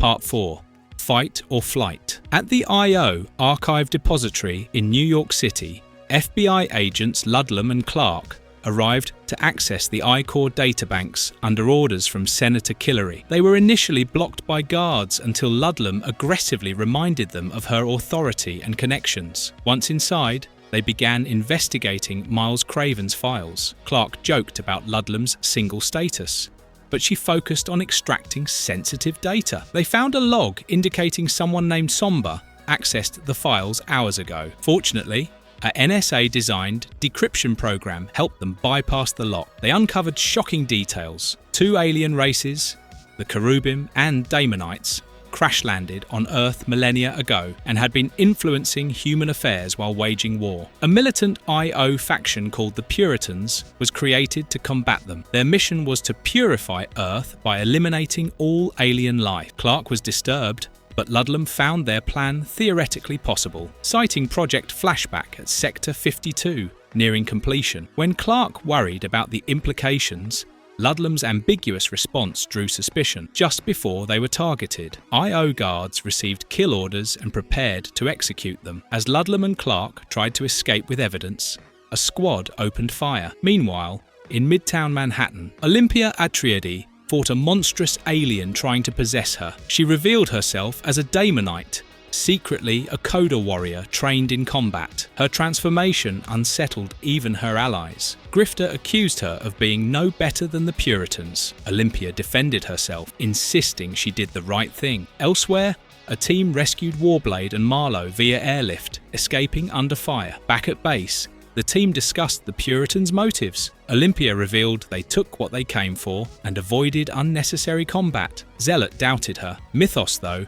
urged immediate action to save the kidnapped friends. At that moment, Jules Sabo, Halo's silent partner, arrived and declared himself majority shareholder, evicting the team. As Sector 52 buzzed with military activity, Zealot and Cole argued over their next moves. While aircraft prepared for a mission, pilot call signs Cowboy and Indian launched an assault, but the heat signatures they pursued turned out to be nothing more than rabbits hiding in the rocks. Grifter and his ally evaded detection from helicopters after using decoy devices. Realizing they'd triggered ground sensors, they rushed back to base. Meanwhile, Dr. Stone arrived with Jacob and Reno unconscious on a gurney. Gina greeted Jeremy excitedly and explained that a dwarf there might hold crucial neural samples. Dr. Stone was confused about being taken back, but Gina promised answers over coffee. Elsewhere, Elijah was brought in and greeted by an old acquaintance, Stansfield, who welcomed him back despite Elijah's betrayal. Cole and his team ambushed 2 guards, stole their uniforms, and infiltrated the facility, seeking a way into the main building. When they encountered a 3-story drop, one of them leapt confidently, taking down another guard. At Hangar Bay 4, posing as a trucker, Mythos knocked out a suspicious worker, allowing the WildC.A.T.s to charge in. They determined Jacob and Reno had been moved to the medical facility, and Hadrian locked onto their biosignatures to lead the team. At the command center, alarms blared as fire broke out in the hangar bays. Sensors detected intruders. Max Prophet was revealed as the traitor who led WildC.A.T.s there. Amidst the chaos, Mythos and his team ran through the facility, dodging explosions. Olympia criticized his recklessness, but Mythos insisted on creating diversions. They spotted Director Sterling and identified him as a possible key to escape. Olympia stayed to deal with the guards while the rest escaped in a turbopod. Sterling was captured and taunted by Max, who called him a traitor. At the lab, Dr. Keating reported that Reno Bryce was useless for their purposes and moved on to the next test subject. Dr. Stone, observing helplessly, plotted to help without endangering his friends. Olympia, meanwhile, resisted Zeno's mind control long enough to mislead the guards before Spartan initiated Plan B with a concussive blast.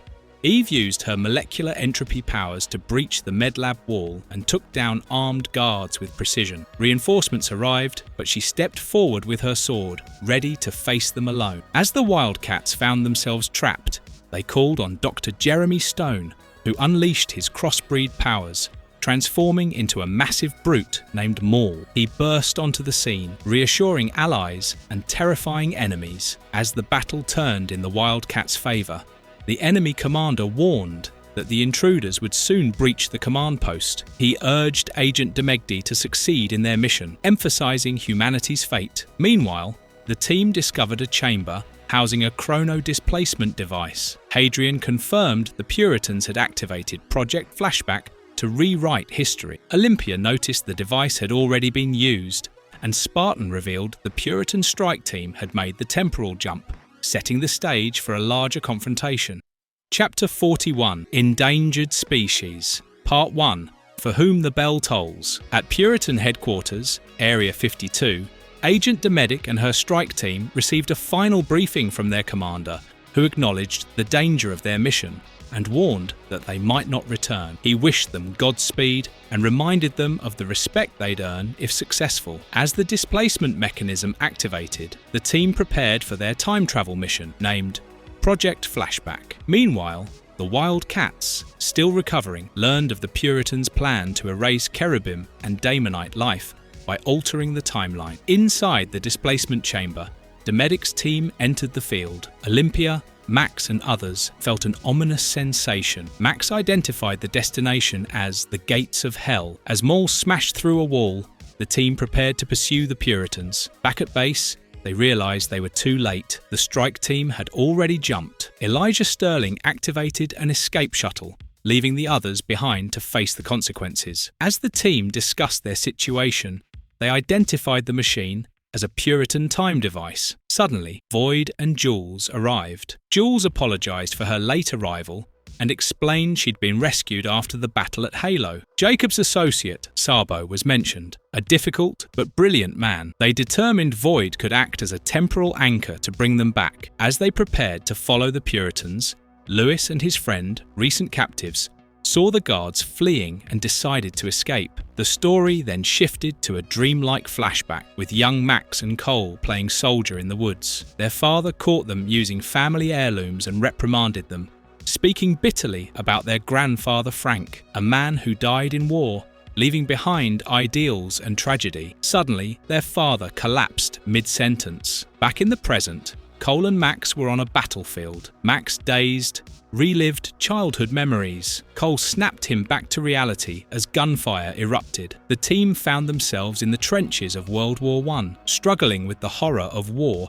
and their role in it. As they regrouped, an explosion hit. Meanwhile, in occupied France, Demedic's team arrived undetected and began blending in, activating camouflage to avoid drawing attention. Gina and her team infiltrated a German compound, where she located their temporal anchor, Adolphus Coach. Recognizing Coach as the infamous munitions mogul, she watched in disbelief as he addressed the room. Coach revealed the Cabal's plan: total global domination through chaos. He proposed introducing a biological agent deadlier than any seen before, intending to spread it across Europe and into America. Coach demanded mass production of the virus and its delivery system, giving his audience one day to decide. Gina debated intervening, but their orders prevented direct action. She walked away conflicted, questioning humanity's role in its own suffering. Meanwhile, back on the battlefield, Grifter lay injured. Max tried to dismiss the concern, but Olympia insisted on helping. As Kaiser's troops advanced,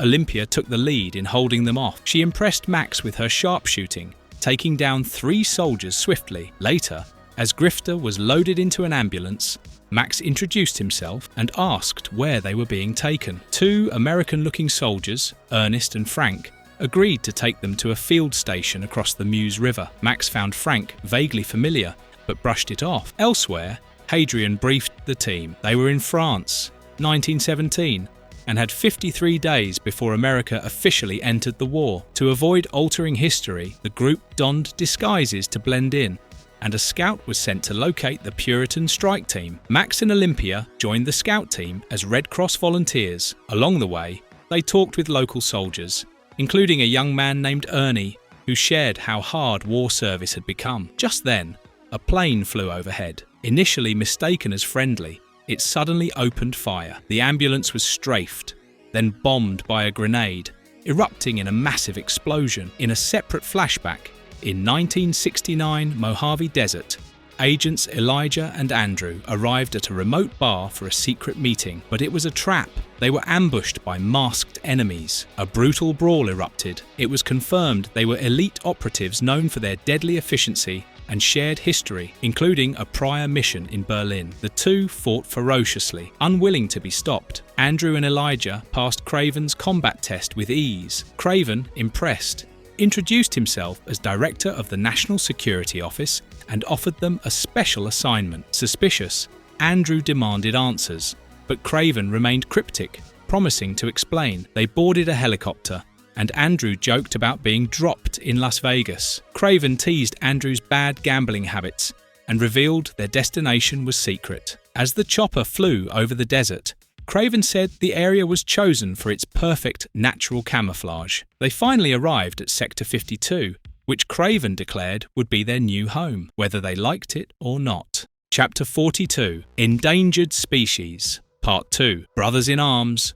Two FBI agents at the I.O. archives in Manhattan discovered sensitive intel on extraterrestrial activity. Before they could act, heavily armed operatives were dispatched to kill them. As the agents, Maggie and Ludlam, prepared to escape, a firefight broke out. They vanished just before being gunned down, leaving the attackers baffled. The agents ambushed the killers from behind. Maggie gunned down two operatives, saving Ludlam. She insisted on escaping and planned to disguise themselves with the enemy's gear. Their next move: reach the airport and fly west. Meanwhile, Sector 52, a secret Daemonite base hidden in Nevada, was under attack by the WildC.A.T.s. Explosions ripped through the facility, and power outages threatened the containment blocks. Warblade strained to hold up a collapsing roof while the team rushed to evacuate. Marlowe and Reno located the Puritans' time device memory boards, hoping to recreate a way home. The team was under orders to shoot any Xeno enemies on sight. In New York, officials uncovered a potential link between Halo CEO Jacob Marlowe and alien activity. Encrypted files revealed Marlowe wasn't human, shocking even those who once worked with him. Back in France, the aftermath of the Red Baron's grenade attack was chaotic. The team barely survived the explosion. Olympia rescued a dazed Frank and mentally linked with him to calm his shell shock. Grifter, who suspected a deeper connection, questioned Cash's real identity. On the other side of the chateau, Grifter and Adriana tracked the fire and worried about Max and Olympia. Cole mentioned Adolphus Coach, revealed to be more than just a war profiteer. He was the Daemonite Lord Defile, orchestrating a plan to exterminate mankind. Nearby, Gina and her strike team observed the German shipment. Suddenly, they were attacked by the Red Baron. As the pilot circled back, Spartan leapt onto the plane, disabled it mid-air, and forced a crash. He declared that according to historical logs, the pilot, Major Krieger, was meant to die in that exact mission, and his premature death wouldn't alter history significantly. Spartan leapt away just as the plane exploded, killing the pilot. Frank recovered by the fire with Max, Ernie, and Olympia. He thanked them for saving him, still dazed from his injuries. Olympia simply said they were trying to avert catastrophe. Frank reflected on whether he should have stayed with his wife and son, but Olympia noted they couldn't do this alone. Just then, their allies rejoined them, Spartan, Sister Eve, and others, confirming they were tracking the team after taking down the enemy plane. Cole welcomed the group and asked for a stiff drink. Elsewhere, the team tracked Heinrich, who was aboard the final truck. Inside, Lord Defile reminded Heinrich to handle the cargo cautiously. The group learned the shipment contained biochemical weapons. Spartan's team confirmed the threat and planned to extract Heinrich without disturbing the dangerous cargo. Meanwhile, Frank confided in Max and Cole, expressing guilt over leaving his family, but believing in fighting for a better future. Max reminded him that having someone to stand beside made them luckier than most. Back near the enemy rendezvous, Spartan and Eve spied on the German troops as Coach arranged a weapon deal with General Hauptmann. Spartan scanned the truck and discovered the presence of deadly chemicals and stowaways. Frank and Ernie, realizing the Kaiser's troops planned to use gas, rushed to stop it. Coach demonstrated his weapon by disintegrating a soldier with Zyklon Alpha Zero, horrifying even the Germans, though they agreed to the deal. Suddenly, the French patrol attacked, catching them off guard. In the chaos, the shipment was hit, causing a gas leak. Defile and Heinrich fled as the area became toxic. Sister Eve refused to abandon the suffering. Eve unleashed her chaos effect, disintegrating the toxin at a molecular level and granting the soldiers a quick death. The battlefield fell silent. The team captured Heinrich, but Coach had escaped. Spartan and the others used Heinrich's neural sample to trigger a time portal. The team jumped through, hoping to reach the next flashback point. Meanwhile, Spartan detected another chronal distortion nearby, signaling the Puritans were making another jump, and ordered the team to pursue them at once. Cole blamed himself for not stopping the sacrifice, grieving beside Frank's body. Max told him to stay focused.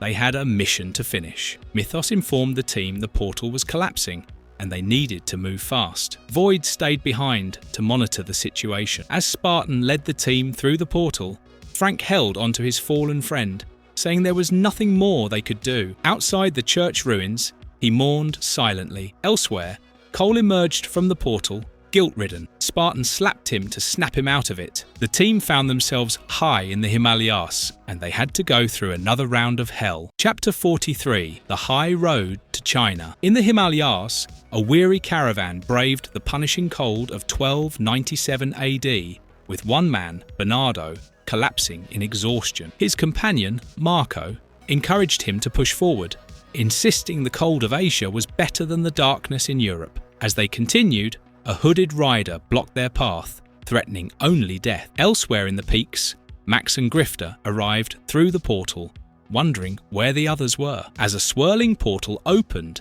the rest of the Wildcats emerged, just in time. The group confirmed their location as the Himalayas and realized they were now trapped with no portal. Void stated she could not maintain the temporal field much longer. Just then, the Dark Riders ambushed Marco Polo's group. Their leader, Hightower, declared he would not let them reach Shangri-La and intended to build a new world for his own people. As both sides prepared for battle, Adriana created a short-range portal, and the team decided to pursue the attackers. As the ice cracked beneath them, Spartan fell, and the team was thrown into chaos. Olympia fought off an attacker, while Spartan, with Mythos's help, regained footing. Sister Eve prepared to use her power to repel the attackers, sending a destructive entropy wave that burned the air and forced the Dark Riders to retreat. Polo was saved again, but warned that he wouldn't be next time. Suddenly, the ice gave way beneath Max Cash. Meanwhile, in the future,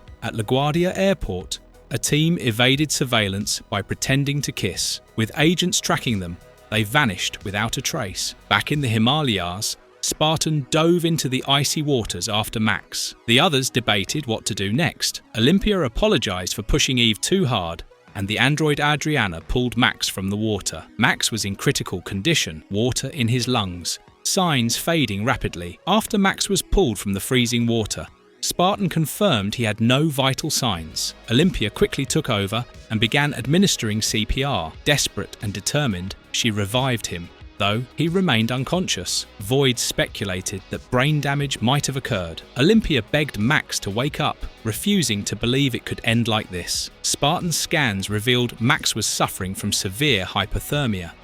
Olympia insisted there was one way to save him, and transformed into her true Daemonite form. Witnessed in shock by the rest of the team, she enveloped Max in her body. The locals viewed it as demonic possession. Olympia pleaded with Max to stay with her as they merged. Through the psychic connection, they shared each other's memories. Olympia saw Max's past with his brother and the pain he carried. Max, in turn, saw Olympia's own journey, her past, and her rebirth with her ward Ming. As the connection overwhelmed them, Olympia broke it off, exhausted, unsure if it had worked. Moments later, back to life, Max gasped. Though disoriented, he was alive. With nightfall approaching and Void unable to teleport, Sister Eve used her entropy effect to drill into a mountain and create a temporary shelter. Max, leaning on Olympia, thanked her for saving his life while teasingly brushing off her care with humour. Inside the shelter, the team regrouped and warmed up around a fire. Spartan thanked the locals for the furs that helped Max recover. Marco Polo introduced himself and explained he was on a mission to save the sacred city of Shangri-La for Kublai Khan. Meanwhile, in New York, Cole wondered how things were going back home. Zealot arrived at an upscale restaurant to meet Mr. Giovanni, who had been expecting her. Their cryptic conversation revealed he was offering her a new venture, appealing to her discontent with Halo. Back in the past, Hightower celebrated with his men, masking his true identity as a Daemonite lord. He ordered the capture of a man named Dragos. Meanwhile, in a nearby village, a group of armoured soldiers teleported in. The villagers feared the return of the Dark Riders. The commander confirmed they had reached the Himalayan Nexus and prepared for the next stage. The WildC.A.T.s agreed to continue their journey alongside Marco Polo's caravan, hoping to reach Shangri-La together. Cole considered it a logical move, expecting their answers awaited there. As morning broke, Bernardo pointed out the sunrise, grateful they were still alive. Olympia approached Max, who was already up, thanking her for saving his life. Max expressed gratitude, but admitted he didn't remember much of what happened. When Olympia brought up the shared memories during her possession, Max asked if that's how she truly felt. Later, as the group crossed more snowy terrain, Cole jokingly told Max they were lost. Marco was puzzled that they hadn't reached their destination. Suddenly, a band of armed riders appeared from the snowbanks, startling everyone. Just as Spartan moved to intercept, the riders turned out to be allies. Their leader, Wagner, greeted Marco Polo and scolded him for being late. Marco explained they had been ambushed and survived thanks to their new companions. The leader, Lord Entropy, recognized Mythos and ordered everyone to continue. Though some remained skeptical, they followed. After some time, they arrived at a magnificent sight, Shangri-La. Lord Entropy declared they had arrived, and the ancient city gleamed in the mist as the WildC.A.T.s stood in awe. Chapter 44, Paradise Lost. The team arrived at the gates of Shangri-La in 1297 AD, marvelling at the city that had long been considered a myth. Cole noticed something odd. The architecture appeared far too advanced for the time period, and Void confirmed many elements were post-Renaissance. Despite the climate, Marco Polo praised the city as a paradise built at great cost, while Lord Entropy welcomed them. Ming Tso Shi appeared, shocking the group, and was quickly embraced by Savant, who had returned. Savant, unlike her sister Zealot, preferred scholarly adventures over warrior paths and had prepared a celebration for the travellers. Later, in another timeline, Zealot and Voodoo fought side by side against monstrous Daemonites. Though Zealot insisted Priscilla save herself, Voodoo refused to abandon her, fighting fiercely while defending her belief in redemption. Elsewhere, Jacob and Adriana monitored their fight, acknowledging their odds were grim and questioning whether to intervene. Cole and Hadrian awoke from a vivid dream, both having seen the same battle. Confused, they wondered about its meaning until Void appeared, revealing she may have caused a rift in time that allowed them to glimpse potential futures. The team prepared for dinner, dressing to fit the era, and arrived just as Lord Entropy discussed the looming Dark Rider threat. Olympia pushed for immediate action, but Entropy dismissed her, causing a brief clash. Max diffused the tension. Meanwhile, the Puritans and Hightower plotted in their keep. Kendrick's team infiltrated using stealth suits and disguises. Hightower, unaware of the infiltration, rallied his men with a speech about Shangri-La's vulnerability, claiming its walls would trap, not protect. He declared it would be razed. That night, his warriors celebrated, unaware that Kendrick's group was among them. Finally, Marco Polo visited the temple's sanctum with Savant and others. The priests had finished gathering the sacred scrolls, which Marco was tasked to deliver safely to Kublai Khan. Savant expressed her belief that he was the only man for the mission. Despite a brief emotional moment between them, Marco was ordered to leave by nightfall, taking Savant and the emissaries with him before the enemy could track their path. The gathering began to break up after the evening's tension. Polo had gone off with Savant, leaving the rest discussing Entropy's overbearing manner. Olympia made it clear she had no interest in entertaining him further. Eve and Olympia excused themselves, tired of the male-dominated energy. Eve later sought out Entropy alone, engaging him in a cryptic conversation about her purpose there. Olympia quietly worried about Eve discovering something troubling. At the city gate, Savant informed Marco the sacred scrolls were secured, and though Marco wanted to say goodbye to the strangers who saved him, she assured him they'd be fine. As they departed into the snow, another group, unseen and cloaked in shadows, approached the city unnoticed, awaiting their contact. Meanwhile, in New York, Sabo Miles tried hacking into Halo Enterprises files on Jacob Marlowe. After hitting several blocks, his tech agent Nadia installed a bypass chip, finally granting access. Back in Shangri-La, the bluff above the city revealed Olympia had been drugged. The enemy moved in through a secret portal, capturing several guards and proclaiming Lord Hightower's plan a success. Olympia, armed with twin swords, stood defiant against them. On the bluff,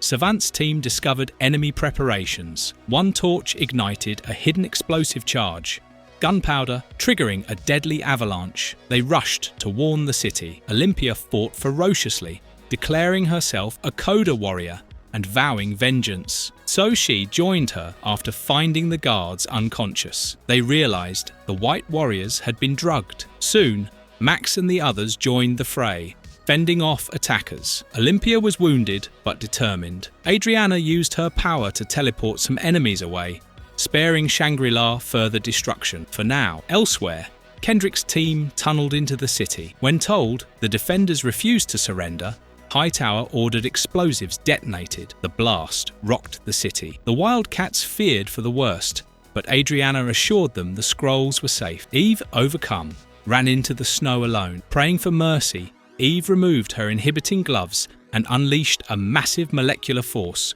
stopping the avalanche. She contained it at the last second, but the effort came with a great unspoken cost. As Eve collapsed, her biosigns dropped rapidly. Entropy urged the others to do all they could to help her, while he prepared a powerful response of his own. Rejecting a spell of atonement, he declared it time to end the conflict for good. Meanwhile, he used his spirit to confront Hightower, who had sought the secrets of the Khan's mystic scrolls. Entropy towered over Hightower, ready to teach him a painful lesson. Elsewhere, Olympia held Eve's fading body, overwhelmed with emotion, as Eve, barely conscious, said it felt nice to be able to touch her again. With tears in her eyes, Olympia cradled her, whispering for her to rest. As Eve passed away in her arms, Olympia mourned, saying goodbye and wishing her peace in the next life. The others stood in silence under the moonlight. Chapter 45. Circus Maximus. Spartans solemnly declared that Eve's vital signs had ceased. Olympia tearfully confirmed she was gone, and the rest of the team stood in silence. As they prepared to give her a proper burial, Olympia reflected that Eve had given her life to ensure Marco Polo escaped with the sacred parchments. Her sacrifice secured Shangri-La's legacy. Olympia called her a hero and a friend, bidding her farewell. Max consoled Olympia, saying Eve was a good kid and her absence would be deeply felt. Olympia admitted she was beyond the feeling of emptiness. Now she only felt cold. Suddenly, a roar broke through the stillness. They saw a winged creature flying toward them. It was Lord Entropy, transformed into the Kieran god of vengeance. He carried Eve's body and swooped low, nearly hitting Spartan. Olympia screamed for him to return Eve, but he disappeared into the sky. As the team reeled, another crisis erupted. A portal opened and energy rippled out. While Max tried to analyze the anomaly,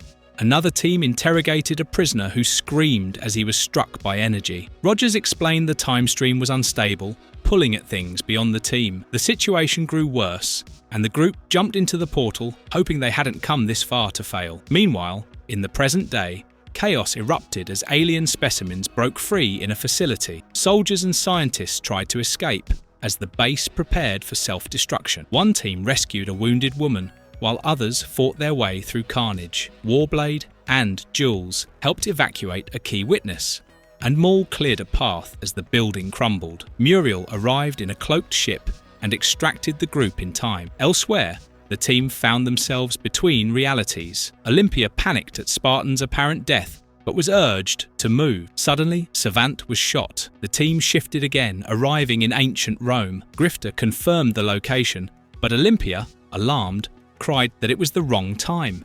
Rome was not where they should be. The mission, the timelines, and their very survival all seemed to hang by a thread. Olympia lashed out at Max when he checked on her, telling him to back off. Spartan shifted the group's attention to Void, who was in agony. She cried out that her molecular integrity was failing, and she could no longer maintain the anchor link to home. Hadrian explained she had surpassed her energy limitations across the continuum, and even minor fluctuations were tearing her apart. Void was gone. Olympia confirmed it solemnly, and Max muttered they were now screwed. Spartan alerted Cole that life forms were approaching from 2 directions. They had minutes at best. Cole joked about his luck, and the team agreed to split up. Spartan stayed behind to analyse Void's situation. As he walked away, a loud crack boom erupted. The others spotted a group of armoured locals and clarified they weren't the Puritans. Max and Cole discovered Roman soldiers with prisoners.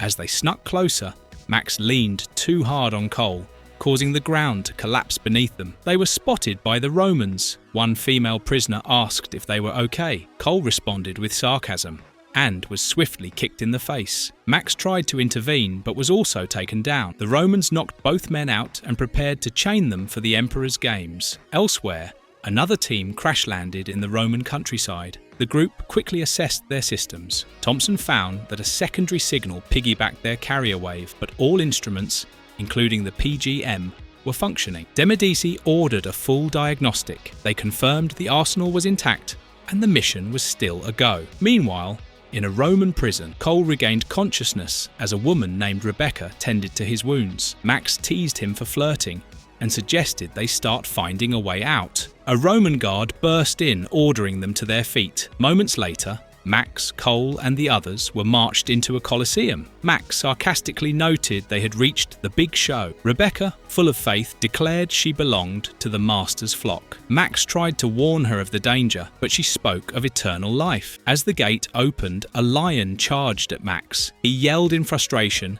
and tried to fend it off with sarcasm. After narrowly escaping the Sector 52 explosion, Reno, Jules and their team celebrated their survival, unaware that Elijah Sterling's contingency plan was already in motion. Thousands of miles away in the Pacific, Outpost 53 received a satellite signal authenticating a secure code. As leader of the Puritans, Sterling had always trusted his men, but he had also prepared for failure. The facility began decryo procedures and activated the Omega units, his last resort against the Cherubim and Daemonites. Meanwhile, Maggie piloted a plane over the Nevada desert with her teammate, reflecting on their close calls and a stolen intelligence file they hoped would expose the Puritans' hidden base. Just as they talked about their lack of coordinates, the plane was rocked by an enormous shockwave. Maggie realized it wasn't turbulence or a sandstorm, but the aftermath of a blast. Losing control, she cried out that they were going down. In Rome, Flavius ignored reports of unrest, preferring luxury and denial. When Tiberius arrived early with troops, a masked woman and her monstrous allies panicked, fearing their plans were unraveling, but a disguised Daemonite calmed them, insisting their insider remained in position. Then Hellespont appeared, vowing that no one would stop his slaughterous agenda. Chapter 46. Crash and Burn. Rome's origins were recalled with grim detail, founded by Romulus and Remus, and later glorified through feats like the Colosseum, which also exposed the city's darker nature. Inside the arena, Cole Cash, also known as Grifter, was nearly mauled by a lion, joking that he was agnostic. His brother Max jumped in to help, taking brutal hits. Cole introduced them both and lamented their lack of escape tricks. Max kept fighting despite injuries. Cole urged retreat as more lions approached. Just when it looked hopeless, a powerful figure stepped in. Majestic, the Cherubim warrior, arrived and effortlessly defeated the lions. Cole and Max were stunned. Majestic embraced Rebecca, overjoyed to see her again. Cole and Max exchanged sarcastic remarks about Majestic's timing and reputation. When Roman guards attempted to intervene, Majestic tore through them. The group donned soldier uniforms and slipped into the city unnoticed. They joked about the ill-fitting armor while blending into the crowd. Later, Max and Cole reconnected with Olympia and Mythos. Max realized he had forgotten his weapons, and Cole worried about his missing VADs. They discussed the risks of disrupting history and prepared to contact Spartan with modified tech. Elsewhere, Hellspawn and Mortalus submerged in tachyon baths to stabilize their molecular forms. Mortalus questioned the process, but Hellspawn insisted it was essential. He mocked Mortalus's lack of understanding and demanded a report. Dekra confirmed the tachyon stream was functioning, and Hellspawn could proceed to the next phase in 15 cycles. The enemies continued their preparations. Unaware the heroes were already regrouping, ready to strike. Time and identity continued to spiral in a high-stakes conflict. Hellspawn prepared to interrogate a captured Centurion, revealing he was a Daemonite lord planning to destroy the Kierans. He admitted he needed the man alive to serve as bait and tortured him for information about the escapees. Outside the villa, Gina coordinated with her team to breach the site. Simultaneously, another team detected a temporal signature from inside and noted the presence of a time portal. Hellspawn was stunned to see VAD pistols among the recovered gear, realizing his enemies had traveled through time and possibly included someone he thought impossible to be present. As both sides launched their assault, Gina's group burst through the walls and confronted Hellspawn. Max and Cole were stunned to see Gina there. Olympia led the charge and chaos erupted as Hellspawn fought back with devastating power. Gina blamed Max for betrayal, but he denied knowing Hellspawn was involved. They argued until Olympia confronted Flavius and Tiberius. A fierce brawl erupted while two Daemonites ambushed the team, killing a soldier. The enemy revealed their plan involved body possession, targeting a host tied to the time gate. A possessed soldier activated the final nexus. Max was nearly struck by Hellspawn's attack, but Olympia intervened and was fatally wounded. Max held her in his arms as she died, telling him she wished they had more time. As the time portal activated, the group was pulled in. Max mourned Olympia's death, while Cole and the others found themselves in a new place. The others stared in awe, prompting Max to brace himself. As they looked ahead, Max remained skeptical, saying it couldn't be that bad, while the landscape revealed something vast and unexpected. Max and the team found themselves staring out at a massive alien spaceship drifting in deep space. Surrounded by stars, distant planets, and an asteroid field, the ship loomed large and ominous. After witnessing the sheer scale of what lay before them, Max admitted defeat with a simple line. "Alright, so I was wrong." Chapter 47, Memories of Tomorrow. Cole and the others found themselves in a sealed, furnace-like environment with no life signs detected nearby. As they tried to assess the situation, one of them realized they were on the moon. The advanced surroundings puzzled them, especially when Mythos speculated that the portal might have thrown them into the future. Cole urged him to explain further. Their mission's background was revealed. After an attack on Halo, the team infiltrated a Puritan base aiming to eliminate any non-human life from Earth. Their jump through time led them into World War II, where their unintended involvement may have escalated the conflict. They then found themselves in ancient Rome, where Olympia was killed, saving Max. It became clear Hellspawn was travelling through time, and Spartan theorized his current form was from the future. Using a tachyon bath, Hellspawn and his allies stayed temporarily stable. Spartan explained that Hellspawn's manipulations threatened to collapse time by cutting off divergent timelines. As the team realized they were at the dawn of time, they discovered markings from Daemonites and identified the vessel as a Daemonite mothership, not man-made. Cole deduced that the original Cherubim ship must also be nearby. If history held true, the two ships were about to annihilate each other. On a nearby vessel, Captain Hari and his team monitored their approach to a habitable planet. Stratos argued with Xana, who reminded him of the Coder's role in guarding Lord Emps. Stratos dismissed their vow of celibacy, prompting tension. Later, he shared a private moment with Xana, expressing hope for a new life, but Xana admitted she had a bad feeling and dreamt something terrible was coming. Elsewhere, Gina and her team successfully reached the Xeno mothership. Despite doubts, they completed their mission. Gina wondered if the Xenos had massacred others after they left. Stevenson, with a dark grin, stated it was time to blow the Cherubim scum out of the heavens. Meanwhile, in the future, Maul, Jules, and the others recovered aboard a cloaked airship. They reflected on their narrow escape and praised Jules' backup plan. Maul, ever the gentle giant, got distracted by cows outside, amusing his teammates. Jeremy Stone transformed back into his human form at Adriana's instruction and was sent to check on Warblade. Adriana tended to Reno's wounds, calling him a baby for squirming. Reno told Jeremy that Jules was under control as usual. Adriana gently told Reno it was time someone took care of him. Meanwhile, Clark, Lewis, and Rochelle were travelling through a Puritan escape pod when it stopped at a hidden station. Rochelle exited first, teasing Clark. They took an elevator to a Puritan safe house. Lewis immediately crashed on a couch, and Rochelle explained each pod was programmed to reach one. Clark marvelled at their crazy day, alien encounters, hidden tunnels, and more. When Rochelle spotted a road sign, they learned they were near Roswell. Elsewhere, Max and the others moved through a ventilation duct on the Daemonite mothership. They found Daemonites in cryotubes and realised they were different from any seen before. Cole theorised that Elysian Sterling had extracted tissue samples from EMP earlier and travelled with them on the Cherubim ship instead. They concluded that Gina's strike team couldn't destroy both enemy ships alone. Cole deduced that Sterling had a second team sent further back in time as a contingency plan. The Wildcats agreed it was a smart strategy, except Max, who still struggled to follow. Sterling's secondary team engaged the Daemonites in a fierce battle. Their goal was to destroy both the Daemonite and Cherubim ships simultaneously using nukes. Butch planted explosives on a power core,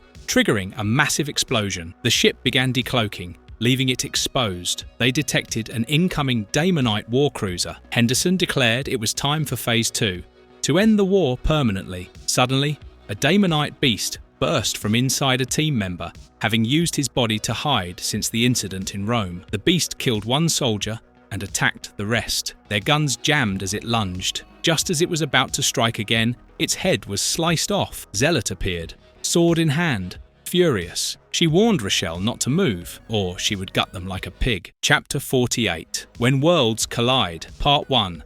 Zealot caught Rochelle off guard and held her at sword point, demanding answers. She accused Rochelle of allying with the Daemonite she'd just beheaded and interrogated her about her presence in the engine room. Rochelle mocked Zealot's arrogance, but when she refused to explain herself, Zealot choked her. Despite Rochelle's resistance and insults, Zealot slammed her across the room. Rochelle recovered quickly, taunting Zealot and calling the coder pathetic. She spit in Zealot's face, prompting a slap. Before Zealot could retaliate further, the ship was rocked by explosions. The Cherubim ship had come under attack by the Daemonites. As energy blasts struck, the narration explained the cosmic balance between the Cherubim and Daemonites, eternal enemies locked in war. On the Cherubim bridge, Emp and the crew struggled with damage reports. Their shields were nearly gone, and as they tried to reroute power, a blast killed Captain Harara. Stratos was forced to take command, calling for evacuation. Meanwhile, Puritans aboard the Daemonite mothership launched a counterattack. Maguire led a strike team that planted charges, intending to destroy the ship from within. Just as they made progress, the Vindicators, Max, Cole, and others entered the fray. The Daemonites, already overwhelmed, were furious at more intruders. The two sides clashed as both Max and Mythos helped push toward the warhead. Mythos neutralized an enemy with a powerful blow, and his team began prepping the second charge. As he examined the bomb's complex fuse, he realized disarming it might take time. On the Daemonite side, leaders prepared for a final assault. Boarding parties were deployed as shock troops armed with plasma weapons stormed the Cherubim ship. Elsewhere, Zealot dragged Rochelle through the halls, planning to jettison her. Other team members caught up, and just as Stratos declared his love for Xana, a hull breach rocked the area. They were being boarded. In the present day, two FBI agents in a helicopter were caught in the blast's shockwave. The turbulence sent them crashing, and as the woman screamed in the wreckage, the magnitude of the centuries-old war's consequences was just beginning to unfold. Maggie woke up at a campsite after the crash. Her partner, who had already contacted help, explained that she narrowly pulled up just in time to avoid a head-on mountain collision. Though she crashed, he credited her with saving their lives and dragging her from the wreckage. Maggie, still dazed, recalled a moment of intimacy they shared, but their conversation was interrupted by a call from Maggie's brother Calvin, who invited them to meet in Roswell. At a party, Calvin teased them about finally getting their alien evidence. Back aboard the ship, the team worked to deactivate the explosive charges. One member disabled the main nuke, but an overload triggered the countdown on a secondary device. Spartan was ordered to retrieve intact Puritan suits for escape. With seconds to spare, they sealed the hatch. A massive explosion followed, decompressing part of the ship and violently ejecting both Daemonite and Puritan forces into space. The devastation left a haunting silence. In the aftermath, the team suited up in the retrieved Puritan gear. They discovered the suits had embedded time travel tech designed to send soldiers back to 1998. Cole reminded them Gina still needed to be stopped from destroying the Cherubim ship. They located a shuttle and launched, crashing into the enemy hull to board it. Inside, Zealot and Stratos battled Daemonites. Zealot stayed behind to hold them off while the others pressed forward. Meanwhile, Gina navigated the damaged corridors toward the warhead. As she neared the activation point, an explosion knocked her down. Emerging from the wreckage, she was confronted by the same soldier she'd just evaded, now wearing Puritan gear. Realizing she was cornered, Gina was crushed by the setback. Dragged to her feet, Gina tried warning the others that the ship was crawling with enemies, but it was too late. Daemonites swarmed the area. On the bridge, Emp struggled to restore comms. Zealot called in a status update. Systems were failing, life support was collapsing, and the warp relays were gone. The ship was doomed. When asked, Emp could only answer, "Prepare for crash landing." Chapter 49. When Worlds Collide, Part 2. Lord Emp issued an urgent evacuation order as the Titan suffered catastrophic damage from the Daemonite assault. As personnel scrambled for escape, Emp activated final separation protocols and disengaged the hull's maglock system. Explosive decompression blew the ship's panels outward, and a smaller vessel emerged from the wreckage, renewing hope for the Kieran's survival. In the heat of battle, the surprise counterattack caught the Daemonites off guard. Emp commanded a full weapons assault while the enemy panicked, ordering the Cherubim ship's destruction. Despite both ships sustaining massive damage, the Daemonite vessel retreated into deep space while the Cherubim ship began descending toward a nearby planet. Inside, the WildC.A.T.s fought off waves of Daemonite raiders. Gina warned that the ship was crawling with enemies intending to devour them. As the team fought to hold them back, Stratos realized the infestation's spread was worse than expected. Nearby, Majestic and Xana coordinated an evacuation to the life pods. Meanwhile, a captured warrior warned his kin about incoming hostiles, but Majestic revealed himself and decimated them. In the prison bay, Xana found Majestic freeing hostages. Prometheus, imprisoned nearby, pleaded for release, begging for a chance to redeem himself. Xana hesitated, angered by his betrayal, but eventually released him. Prometheus played on her past feelings and seized Kenesha as leverage, offering her life in exchange for his. Xana reluctantly gave her word. Elsewhere, the WildC.A.T.s defended the time stream chamber. Max and Mythos debated the ethics of killing Daemonites, ultimately agreeing to use a bioelectric discharge to neutralize them. Gina was restrained, forced to reveal where she planted the nuke. As the team prepared to time jump, Gina warned them they doomed humanity to alien manipulation. Max refused sympathy. Spartan initiated the return process, and one by one, the team vanished in flashes of light. Meanwhile, Gina quietly readied a blade. She ambushed Max, stabbing him. Furious, he struck back. Gina justified her betrayal as necessary to save humanity. As they fought, Xana prepared to leave, but returned to confront Prometheus, hoping to find Stratos. Just then, Stratos crashed into the room, ready to fight by her side again. Xana and Stratos fought through the last of the Daemonite monsters, trying to buy time for the others to escape. Meanwhile, Prometheus ambushed Kenesha, silencing her and attempting to flee undetected. Stratos caught a hint of Kenesha's voice but continued helping Xana. He instructed her to board the escape pod and activate its systems while he dealt with the final wave. Once she entered, Stratos sealed the hatch behind her, and revealed he was staying behind to initiate the ship's self-destruct. Xana pleaded, but he insisted someone had to ensure the planet's safety. As the pod launched, Stratos saluted and walked into the inferno, asking only to be remembered. Back on Earth, the Wildcats returned to the Halo building, where they reunited with Jacob Marlowe. Tensions rose between Jacob and business partner Milos Sabo, whose company stood on the brink of ruin due to Jacob's recent actions. As the surviving team members reappeared, they confirmed the return of Spartan, Cole, and Mythos. However, Max was missing, and concern grew among the group. Max, still fighting Gina, was furious after she damaged his chrono beacon. After a heated brawl, he subdued her and prepared the last escape pod, strapping her in and sending her to Earth with only a knife. Max activated the final beacon and vanished through the time stream, dragging another Daemonite with him. The Cherubim ship crash-landed on Earth but remained intact. Xana, Kenesha, and Prometheus survived. Xana reflected on fate's design, while Max, drifting through the time stream,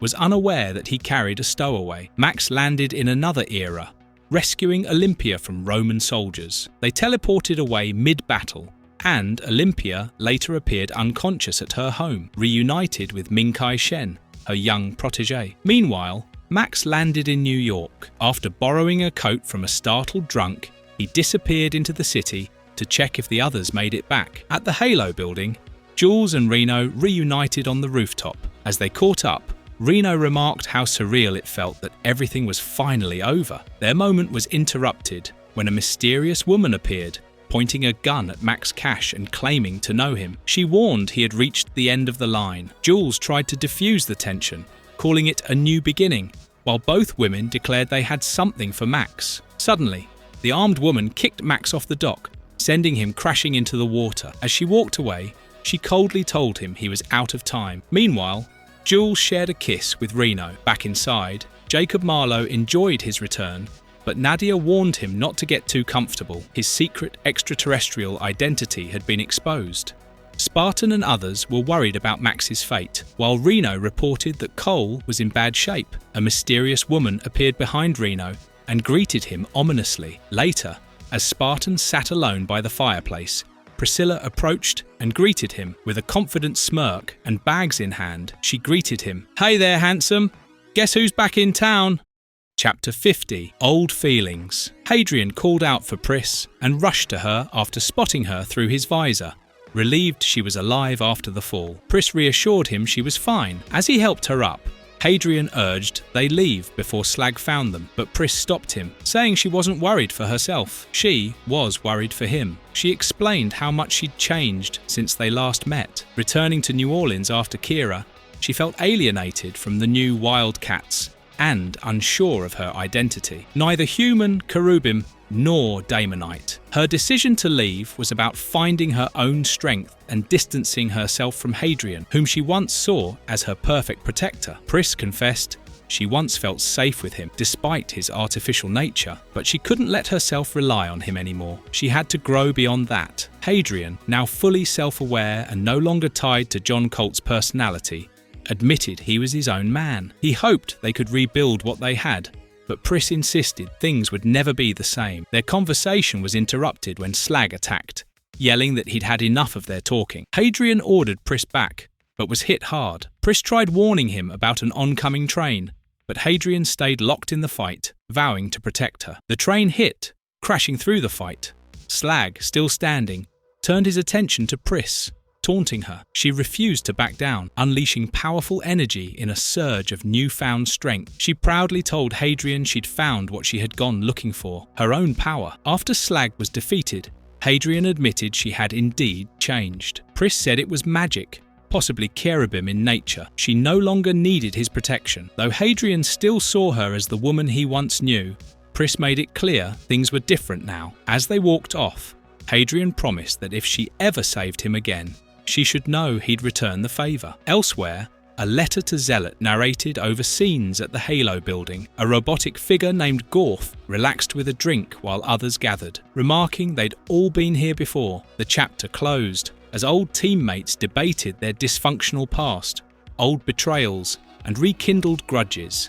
setting the stage for what lay ahead. Majestic prepared to deal with the alien entity bonded to the Halo building. As he worked, the team argued about their next move. Maxine stood by her point, but was interrupted when the wall devoured Grifter. Ladytron speculated whether the defense system was new, while Majestic noted the alien molecules had fused with the structure. The team watched in shock as the building seemingly came to life. The entity suddenly attacked, focusing on Majestic. Maxine joked about wanting to kill him herself, but the situation turned serious. The creature was resilient and rapidly changing form. Majestic confirmed it was a living molecular alien that had merged with the structure. He rushed off, intending to build a device from unaffected parts of the building. Maxine was skeptical, and the others debated her change since joining the Church of Gorf. Majestic eventually returned with a device he called a molecular disentangler. He explained the delay and insisted it deserved more credit. As he activated it,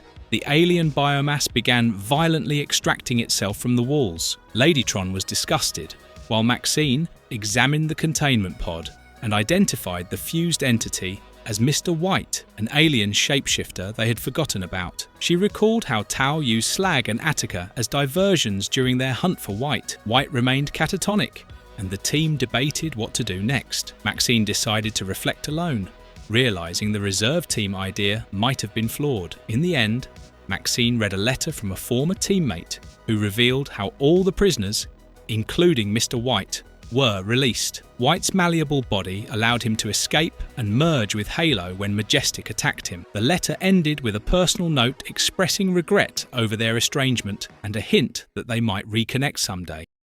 WildC.A.T.s Annual 1998. A brutal, one-sided battle took place on the Moon. In the vacuum of space, where no sound could escape, one lone figure, Majestic, fought against an entire army. For over an hour, he held them off with unrelenting force. His words, though inaudible, were nothing but madness. Alien tongues mixed with slurred English and curses. The Stormwatch satellite monitored the situation, overwhelmed with the constant arrival of injured personnel. Synergy was unconscious.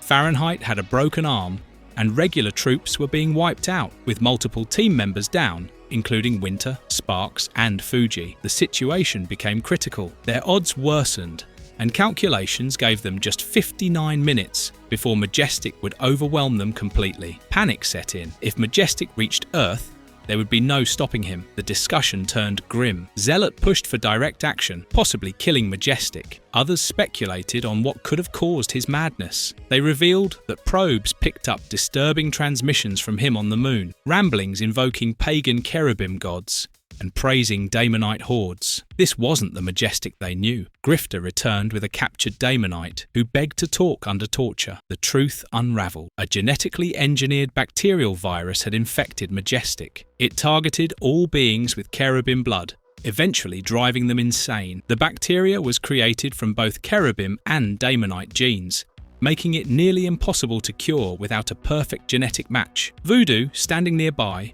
revealed the twist. She was the hybrid they needed. Her dual cherubim Daemonite physiology gave her the best chance at developing a cure. The team quickly shifted focus. Begin testing Voodoo and launch raids to retrieve the virus data from its source, either Tunisia or Norway. Leadership was split between Grifter and Spartan to safeguard against future breakdowns. As Void prepared the team for teleportation, Marlowe reflected on the many lives he'd lived, but something was off. A strange glint crossed his eyes, and Void noticed something change. She whispered his name. Jacob? Jacob Marlowe started rambling incoherently, claiming to have known John Wilkes Booth and referencing historical events like Napoleon's downfall and the destruction of Atlantis. His references to long-past lives and figures confused the team, and Grifter quickly realized something was wrong. He called for medics, declaring Marlowe unwell. 6 minutes later, Marlowe was sedated, and the team moved forward without him. One group, Maul, Spartan, and Zealot,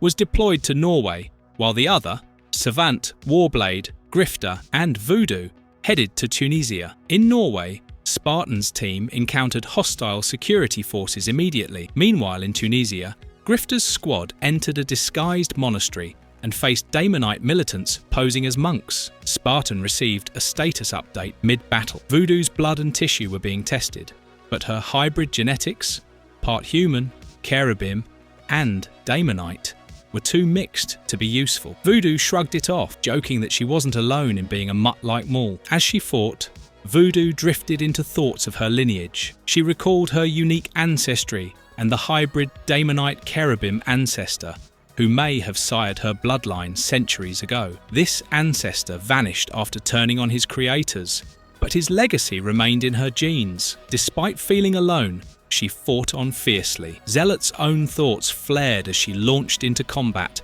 her mind sharpening with each blow. Meanwhile in New York, a separate subplot unfolded. A gambler, hanging upside down and surrounded by mobsters, was being interrogated for allegedly cheating and failing to pay his gambling debts. Calm and composed, he mocked their accusations, claiming that he deliberately lost games to manipulate outcomes and win big later. He scoffed at their card skills, calling them a poor excuse for players. As the tension thickened, one of the mobsters sensed something was off. Suddenly, the ancestor screamed. Gripped by a psychic wave of pain, the mob boss asked what was wrong, but the gambler said that one of his children needed him. His demeanor turned cold. Apologizing in advance, he declared he was going to kill them all and followed through without hesitation. The killing ended in silence, the room now filled with corpses. As the gambler stepped over the bodies and left, he quietly said, "Sorry again," vanishing into the shadows. He was none other than daemonite cherubim ancestor. In Norway, the team fought their way into the lab. As Hadrian began downloading data from the daemonite system, Zealot sliced through the opposition, but quickly lost patience with the team, yelling that she hated them all. Meanwhile, in Tunisia, Savant managed to finish the data transfer under pressure. Just as Grifter prepared to call for extraction, Savant suddenly disappeared with the disk, leaving the others stunned. The situation deteriorated as the battle escalated. Priscilla, Spartan, and Maul fought ferociously, but things began to spiral. Spartan radioed Void for help and, in desperation, turned to Maul, urging him to do something big. But Maul snapped, rejecting Spartan's order and declaring his kind, Titanothropes, were done being subordinate. Elsewhere, Savant continued fighting, her skills surprising her allies. Grifter was injured during the chaos, prompting a brutal response from a zealot-like daemonite warrior who saw himself as divinely righteous. As the battle raged, Void finally returned, apologizing for her delay, explaining Jacob had suffered a seizure. She rejoined the team just in time. Later, the team regrouped. A scientist reported that the complexity of Voodoo's genetic makeup was delaying the virus's effects. Unfortunately, the data they recovered didn't include anything on the Madness virus. Worse, Majestic was still on a crash course with Earth, and Stormwatch predicted impact in just 27 minutes. Suddenly, an assistant rushed in with a revelation. Someone had anonymously left a vial of blood in the Halo building. The scientist analysed it and found it was a perfect mix of cherubim and daemonite DNA. They believed they could use it to develop an antitoxin. As the team prepared for next steps, they were left with two major questions. How would they make Majestic take the cure? And, more ominously, where had the blood come from? The final scene closed with the ancestor, smirking, his involvement in the mystery lingering ominously. Marvellous verdict. And that wraps up our dive into the explosive world of the WildC.A.T.s. While the team has resurfaced in various series over the years, it's this original 90s run that fans continue to hold dearest, packed with bold storytelling, dynamic character arcs, and an all-star lineup of legendary artists and writers. This was the action-packed saga that defined an era of comic book rebellion and raw energy. We at Marvelous Long Reads are grateful to have had you along for the ride. If you enjoyed the story, drop your thoughts and favourite WildC.A.T.s moments in the comment box below. We'd love to hear from you. And remember, in a world tearing at the seams, when chaos reigns and truth is a weapon, WildC.A.T.s don't just fight the war, they are the war.